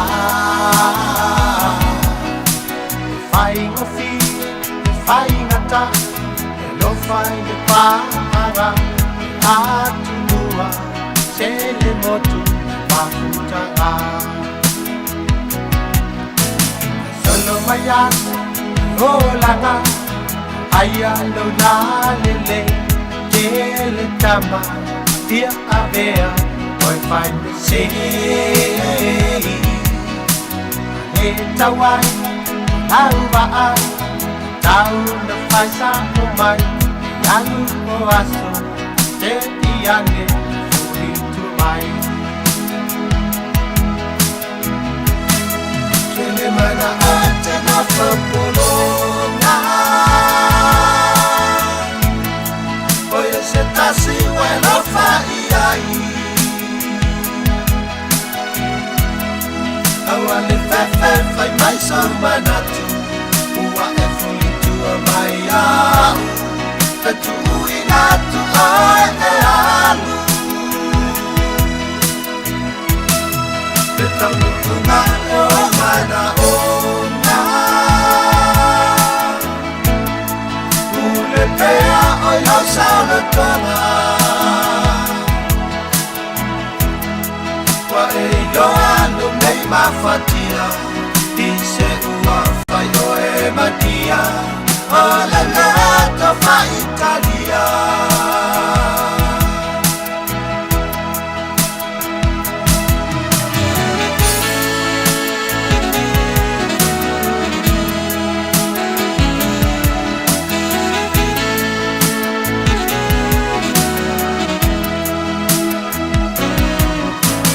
Termino nata mai e foi la mai Aole aso, embo atu, toyo mai Kuna mai pe, mai mani Elofa na fai fantasin Oli atu, ofofoga, naya biti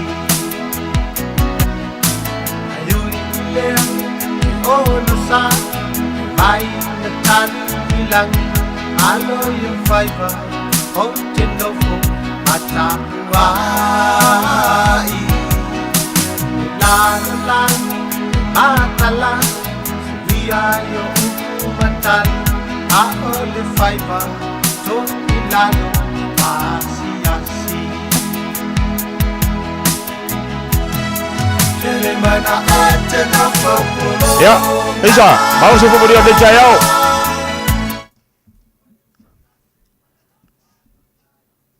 Talofa Isa? Talofa, titia.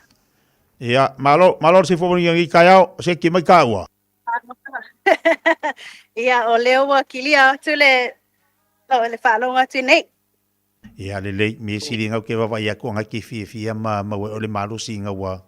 Ma walau ko ko alisa, malau ko esi, malau boisa.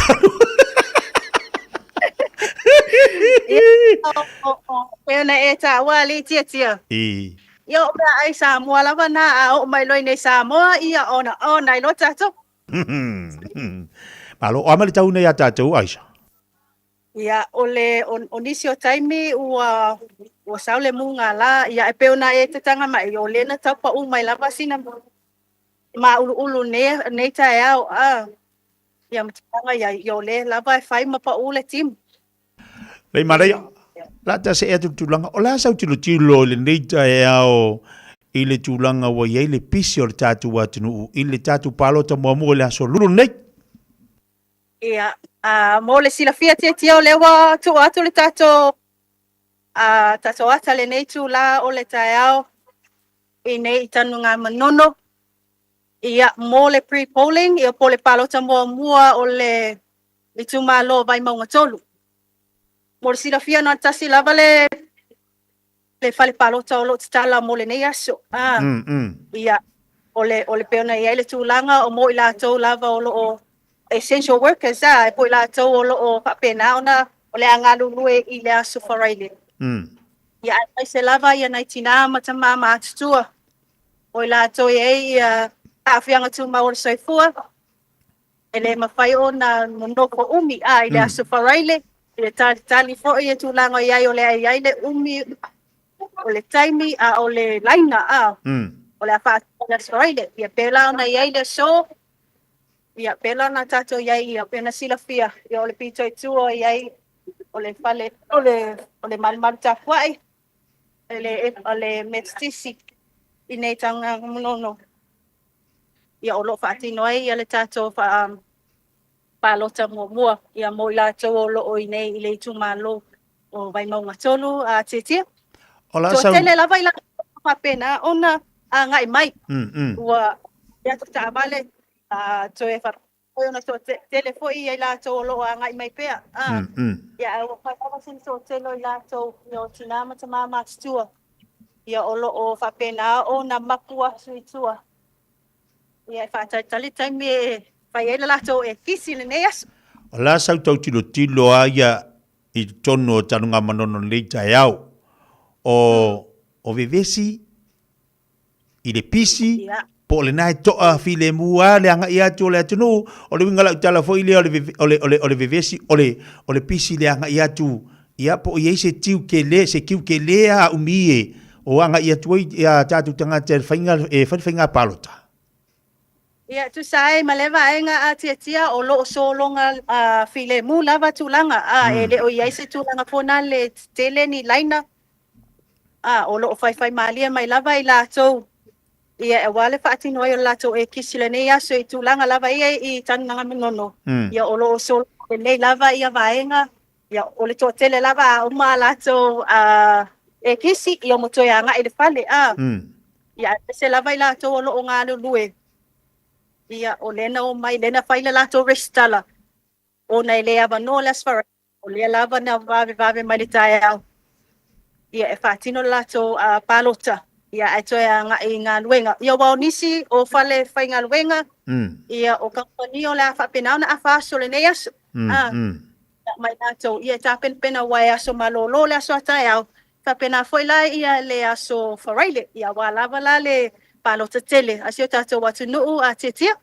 a lo solonga manuia lava vaenga ele ai se bebesi o lo fai malia mai lava tangata ia tu sai fo I male palota mo le ne aso I nei le tato tu I vai mongoton la sau tau wa vai falling o le tatu watu no I falling o tangata palota ia po ola fia ia po ai lisi kangaka ela ku peu ala ku lo vai aku idea e se le vaenga fa fai palo kai ia ke ia le o ko fa pero ko fa pe ola sa tu titilo atu ia fu idea I tatu watu no o le tala mo I lava a tia ele ai ma se tulanga fa pena o va ai le nei tai au o fa pena o na sang fia ma mai le to tele ia fa talo fa le silesi ia fa you know ia e talo atu le silesi ele ai lava se tulanga fa pe o le titilo le situ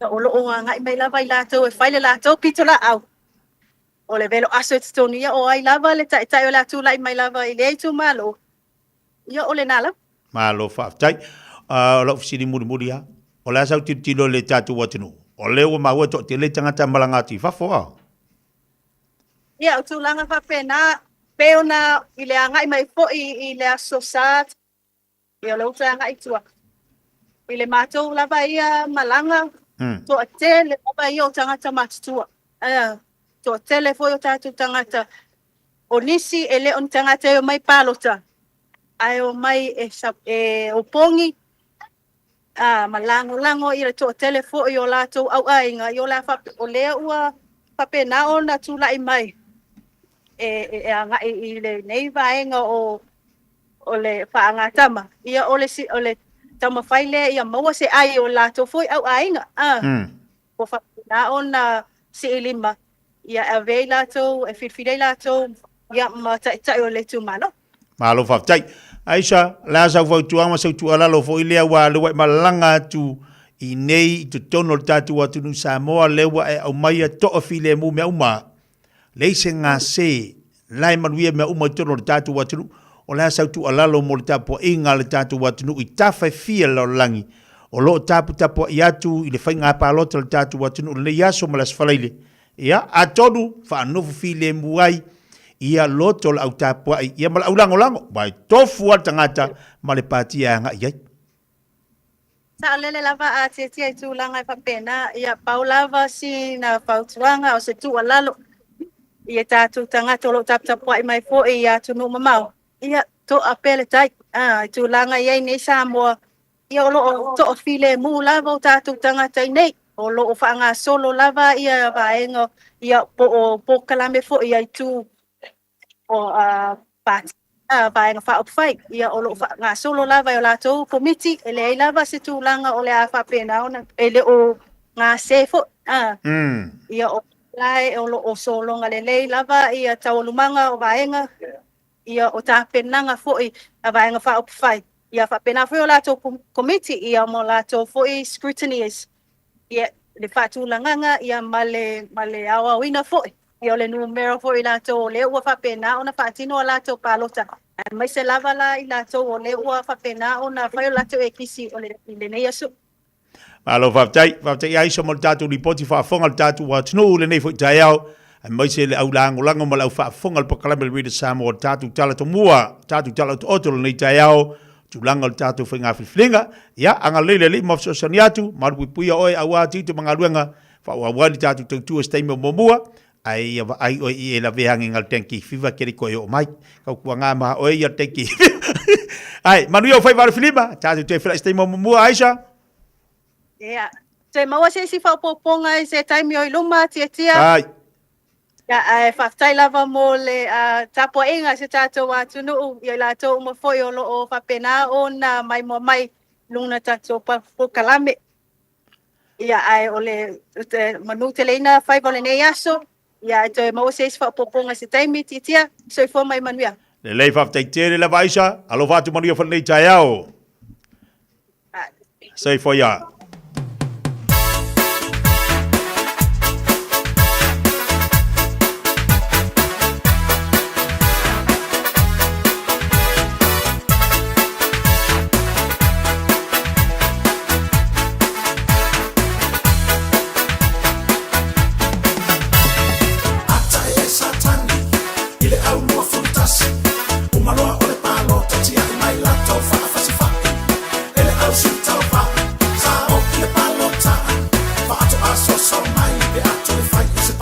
Ia lele, ia le na ua whaatou whaatu le tātou sui mai Samoa.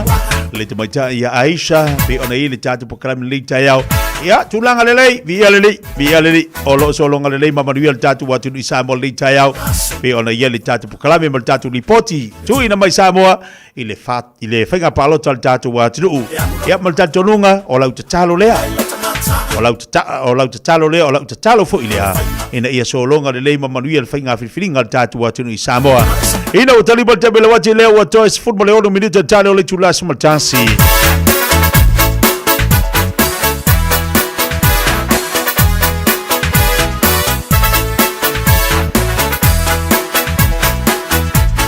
Ja, whamalo duatu te whafonga le tātua atu o le pakalame masane tātou ma le Pacifica Family Health Group. Pera masane tātou i asoruro vasta i tāsi leo se mai di sao le whionga i angal manmana mai whangalona seri ma le tātou pakalame le nei fo i aso sona whapoponga o le aunanga ma le tautua a wale soi fo maloloina le tātou atu. Whatalo whatu ma le nganga whalalo ni tai au i whangaloa malo si fo manuia i lau whionga. Ia, malo fot whamalo si tute mga luanga ni tai au. E o whatalo whatu i lau tunga tia i le nei po ia tae po ia whamalo lava whamalo tinai tu o tato wa ngā duenga malo stoi fua manuia i o whatalo whatu po i le pa ia ma le malo si o tato wa tunu o lo maua mai tato pro kalami nei tae au po talo whalava. Ia, via le li, nganuan mana leo ato e tali umai le nei vai aso. Ya ese le vave le vayaso. Wain tatala no la foi vayaso avatu le so animal le po kalame mo tatu watu ni le fu to filo ni ya solulu fa taile tu bo fa fu isi pele malo sin fa malo longa tino ya awa fai valo filima pe ona tatu ali tatu watu ma lo le manatu tatu watu no ma le so sani ni o tatu tangata ya te lo o ta penanga pe ona ta pena fo ya lo fianga mana awal se fu mo yo tatu watu ni ta ya la fa tu ya malanga fa lo. Ia, whaftai a tia. Ia, ole nei tu la, ia, magail manatu. Ona olo o pepesti pe lava whaama, ia, e mai te lava o te leo le apianga. Ona i alom whanau. E le taimi lava o maruru, o le lava fo ie, pesui ia e lava tau, o le taimi, ia, o manai el sulu mai el la, o tauki o lolo el marurua. Ia, e to o fo i le taimi, ia, o to e ma, ti ati mai el maruru. Ai o le whana uiti, o lo wa aia pe laval to telo i la tau wea mai le clinic, i le fulu ia ma le special whamai, o le e whamanatu atuai i le pa ia ma le malo tato watunu.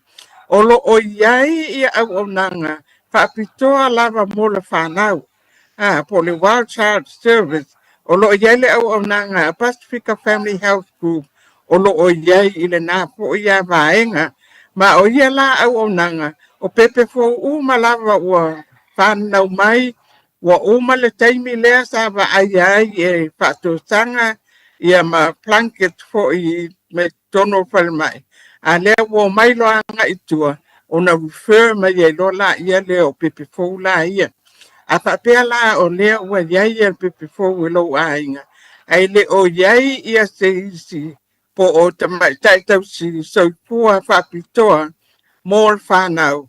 Ia whaso tai mai al tato au o nanga. Ono i la tau la ia e mawhailoa na so tai atu i pepe fōu nei. Ia maamata e loa ngā luenga o le siaki mantua e iai siaki a le tina ma le pepe e tau ona whai i le ono vai aso talo on whanau mai ia le aale ia le pepe fōu. O i nā fōi la e amata i loa ona whai tupui pui o le pepe nei. Ai o i nā fōi e siaki e il fō mai ia le tina ia po wa ato atoa ia le na lei ia i le taimina tu este nai ila ua male pepe fōu. A wa to tele lava o tina ia e maua e whaama ia e le o ma losti lei fōi whapena ia tā penpenanga o lona tino ina ia tausia le pepe nei ua poa i mai le atua ia te ia a ina la e vawe maua ai le fsosoani mai i la ia tātou fō mai e lo ai po ua ato toa pe iai se isi vaenga e te tau ona vaai. Ia o nā fōi la e whai o mai siaki il pepe fōu. Siaki mai lava mai lunga tumtumulu te ia o le ia tamai vai e siaki u mai ngoi ia ma join te o pepe ia ma amata i loa ina ona whaonga ia le tusi fo ile e ia le tusi ia le wild child tamariki ora booklet e tu watu ia te oltina ai te le te amat mai o le tusi na e wha mau u mai ia vaenga o le siaki o le pepe le teimin whana wai o lona mamafa o tuainga awala na whana wai le pepe ia matulanga o mawhapena o ina poila e wha mau wai ia le siaki leo leono vai asta e tā ua lava le siaki leono vai asta nei siaki ai ia po wape lele pute o le pepe po ua yaini si aunga o adia e mai ele i pikia ele taimina whanau mai iai. Amata mai ala ile ono vaiasto, so o mai iai ile tolu masina, 5 masina o pepe, te fulu 2 masina, fulu 5 masina. O siaki o mai e te tau ono whaatau no, ma whai ai lo malatou tui pui pui. O lea la e whautua tuai se o tatou watu no. Ave e tatou whanau. E whātau no tui pui pui, wa oman whaawasenga ina, tui pui pui o le whanau la iti. A mata mai lava leono vai ato te ia o le fulua a masina, te ia o le whātau tanga, o leo wa oman whaawasenga ina, wa iai fo e la isi tui pui pui, o leo whaapopoanga iai i tui pui pui iai tui pui pui o le fulu, iai tui pui pui mo le mai leo le fiva fai ai o na wa insert o mai ia tonu ina ia maua o mai tamaiti ia tui pui pui ia mai fa mai o nga ia e ia fa mai ia o le la a fai e tatou te mata i tu fa tau no o ma tui pui pui ia pei on fa ba senga ina ia e tal tonu e maua tatou fa na u le fulu ai ole a le maua i tu langa onga e pei ona iai ia le taimi nei ole tinam tama po ila tau uma o lo ai al whanau wa ai ele tusi ale tamaititi po ua enta uma iai tonu wha maunga uma o tui pui pui nei a wha pea la ele iai ia ona whasto tai mai la ia le o lo o iel tato o nanga peona o ta o mua o lo iai fo ia tato tau fua whapitoa mōl wa ingal whanau o na whasto tai mai la ia lea ia whapitili mo le tau fua ia wanita toa Crichton o iel na o lo ta iulu e le ka tato wa o nanga lea mo le wa ingal whanau la iti whapitoa lava iel wa ingal whanau la iti e le ngata la le whatau no wina o tui pui pui o whanau la iti pe o na whaatulanga ina. Ai o le whaia fo ila i o siaki. E o nā fo ia le whaia siaki. E ye siaki mai le ono vai asto. Iai le siaki. E whai al taimi o tupui pui ma whai e siaki. Siaki la ia e vaai ai po le leile vision, po le leia ia mata, ia po o alu fo ia le vaai al tamaititi I lanu ia e whaapitoa. A vaai atu lo fo ia ke tatoifua e le o coordinate le leia le vaai al tamaititi a ngai ni wha. O ina e ta watu ai pe umalawa le o le leia le ia le vaai ale pepele pe umalawa o le tau sepa le pupula I le situ ia matulanga whapena. Ia ona vaai fo ila ia le referral for mai. Ina ia whasa o nisi o vaenga leia. Le ngate nā o le whaalongo. E amata testa kwa whaalongo e tamaititi mai le lai titi te ia o ia le taimi o le aanu e le aonga o ista maiti. Kato a pick up lava le o le whaalongo. A le o le ao I le aonga. Kato a pick up foi e le o le leile vaai. A le tamaititi le. A le o le ao o la atoa le 5 tautanga e entai I le aonga. O le tāua lava ia tātou mātua. Le whātau nuu o tuipuipui, ia ma whātau nuu, ia siaki nei whapitoa atamaiti, ina ia o atuai lon tuk wai, ma sao niuni moa o onga, ia po tono fo I preschool mana, a lewa pick up mea e tau na whai, ia tia tasti leo o waenga o manatu e tau na wha, tue wha manatu ia tatou mātua, awa alesi ma tua. E ngata lava I le ono masina, ia na o maiala ia le to aveta mai te va ia le no e fai siaki nei. Ai e ta ua lava siaki nei. Fai fatasi ma tu pui. Ina ia pui mai ia tato whanau. Ina ia maua le ola pia, le ola malolo ina. Au tupu ai, ia maatamata le olanga taua o onga. Ia e to whamanato a toi pui, mātua le tato tiuti. Ia ai mai se lava taimi ni le pipesti o whaamai. Le ngata lai, wa ai a tato whanau, ai wa ai fo ia tato matua tausi. Make sure lava fo ia whala au a tato matua tausi. O lo o iai, ia ma ave wa ai le fo mai, a tau tale loa. A tau tale loa, ia ona wa ai lola ia leo o tatu wa fo mai. E a fo ia lele. E va aia whaalongo, ia whatwhata, po o lelei, ia tūlanga uma whapena. E tā ua lava ia lena, mal whaamawhan whana lelei o tato mauta malawa, ono olo o la lain papa awai, ia nei o tato mātua, mantua, o taimi nei, ia, olo o madulu lava ia le tau, lo madulu lava tau. Ai e la vea ngofi ai po la va matua ile fulu ia ai maiste pe au mai foi fa na u fetalei mai la onga ia ona va ve ia la ia le apo ia tato tino ia o siama o le fulu o le tato faitete pe wa to ia le la o mai ia augusta ia so atoi mano setema. Ia amatamata toi foi ona sui le tau ai ai al taimi tau mawhanwhana mai ia toi oso mai le madulu ia taimi lana tātou te mata I tūanga iai wa ai lava ina ia maua pēr mawhanwhana ia wa ai fo ia tonu mauta malawa wha ngā pēr tātou hite ina ia maua ai le mawhanwhana ina ia maua pēr tātou le ea le lei tātou te mana vai. Ia ma wha ea fo ia tātou wa whale. Ina ia wha halu I whafo le ia le tā mana vai na I mati la valpo. La ia ta tala wha malama I wha sawa I fo ia le. Ia le ea ina ia whengasto loa I tono whale. Ina ia mama tili le ea tātou te mana vai. Ia ma tātou nofo le ia tono tātou mauta malau.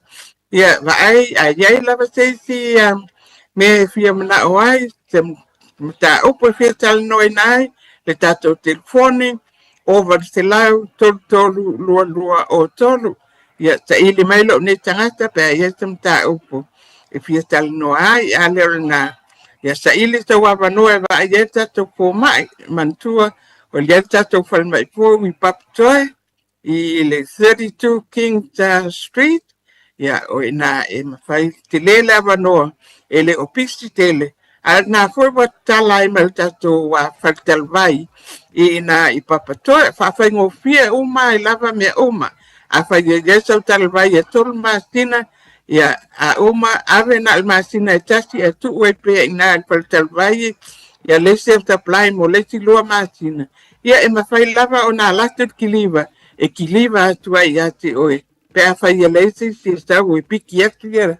Ia lau taplai o lea. Ia tatou nā wa iaia tatou au o nanga. Ia ai mo netu la. Ia tia pe iese si vaenga tia whakitili ai. Le ai whaftainga mana o leua mātango fie i alau whaasoa ma le whamanatu mo le tātou atinu. E tā ua i alau taunongolongo. Le tā ua fwoi o le whamanatu mo tātou. Sa o le lili saunanga. O lo tātou ia i al niwa i teimi. Ai maisi o lau tātou tū la tātou fwoi le suinga o le tau la tau. Ia o vaenga ia. E tātou tilo ia. E pe manatu mama i tātou pe manatu whatau vai. Ai ono i eila afianga. O isi tangata e afia tele tūlanga suinga o le tau. Ia o tātou i tele fo i mai o lo iai, ai tāua le whamanatu mo tātou. Le nei fo i vai aso, o le taunongo longo al me siro na tāua. E tu atu pe au tafo le tātou atu. Ina ia whamanatu. Ia whamanatu wa, ia auane i avea ma mea fo i le whapea i wangalo. Au le tāua le whangu le tāpokalame. Lea vai aso mo le vai aso. So sani mo le tātou atu nu. Ai whamalo whaptei mo le tāpenanga mo nei vai aso ngal man. Ia. Nan toi whamanatu atu fo le tātou atu nu. O lo o iai lava ia le tātou clinic lea o lo o whaapoe e tau soifua i il pua se asto lua tai tasi. Mai le iwa tai au a ngai le lua i le uli. O li tono ia tau soifua ia malau whainga ruenga o iai nā.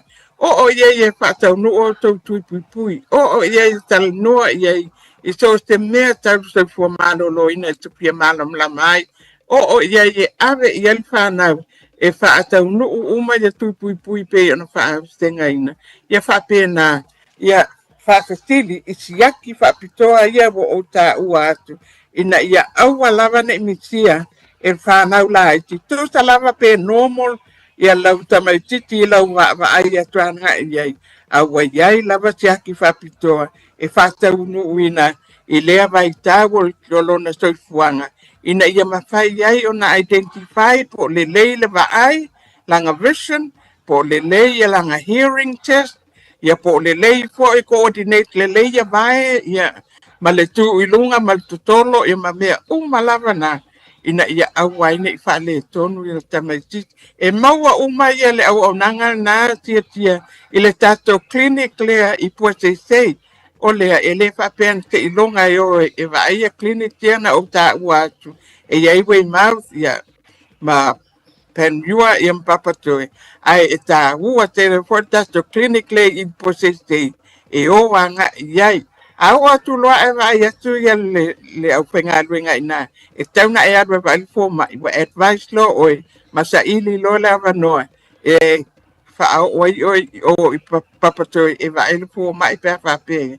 Otherwise, o mea malava. Au nanga e te mogo mamai na i tato clinic na i papatoe, i a tato mera again, o le oval se lau tolu lua o tolu. Ai whaftai tele lava tia mo tāwa noa, e le nei fo i vai yasto, i a tali tia ia le whainga filifilinga se o tato watu nu, i a mawal file mu, neo vai yastu, i a mastango pia mai lo la in ni taia, ia ale fo se ia ia i nei fo ia taia ai ia man via telen ko fuanga uma o le nei vai yasto fato fa atu Samoa tato fila il vai yasto ko ia so fu alo va tengal man mana i lo sao tau nei vai yasto mo tatu wa tunu ia mo fo malo se wa tatu no le tunu mo fa mo tatu ma futai ele vai asa fo lunga ta proclame ya wala vol se fo malo loina lo telo tatu tangata e se la vol tatu atu no Samoa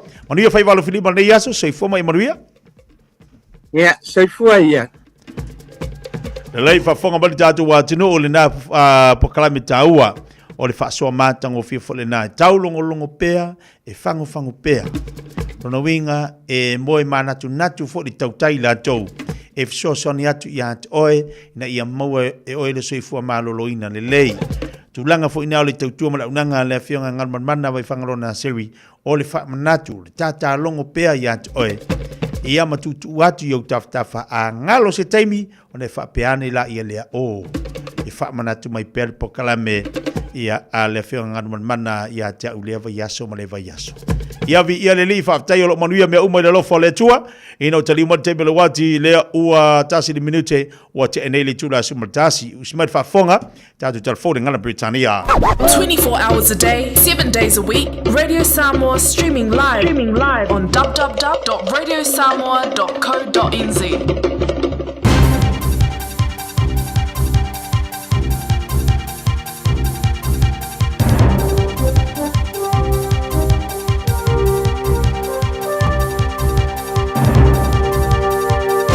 In this update, an announcement is imminent to boost supermarket competition. The matter is first on the government's Q3 action plan. Finance Minister Nicola Willis has previously said they're working at pace on the issue. It comes after the government launched a formal request for information on the matter in March. Willis says it won't be a silver bullet to solve all supermarket issues, but it will be an update on the work the government's been doing with deliberate and specific actions. Victoria's Premier says every resource is being deployed to catch a man accused of fatally shooting 2 police officers and injuring a third. The officers were fired on during a raid at a rural property in Popanka, 300 kilometres northeast of Melbourne. The man is still on the run and is thought to have great knowledge of the dense bushland around the area. Jacinta Allen says the community is being told to stay alert. If you do see anything that causes you suspicion, to please call 000 immediately. SPCA's long-fought battle for more restrictions on dog tethering has finally paid off. The government's new regulations ban owners from tying up a dog with a rope, line or chain for extended periods where they suffer harm. Puppies and pregnant dogs can't be tethered except in certain exceptional cases. Scientific Officer Alison Vaughan says there's been a strong push for these changes for almost a decade since the rules were first drafted. We did get some aspects of tethering included around injury caused by collars and tethers, but this issue of prolonged tethering, where animals are living their whole life on a chain, wasn't addressed. The number of people coming in on the government's new business investor visa could be limited. It will fast-track residency for any foreign investors who put $2 million or more into a Kiwi business. Immigration Minister Erica Stanford says she thinks about 100 of these visas will be granted in the first year. And that is news. In sport, an All Black boost for several sides in the NPC this weekend. 16 players have been released from the wider Rugby Championship squad. Wellington and Waikato benefit the most, getting 4 each. NASCAR driver Shane Van Gisbergen claims he's found the right gear for racing on oval tracks. He's ranked 6th in the Cup Series standings in his first full season of the competition, ahead of the playoffs starting on Monday. Van Gisbergen, who's picked up 4 wins across road and street courses this season, is adjusting to the unfamiliar alternative. I feel like we're well inside the pack now in terms of average speed, and we're really getting there almost every single week. There's only 2 corners, so you would think it's easier, but that just means the little details matter more. And that is sport. Radio Samoa, tasilima ivatolu, amo. Radio Samoa, tasilima ivatolu, amo. Were you born between 1969 and 2004? If so, you may not have had the 2 vaccine doses needed for full protection against measles. It's a serious and highly contagious disease. So, now's the time to check how many vaccinations you have had. If you've only had 1 or are unsure, play it safe and book a vaccination now. It's safe to get another dose and is free for most people. Visit info.health.nz/measles.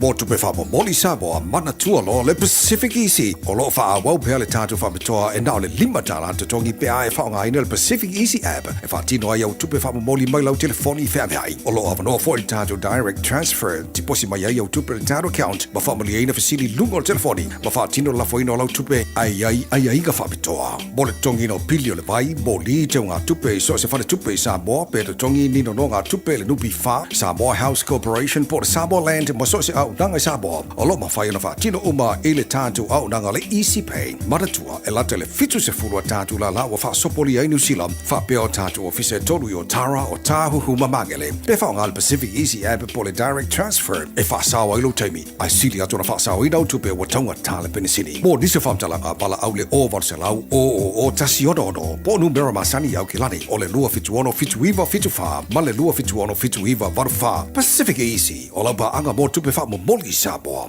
O fia maua sau ta vale po sau piki apu. Ai tongi ta iwa yaso, lua va yaso, pe ta imasina. O le sleek cars o le a maua ai le fisoswani. O ta pena le au whainga ruenga a le sleek cars mo oi malo a inga. Aua e te popole i se mea e tasi. Te tala fitu aso, mai le sifulu i le tai au, angai le afo le ono le afiafi. Tele la lai au kilani i saute, vili mai loa i le o lua tasi wha, fitu lua selau. Po le o lua o, wha lima, tasi lima tasi. O e si la fia me e whaatino e mawhaiona e umia i so fale motu le lumanai.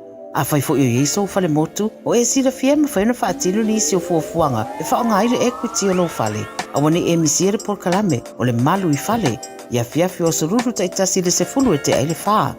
O le a e si la fia ai au wala e mawhaiona e umia se fale motu le lumanai, ma au wala e whaonga aile equity o lo fale motu, e whaata wai se isi o fale, le por kalame o le malu i fale, ia fiafi o sorulu vai aso taitasi, se fulu e te aile wha.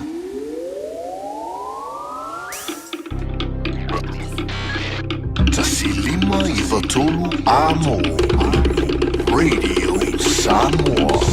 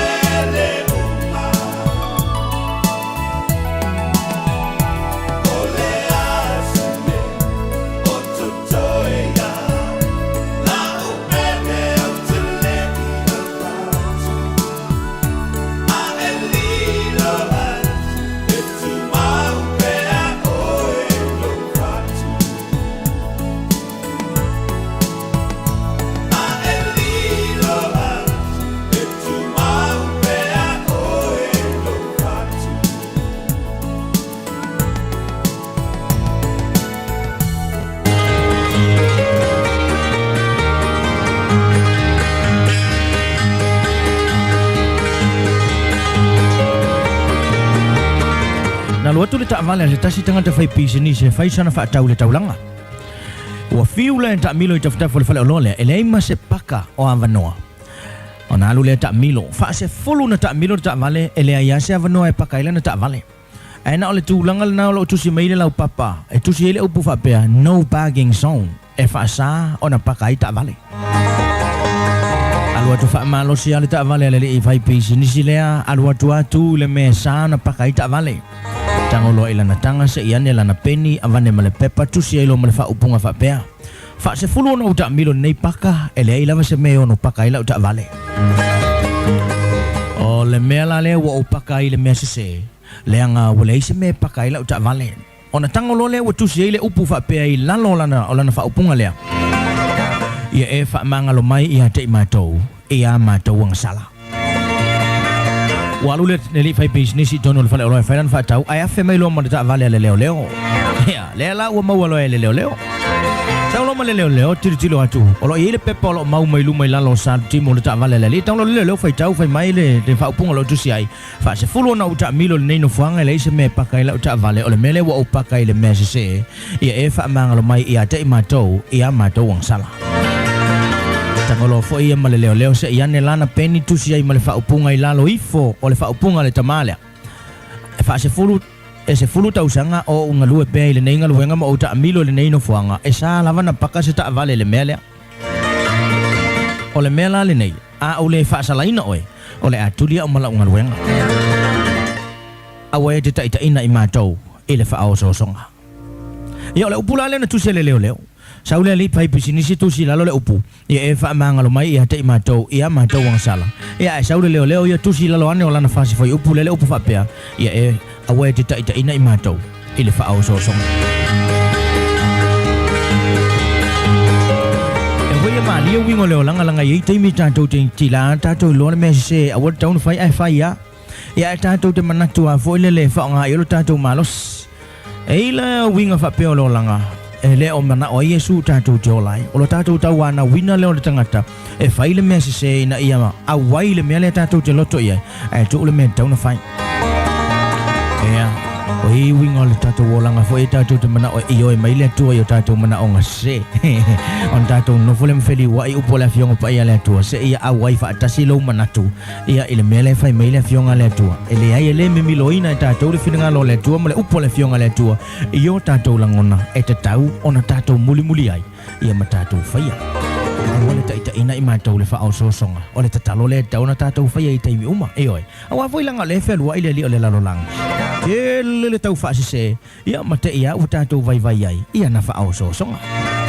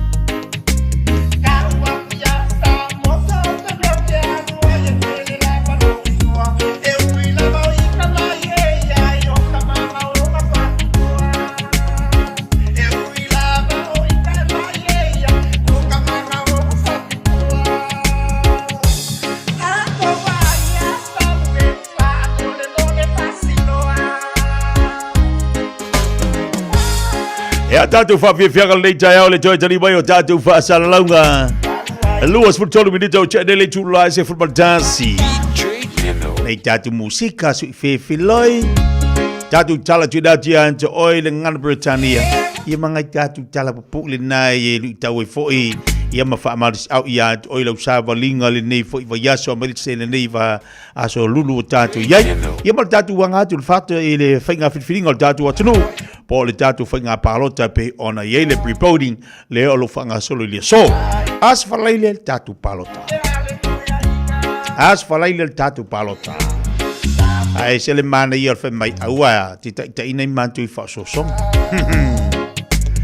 Aua te inai mātui whaasosong. Lono winga, i la vea i mai lisu so tangata mai me leanga, i taonga la vea i mai lisu so tangata mai me tutupu, au ti tango whaasosol na tangata. Ia lenga. Sa oi loa mista whangu pa. I oi.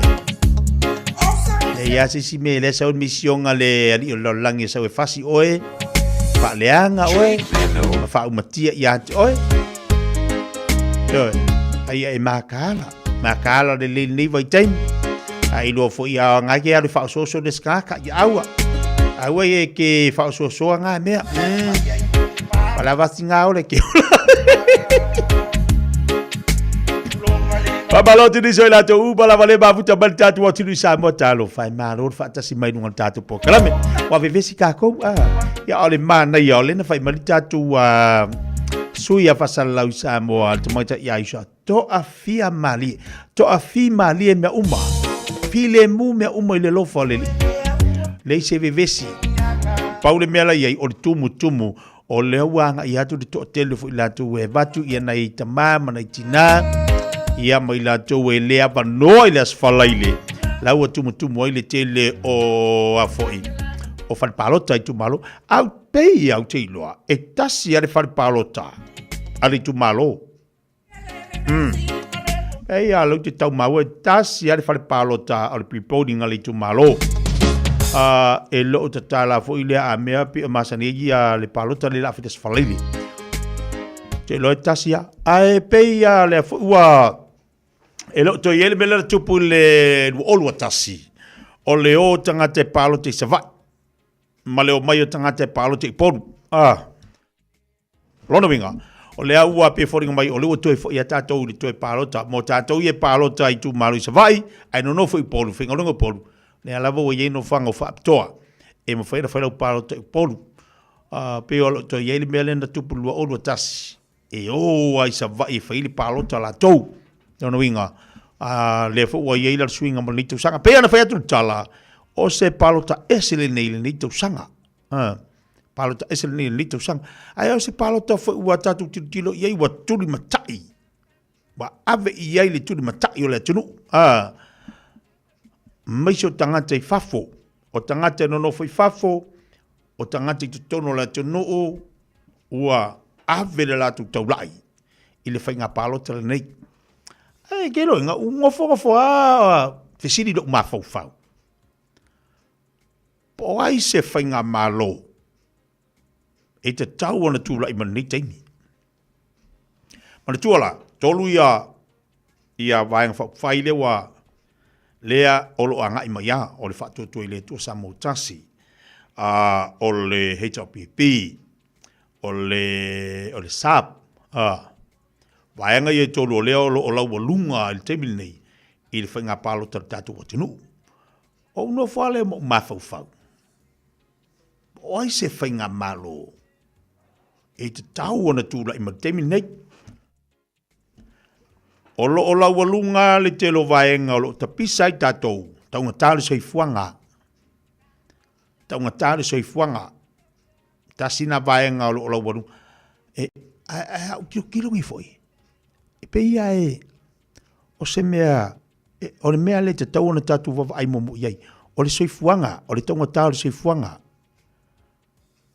ai atu la i mai se whainga malo e whawhewhea ona latu fo ia le tapisa ma le tangi ma le oi o tangata whai mea tonga tau le soifuanga la ngai o whea kako ngei le a whai a tatu te langona ina le si uleo le tu tono le atu nuli te ilo whapena te lo isi atu nuli o lo au mawari tele tangata fa mo tanga tal se fanga mo tanga tal se ala usiri o se fainga malo in fa tu lai mai na te se ala ngona i tangata tanga tal se fanga ai pe fa fe fo ona fai au wala e ave se ai o le si mena tiro yai ai po le ale umi ya manatua a umatu nei li sia ngatu pulanga anga i meli sia ngatu pulanga sauli sia ngatu pulanga e pi fa solo fu ilia ya awane i yaise la ngona e to fa pe tonga tar se fuanga na tiro tilole anava tau o lena au mai e pati te tasi au mai e pati te tasi e anga iai ia le ia whainga palota winga na utala le tong whai tiai ia tātou wawa ailola nei taimi tātou tilo po wawaenga te tau ona anga iai le tau tui fo ilalo le tūlanga o le oi ma le tapisa ia wailinga o sa mo le pisa i le oi ari e fai fo le oi sa mo le mo le oi ka ko le tupu ai e matau tia foi le oi tātou nei i le tonga tau le seifuanga le ngata tau tau fale tau tau o loa ia lango le anga ilunga o le anga ilunga ko anga ilunga so ifuanga ile o anga itua yo na tatu tilo tatu va ia a o se fenga malo o se vai nga fa fai e tau ilo ma fa fa ona tu la imaltemine ya le tatu ye le te inga le le hita pipi pe ona ia le sunga til epa tatu iai i le teita inga ale safapito ia pe ona tulai mai ia ma ta pena lor finga palota o lea le ise e mai le sa o lea fionga ia la aulia le mali toa i se teita inga la toa le tunu a o leo tatu iai sa ia tatu iai le teita inga le sunga til epa ia ma le vaeng fai le tau pipi o tatu umale na sau le sap ia o le tatu fatu tu le tua ai le i fa le tonu ili fa le tonu alu ngala tala fo ile le sa tatu iai ia ile tu lai mai foi le sa fa pito lan tau i lona tau pa vino le tatu wa tunu a o le ala ele i ofi mai ia le fionga la ula le mali toa i sana ia fo ita inga pe fa pe tatu tilo le tatu va vai i patini e tolu langa o tolu le tatu te va ia o le o lo wadunga te mina i whainga palota oi se pati e tau tu lai mai oi se tasi mawhai ona to e so swani i loto manganga o tangata le taimil nei o lo ta pisa i tatou o le mea tau tau se fuanga to ia le telo nisi mea ai pei o le tau tau se fuanga langa o tatou e whaatau a mea uma yaso uma penisini yaso uma i tavale o mea ngā le tatu te wawa aiai ia mara te loisi mea o le tonga tau se fuanga pe o nanga i mai ai le nei vai teimi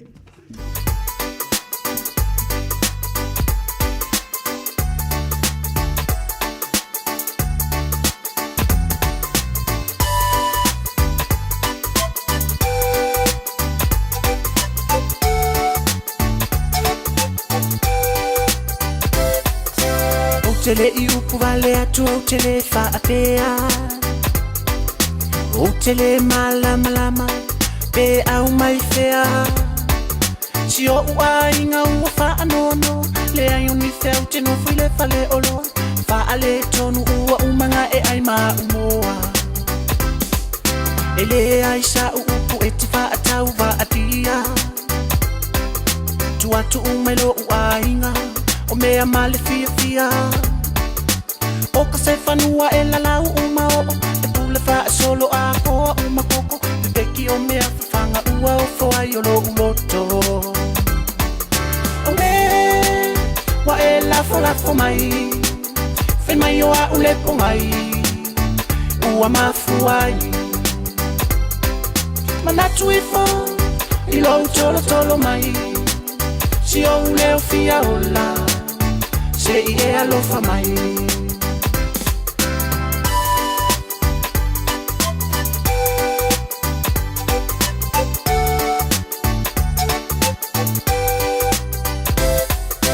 O te le I au tilo tilo pe fa alilo lilo. Te alofa monita ua tino ya ke riso. O ye sa o sala fai fai me ma fai. Ai o te pule ia e no fautai. Tulo ua ali ai se lo vai vai. Ele ai o so umana tutia tati te te a. O te mana o e te toe sau. Su ile upenga.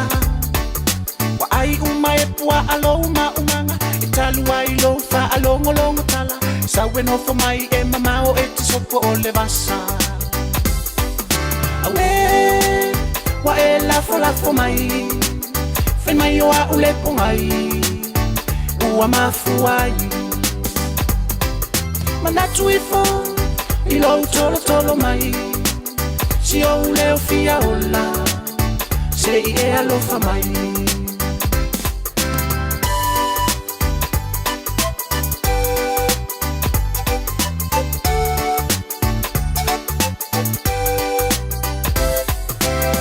Tau ono sa I mai e tau fiofi.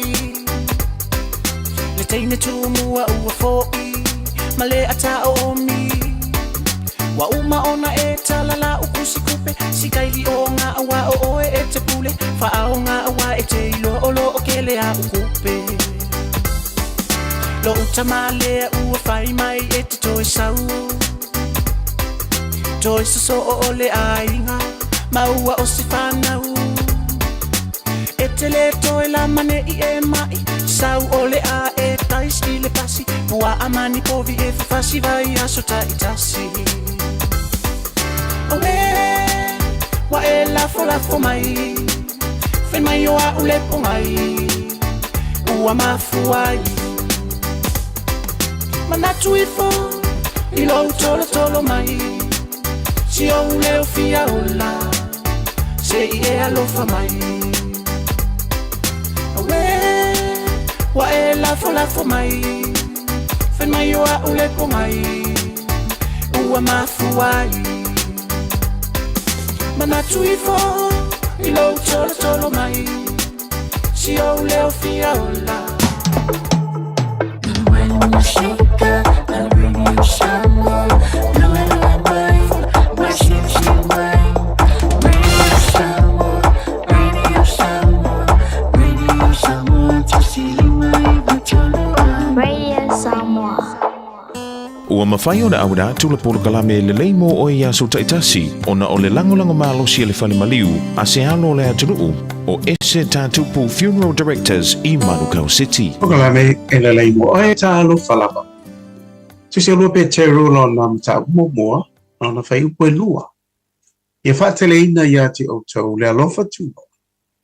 Ma le manuia o na olo autou I loa le lei o le atua ma Yesu Keriso. O le loa le lei o se tangata. O na ua umi se mawtanga o I loa le tangata le. Rona wanga lu. O na ua o ina masu esu e loto I le o langa ma le tala anga o se tangata. Whata inga o te loa le lei.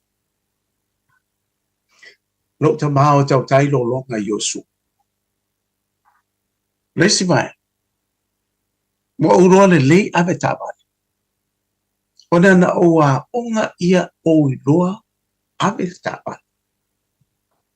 O lo iloa le lei la o lo tama. Na whaingo fiei ona oa lofa, ma o faalo alo, ma o stai I lo tama na uola mai ai. Ile nei la lo langa. Lewa mai e le apostolo Petero. Lona I loa le lei o le atu. Wasa ye taimi. Na a fia ai le apostolo whaaloto le tolua. Ma na yei le masa o salo. Ma le tali tonu wha maoni. Ile moni o le tua. Pa Yesu Keriso.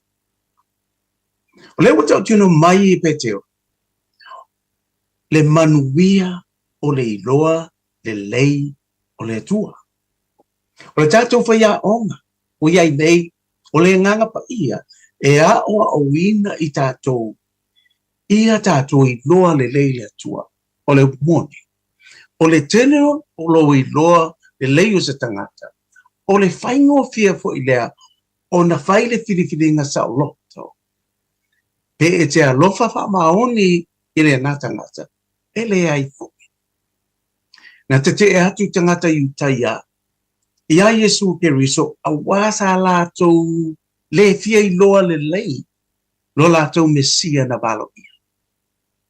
O le tātou i loa le lei o le atua, tātou te fia ai ma le manuia, ma iai le saolotonga ia tātou, e le toi pū lea le fefe, o tātou loto mana. O le loa le lei, o le atua ma Yesu Keriso, o le tātou saolotonga le nā e whaambau. O le etalia Yesu, i lau loto i le na yaso, o lau wha o la tanga e whaambau e whaamaoni lapa. Mamanisua, e le lei mo oi.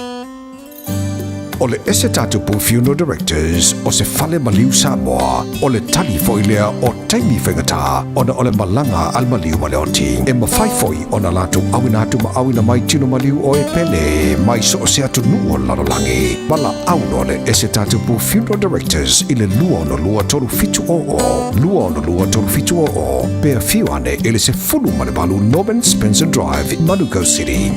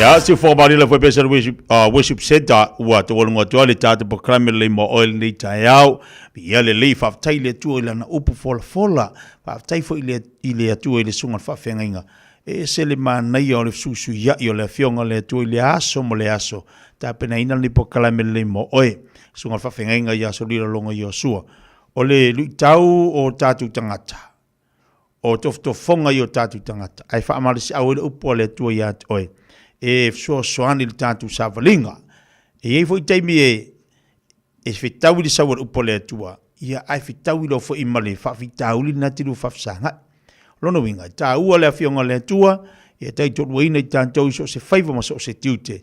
Ia mai se o le whaamarasi au le nita mo enga lo tātou iai, wa e umamele nei lau langi, ia ngako ku ua leo lau langi, ai kako o ngua ngau tātou. Le ai se mea tātou te o ma tātou. E te pili malava o ia isi au potu moe, ia ele isau talo e toi whaia, ele isau upo toi whaia na o lau pili ma o ia ma e halu. Ao mea umana e whaongaina nei lau langi pe lau taawale la poa, o si au whale tioata, ia o au ngā ruenga, o au kikili, mau master, mau whailonga la poa, e tu uma ilaro nei, ai te pili malawa na oe ma e alu, ai le pe pae te pe aululi.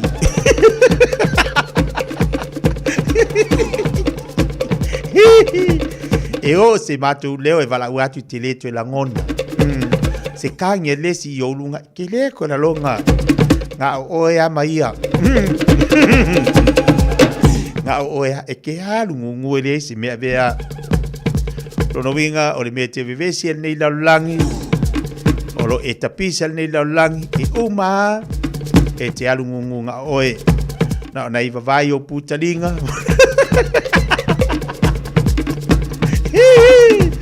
Ia pia ku fōringi o langa.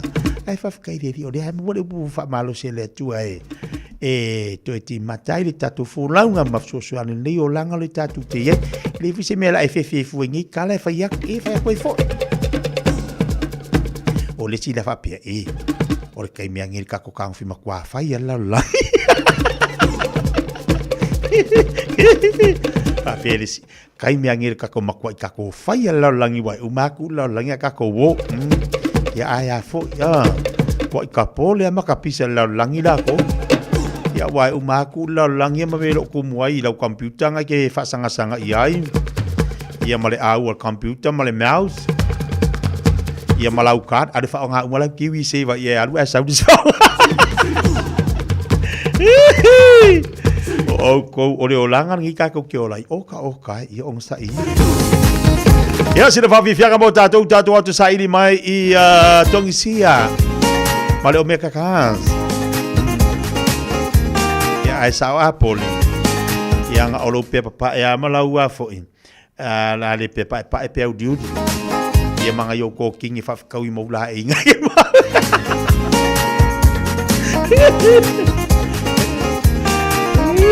O le si wapopo le a. Ke i aru a le se kalalang kiwi se ko.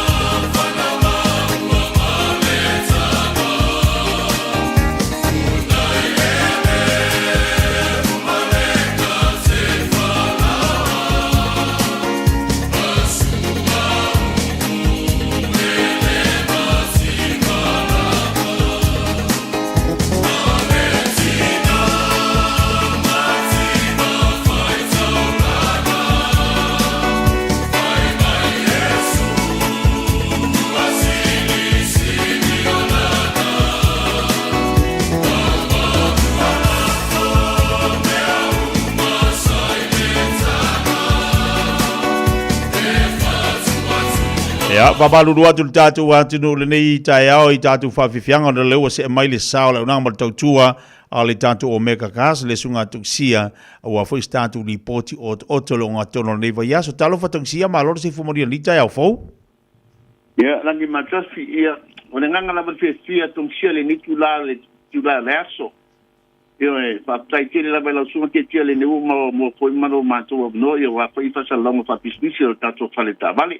Ma to tu fa tau ba alo me kasi ya nga te pia lai fa talo fa tuela sunga te tia fa malo se tu mo dia fa malo fa yo sai ba te tia yo vi ia le o tatu e longa tono le vaiaso ta se la ofisili tong sia le ia o no tatim fa pia ni te alu ne yo langa mal sei fuanga ia I telefo yo o fa tunga tu pela ia I le bank ia o te lopo fele te alu ne yo langa te ua e mai fafu se ua la talata mai le taimi o le li ia toi o ia talau tu pe I le pe ai a fa pese tu danga tel fai tau atu le saunuanga a te tia o te le ia tala mo mai o tu pe o te rioti okay ia no walu la no walu le ta pau fa tai miro solo la langi a toa ia mana ia seki ia seki mana ia wa fa tatu te ri lo taimi tala ngwa mai tua ele lei ala lo tala mai talula ia le ta fawa ia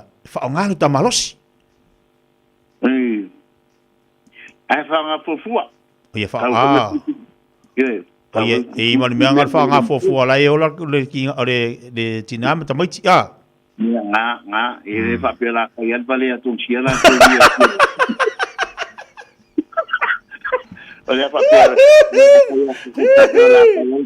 vai tu na vou lá lá tu ele só ma fa pe e ku ia nga va tu pe tinam fa e fa feira que o ma wa fa pe ko pe escolo que na okay ia já para que tem cara se firma com uma mel que já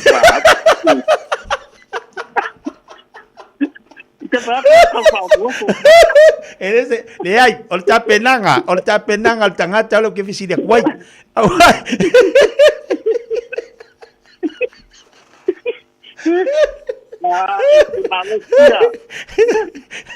Magaya tadi fa ngale tu pero ta malosi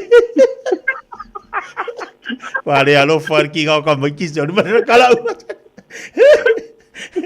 Alo stogi ya le o ta taimi le kakai bagai foi si akan ngi yasu ai fa ku manga ku kera lau karison makwa fa ku manga ku lau ka bangai ya manga chico mai que te silia ya le maluma o pa ai ora ofisili pe ale ngi vai nga ku pe o ke le pe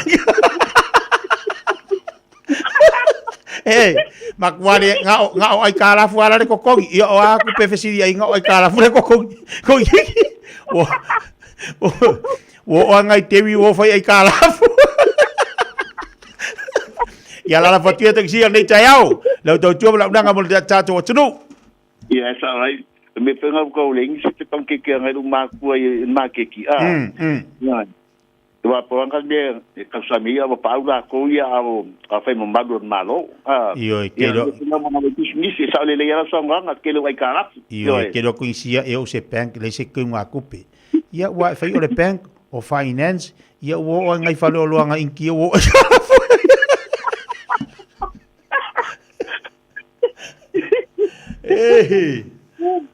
ya sa no ya chunga le pole tai la sunga le tu te no lo mato no fa au fo le tu la le tai au o bi inga na fa fo ia te ia yo te ina malo so fo ta to tu no fa te so mato vola ia le nei la ta to fe le mo no ale tu no pa ta lo fa tu lo fa fo anga samo po fe la ma me ta sa lo fa pisisi ta to fa ta vale lo mega kas ya fa ta lo fa lava to si le ava ke le lava male fa lo pa malo so mo dia pa malo ta wa tai albi inga fa fo ilava ia te ia to tasi ya to tu masani lava ta to fa ta vale yo ke te lango ga fi wa ila fo fa fo nga sa boy le fo ile to ta so to sia la to via yo a ngal venga lava to sia yo le fan wat yo to to inga ta to atinu fa mama abenga ye matulanga fa penga ye de mo to nu ta so fa ta vale o ta vale fa kwatala to sia champingi ka ko fa ta vale Samoa yo champingi ya o mega kas telestock Tele to nga tava le se felo filinga ta sumantala. Ai ona ole afo ole la tiki tatu space le display tatu tabali. Se manua to si le tabali uma ka kustok. Au tiki la tula la fa inga tela ngona lava te le bai le fasela ile lima sela tabali ole tonu tatu warehouse. Yoi, por tatu storage, tolu tatu storage. Tulanga fa pea. Eta pena me tatu tabali felo pipilinga tabali amata me family bands o commercial bands. O tato mini bank, tato SUV la po, o le Toyota Highlander, o le afo iluafes fuluolos, fulfitus, fulbalu, loe, mas fulmaliva, tau sanga, o tato tabale, o tato CX-8, 2022, 2023, CX-9, same model, same year for iluafes fulmatolu, tato SUV la po, o le tato Toyota, tato Holland Trailer Placer, 4 Rangers, Toyota Hilux, Mazda PT50, ma Mitsubishi Triton, ma I want to join us for specialized tato fantabale customizing o tabale o mea lava te pinangalo e whaapi tabale pe sule lango o tabale tulanga wapenga pa ilo mai a tongsia ma pulenga tato o mega cars tato fasolo me tabale ki tele tabale ma na tua sa mo le tolu tau sanga le te fan tuan mala tato atu the very first year of your contract. La serena la tabale por l'estalina la tabale free. Fainga bon the fitness todo to sanga momu la kokalate free. Servicing la tabale todo to sanga momu la kokalate free. So vai la ye. Ola la se mette fingalo ye. Ola la se mette mana oi. Fama ma benga le tangi to atung siamba longo tu satu atu. O mai fa nga. Kato free le mo fo ile fo fanga solga fo ile fenga na fa le salta mai lima selau. E mo ta malo no aso rolea da salta ma pe a tadia ta sanga ma sai con kanate e se tatu vi free man tu tatu vi free e io an ai nga fa pitoa su mai tala mai al samo ile lo selau ke me di strike ine papa to man ka lo selau ke me di strike yes pe val au mai fo tatu le nai o iva lua fitu lima balu tachilua o iva lua fitu lima balu tachilua ioe o te fori tuksia Olu tasi pa pituono lima pa tasi. Olu tasi pa pituono lima pa tasi. Mamira fa sang sama ya pa mani tele la vale tu e la sunga te tia. Alo fa tele la lava yo e. Okay, love you too. Okay, bye bye. Love you papa. Leito sia mal tatu to de vangal ta ya pene fa fonga ba yai olu tasi fa pituono pa tasi. Olu tasi fa pituono pa tasi lua selau Kevin T Strive na imanukau. Olo ia le tau tuala sunga tang sia pana ia ile nei tai au. Tu ta vale. Ya te tolu minute talo li tula smalua ta pena mali tofa ya fonga mua se wanu Francis Jone. Awale pa wino tatu po kala me se pa istemi le so. Manuia finga pa lo tatu atunu olo finga ipe malanto le nei aso. Ya ona tu tasi do le aso. Pa ile finga filinga tela tatu atunu ile as flaile. Alo fatu tia tatu fila le aso tai au se fo mai manuia. Na pta inga lona lua mo matua o pepe phone. I le taiminei o loo whaatupula ia i le talivivini i Aotearoa New Zealand. E silon pipisi mai mawhai o lama tiai pepe fau whaatu a whana nau mai. Ai mai se lama i le ono vai aso mua o le tu e ina ma le tina au la ititi tele mo le tui. O lea a whai o le tina po se tausitama caregiver o le whai o le tui pui o lau pepe mai le whooping cough i le taimita tau o le awala sili le nae pui ai mai le pisia infection ma whaiti ai a fianga o le whaamai. O tui e le se tutongi mai whaia pe a ono vai aso le matua le pepe fau o na tue whaia le tolu masina ma le 5 masina. Ia whaafso o tai lau fo mai masani e whaamau pe poka aso mo tui pui. A whai o misia le tui mua lau pepe po o tui uma a wal popole ai tala noa lau fo mai. Tātou pui e a tātou oloa po taonga sile o na tāua. Tau tua nā le tui pui immunize. Tala noe lau fō mai whaatua tuaina i se taimi vave. O e sila fia e iwa tesi ma le tolu 5 miliona tāla le se leni ale UTOS ua toe whaasafua atu i ona sui whai unite i le lua o lua wha. Fai sau teo ngā tupe e teo whaafainga luenga ai lau se leni ina ia vave whaotau nuu se whaamoe moe tā ua a lau ainga whaape e ka le sia. Whao ngā au nanga le ANZ po le talofa voucher, le M-Tala, ma le My Cash e ala i le Click X. Whaafso tai mai le ono valulima lua ono iwa whaiva, le www.utos.ws, po le e-maili o le info@utos.ws, po le Facebook, le UTOS, le whaaputu ngā tupe teo whaafainga luenga o le mawaenga tausia Samoa, teo whaafainga luenga e mātou lau seleni, ai sele e oe le manuia. O le teime whaari ai le tāleni al tama i lunga o le leitio. A wale aso whapito o tama ua la tamai. A whai e whiwhia lau tama e tautala, whai tala maalie, pe whai ana whamtalanga e winga i talonga, mātou te wala uria o ia e awai, i le tauwanga, tama whaasalau a le Radio Samoa. Po e se vilo po e tusa ma le tolu se furu leono se furu se kone, o lo whaatino ai lau tama le whonga ino le talonga le manu Samoa, o le kamuni TikTok. O le tama e sili ana reactions i lunga o le Facebook, o le amanu malo i se whailonga, mo le aso whapito tama.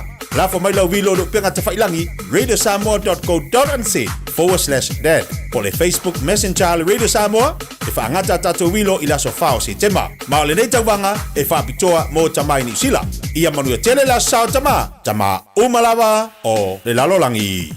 O le Casa Beds and Appliances, o le tali o umanaonga, i o loa e whaatotonga ailo mauta, ini tau le lei, toi anangata, e mawai moenga ngā o si tutona ni usila, whaapea se tino fōa le potumalo lo, laulau aimano fōa, TV, la au pese, usa aisa, masini tā lava, telefoni fe aveai, maisi. A whiu ane loa i le whawhituwha Great North Road o tau, po le tolo fituiva Great North Road i Henderson, le Casa Beds and Appliances, telefoni o valu se lau, lua 555 o valu se lau lua 555.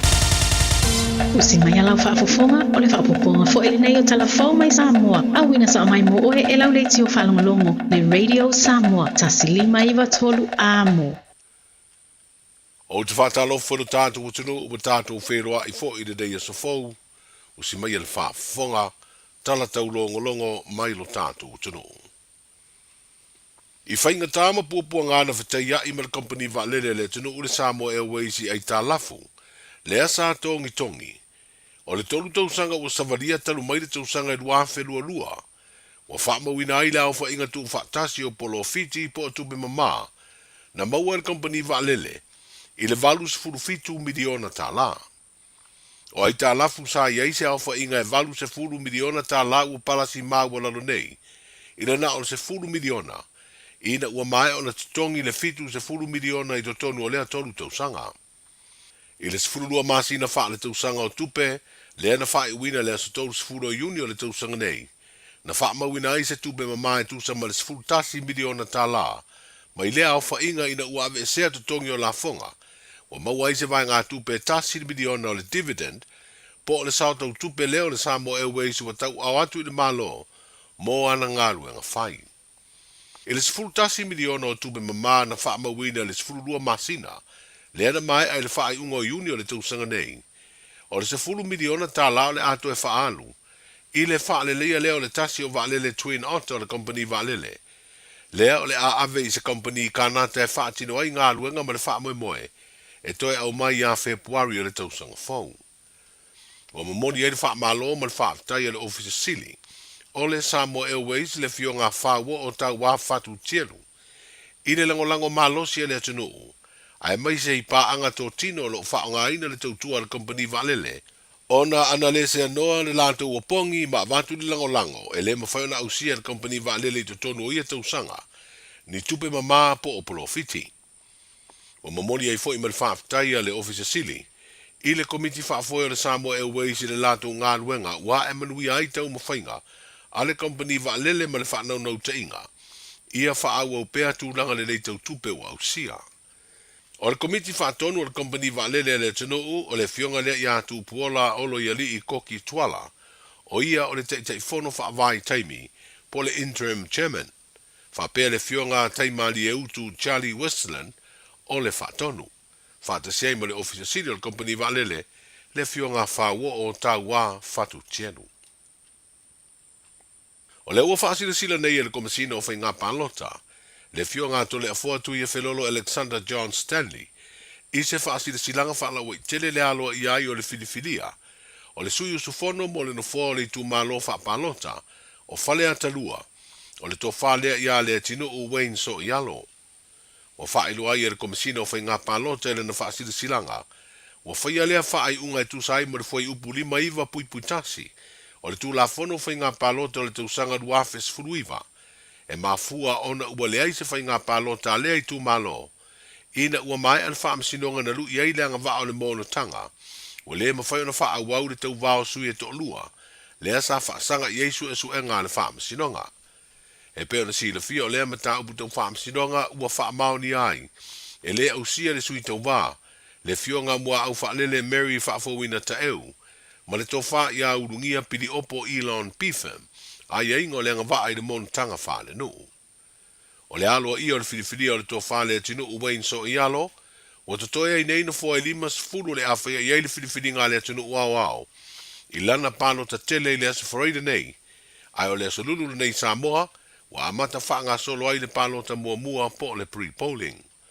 E lima afe limas fulu tolu na talo sanga I pano ta mua, ai na o le tasi le afe mo na tupu, ua talia talo sanga mo lea palota. O le tāla o le iwa le tai au le nei asa lulu le tātu o tanu o wha moe e te tala ifa le palota ua whiriwhiria mo le palota mua, ma le wha moe tāpunia le tā o le wha I le fiafi.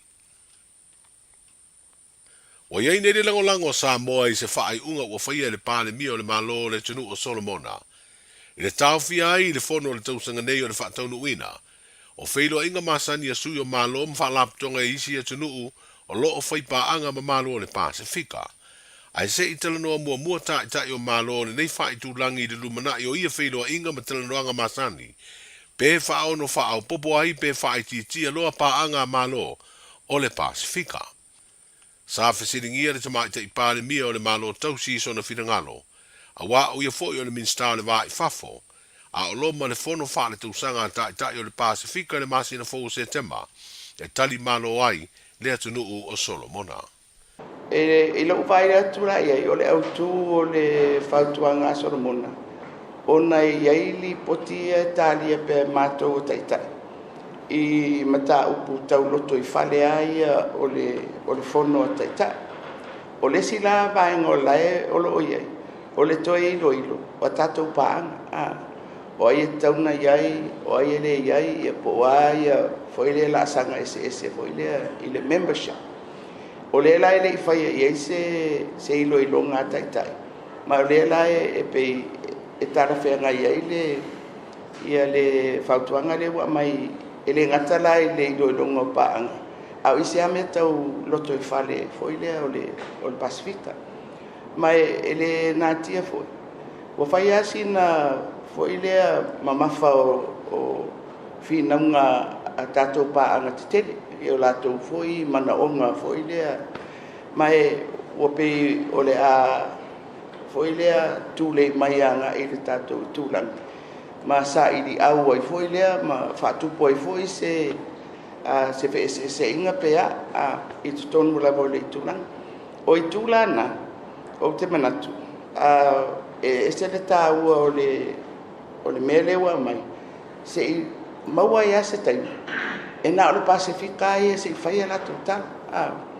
Ia ma manino ai foi la o na awhapea e tāua ia se vainga whai tūlangi.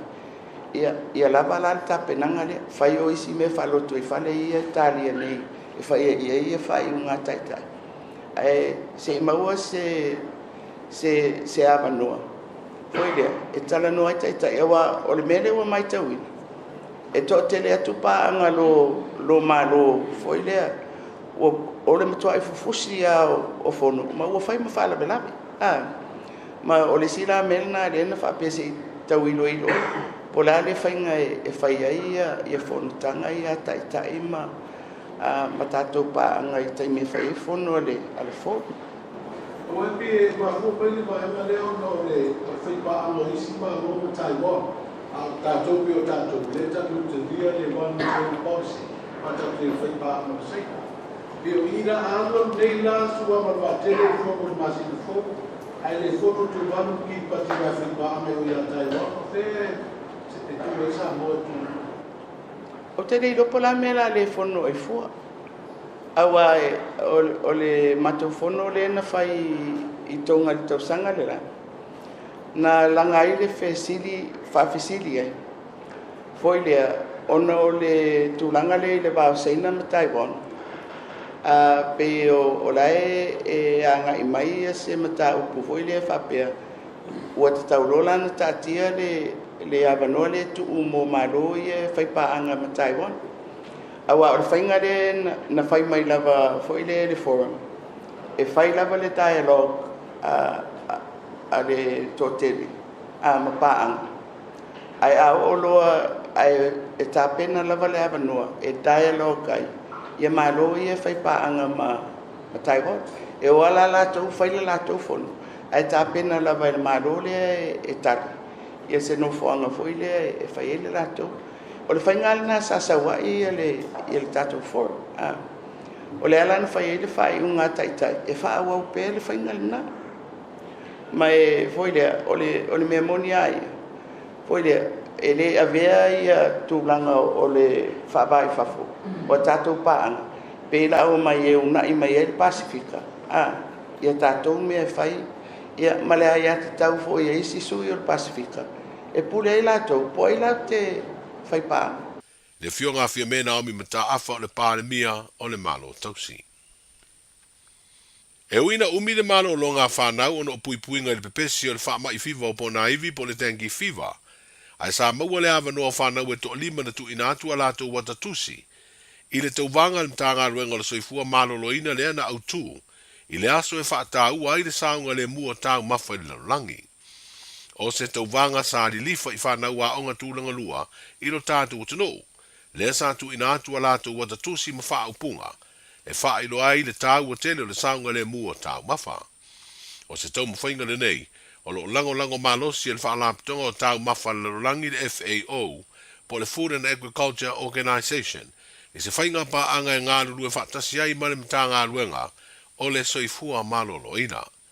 O whanau na whaamanu ina lātu o tatusi po posters, o Charlene Sebastiano, Vala Whangatuai, Senio Peseta, Valerie Mafulele, Malafulafu Whangatuai, ma ia onga tūlanga lua o St. Mary's Primary School, vai Vase Primary School, Si Umu Primary School, o le Divine Mercy Primary School, ma le Maris Brothers Primary School. O whapatei e le pulenga o mtanga aruenga o soifua maloloina, I pule a onga mamatua I le langolongoina le nei wha moe a wā alo ma whanau o le tātu o tino. Tala nao le nei aso, Sa lofa lava, o le si ufafonga le nei o sa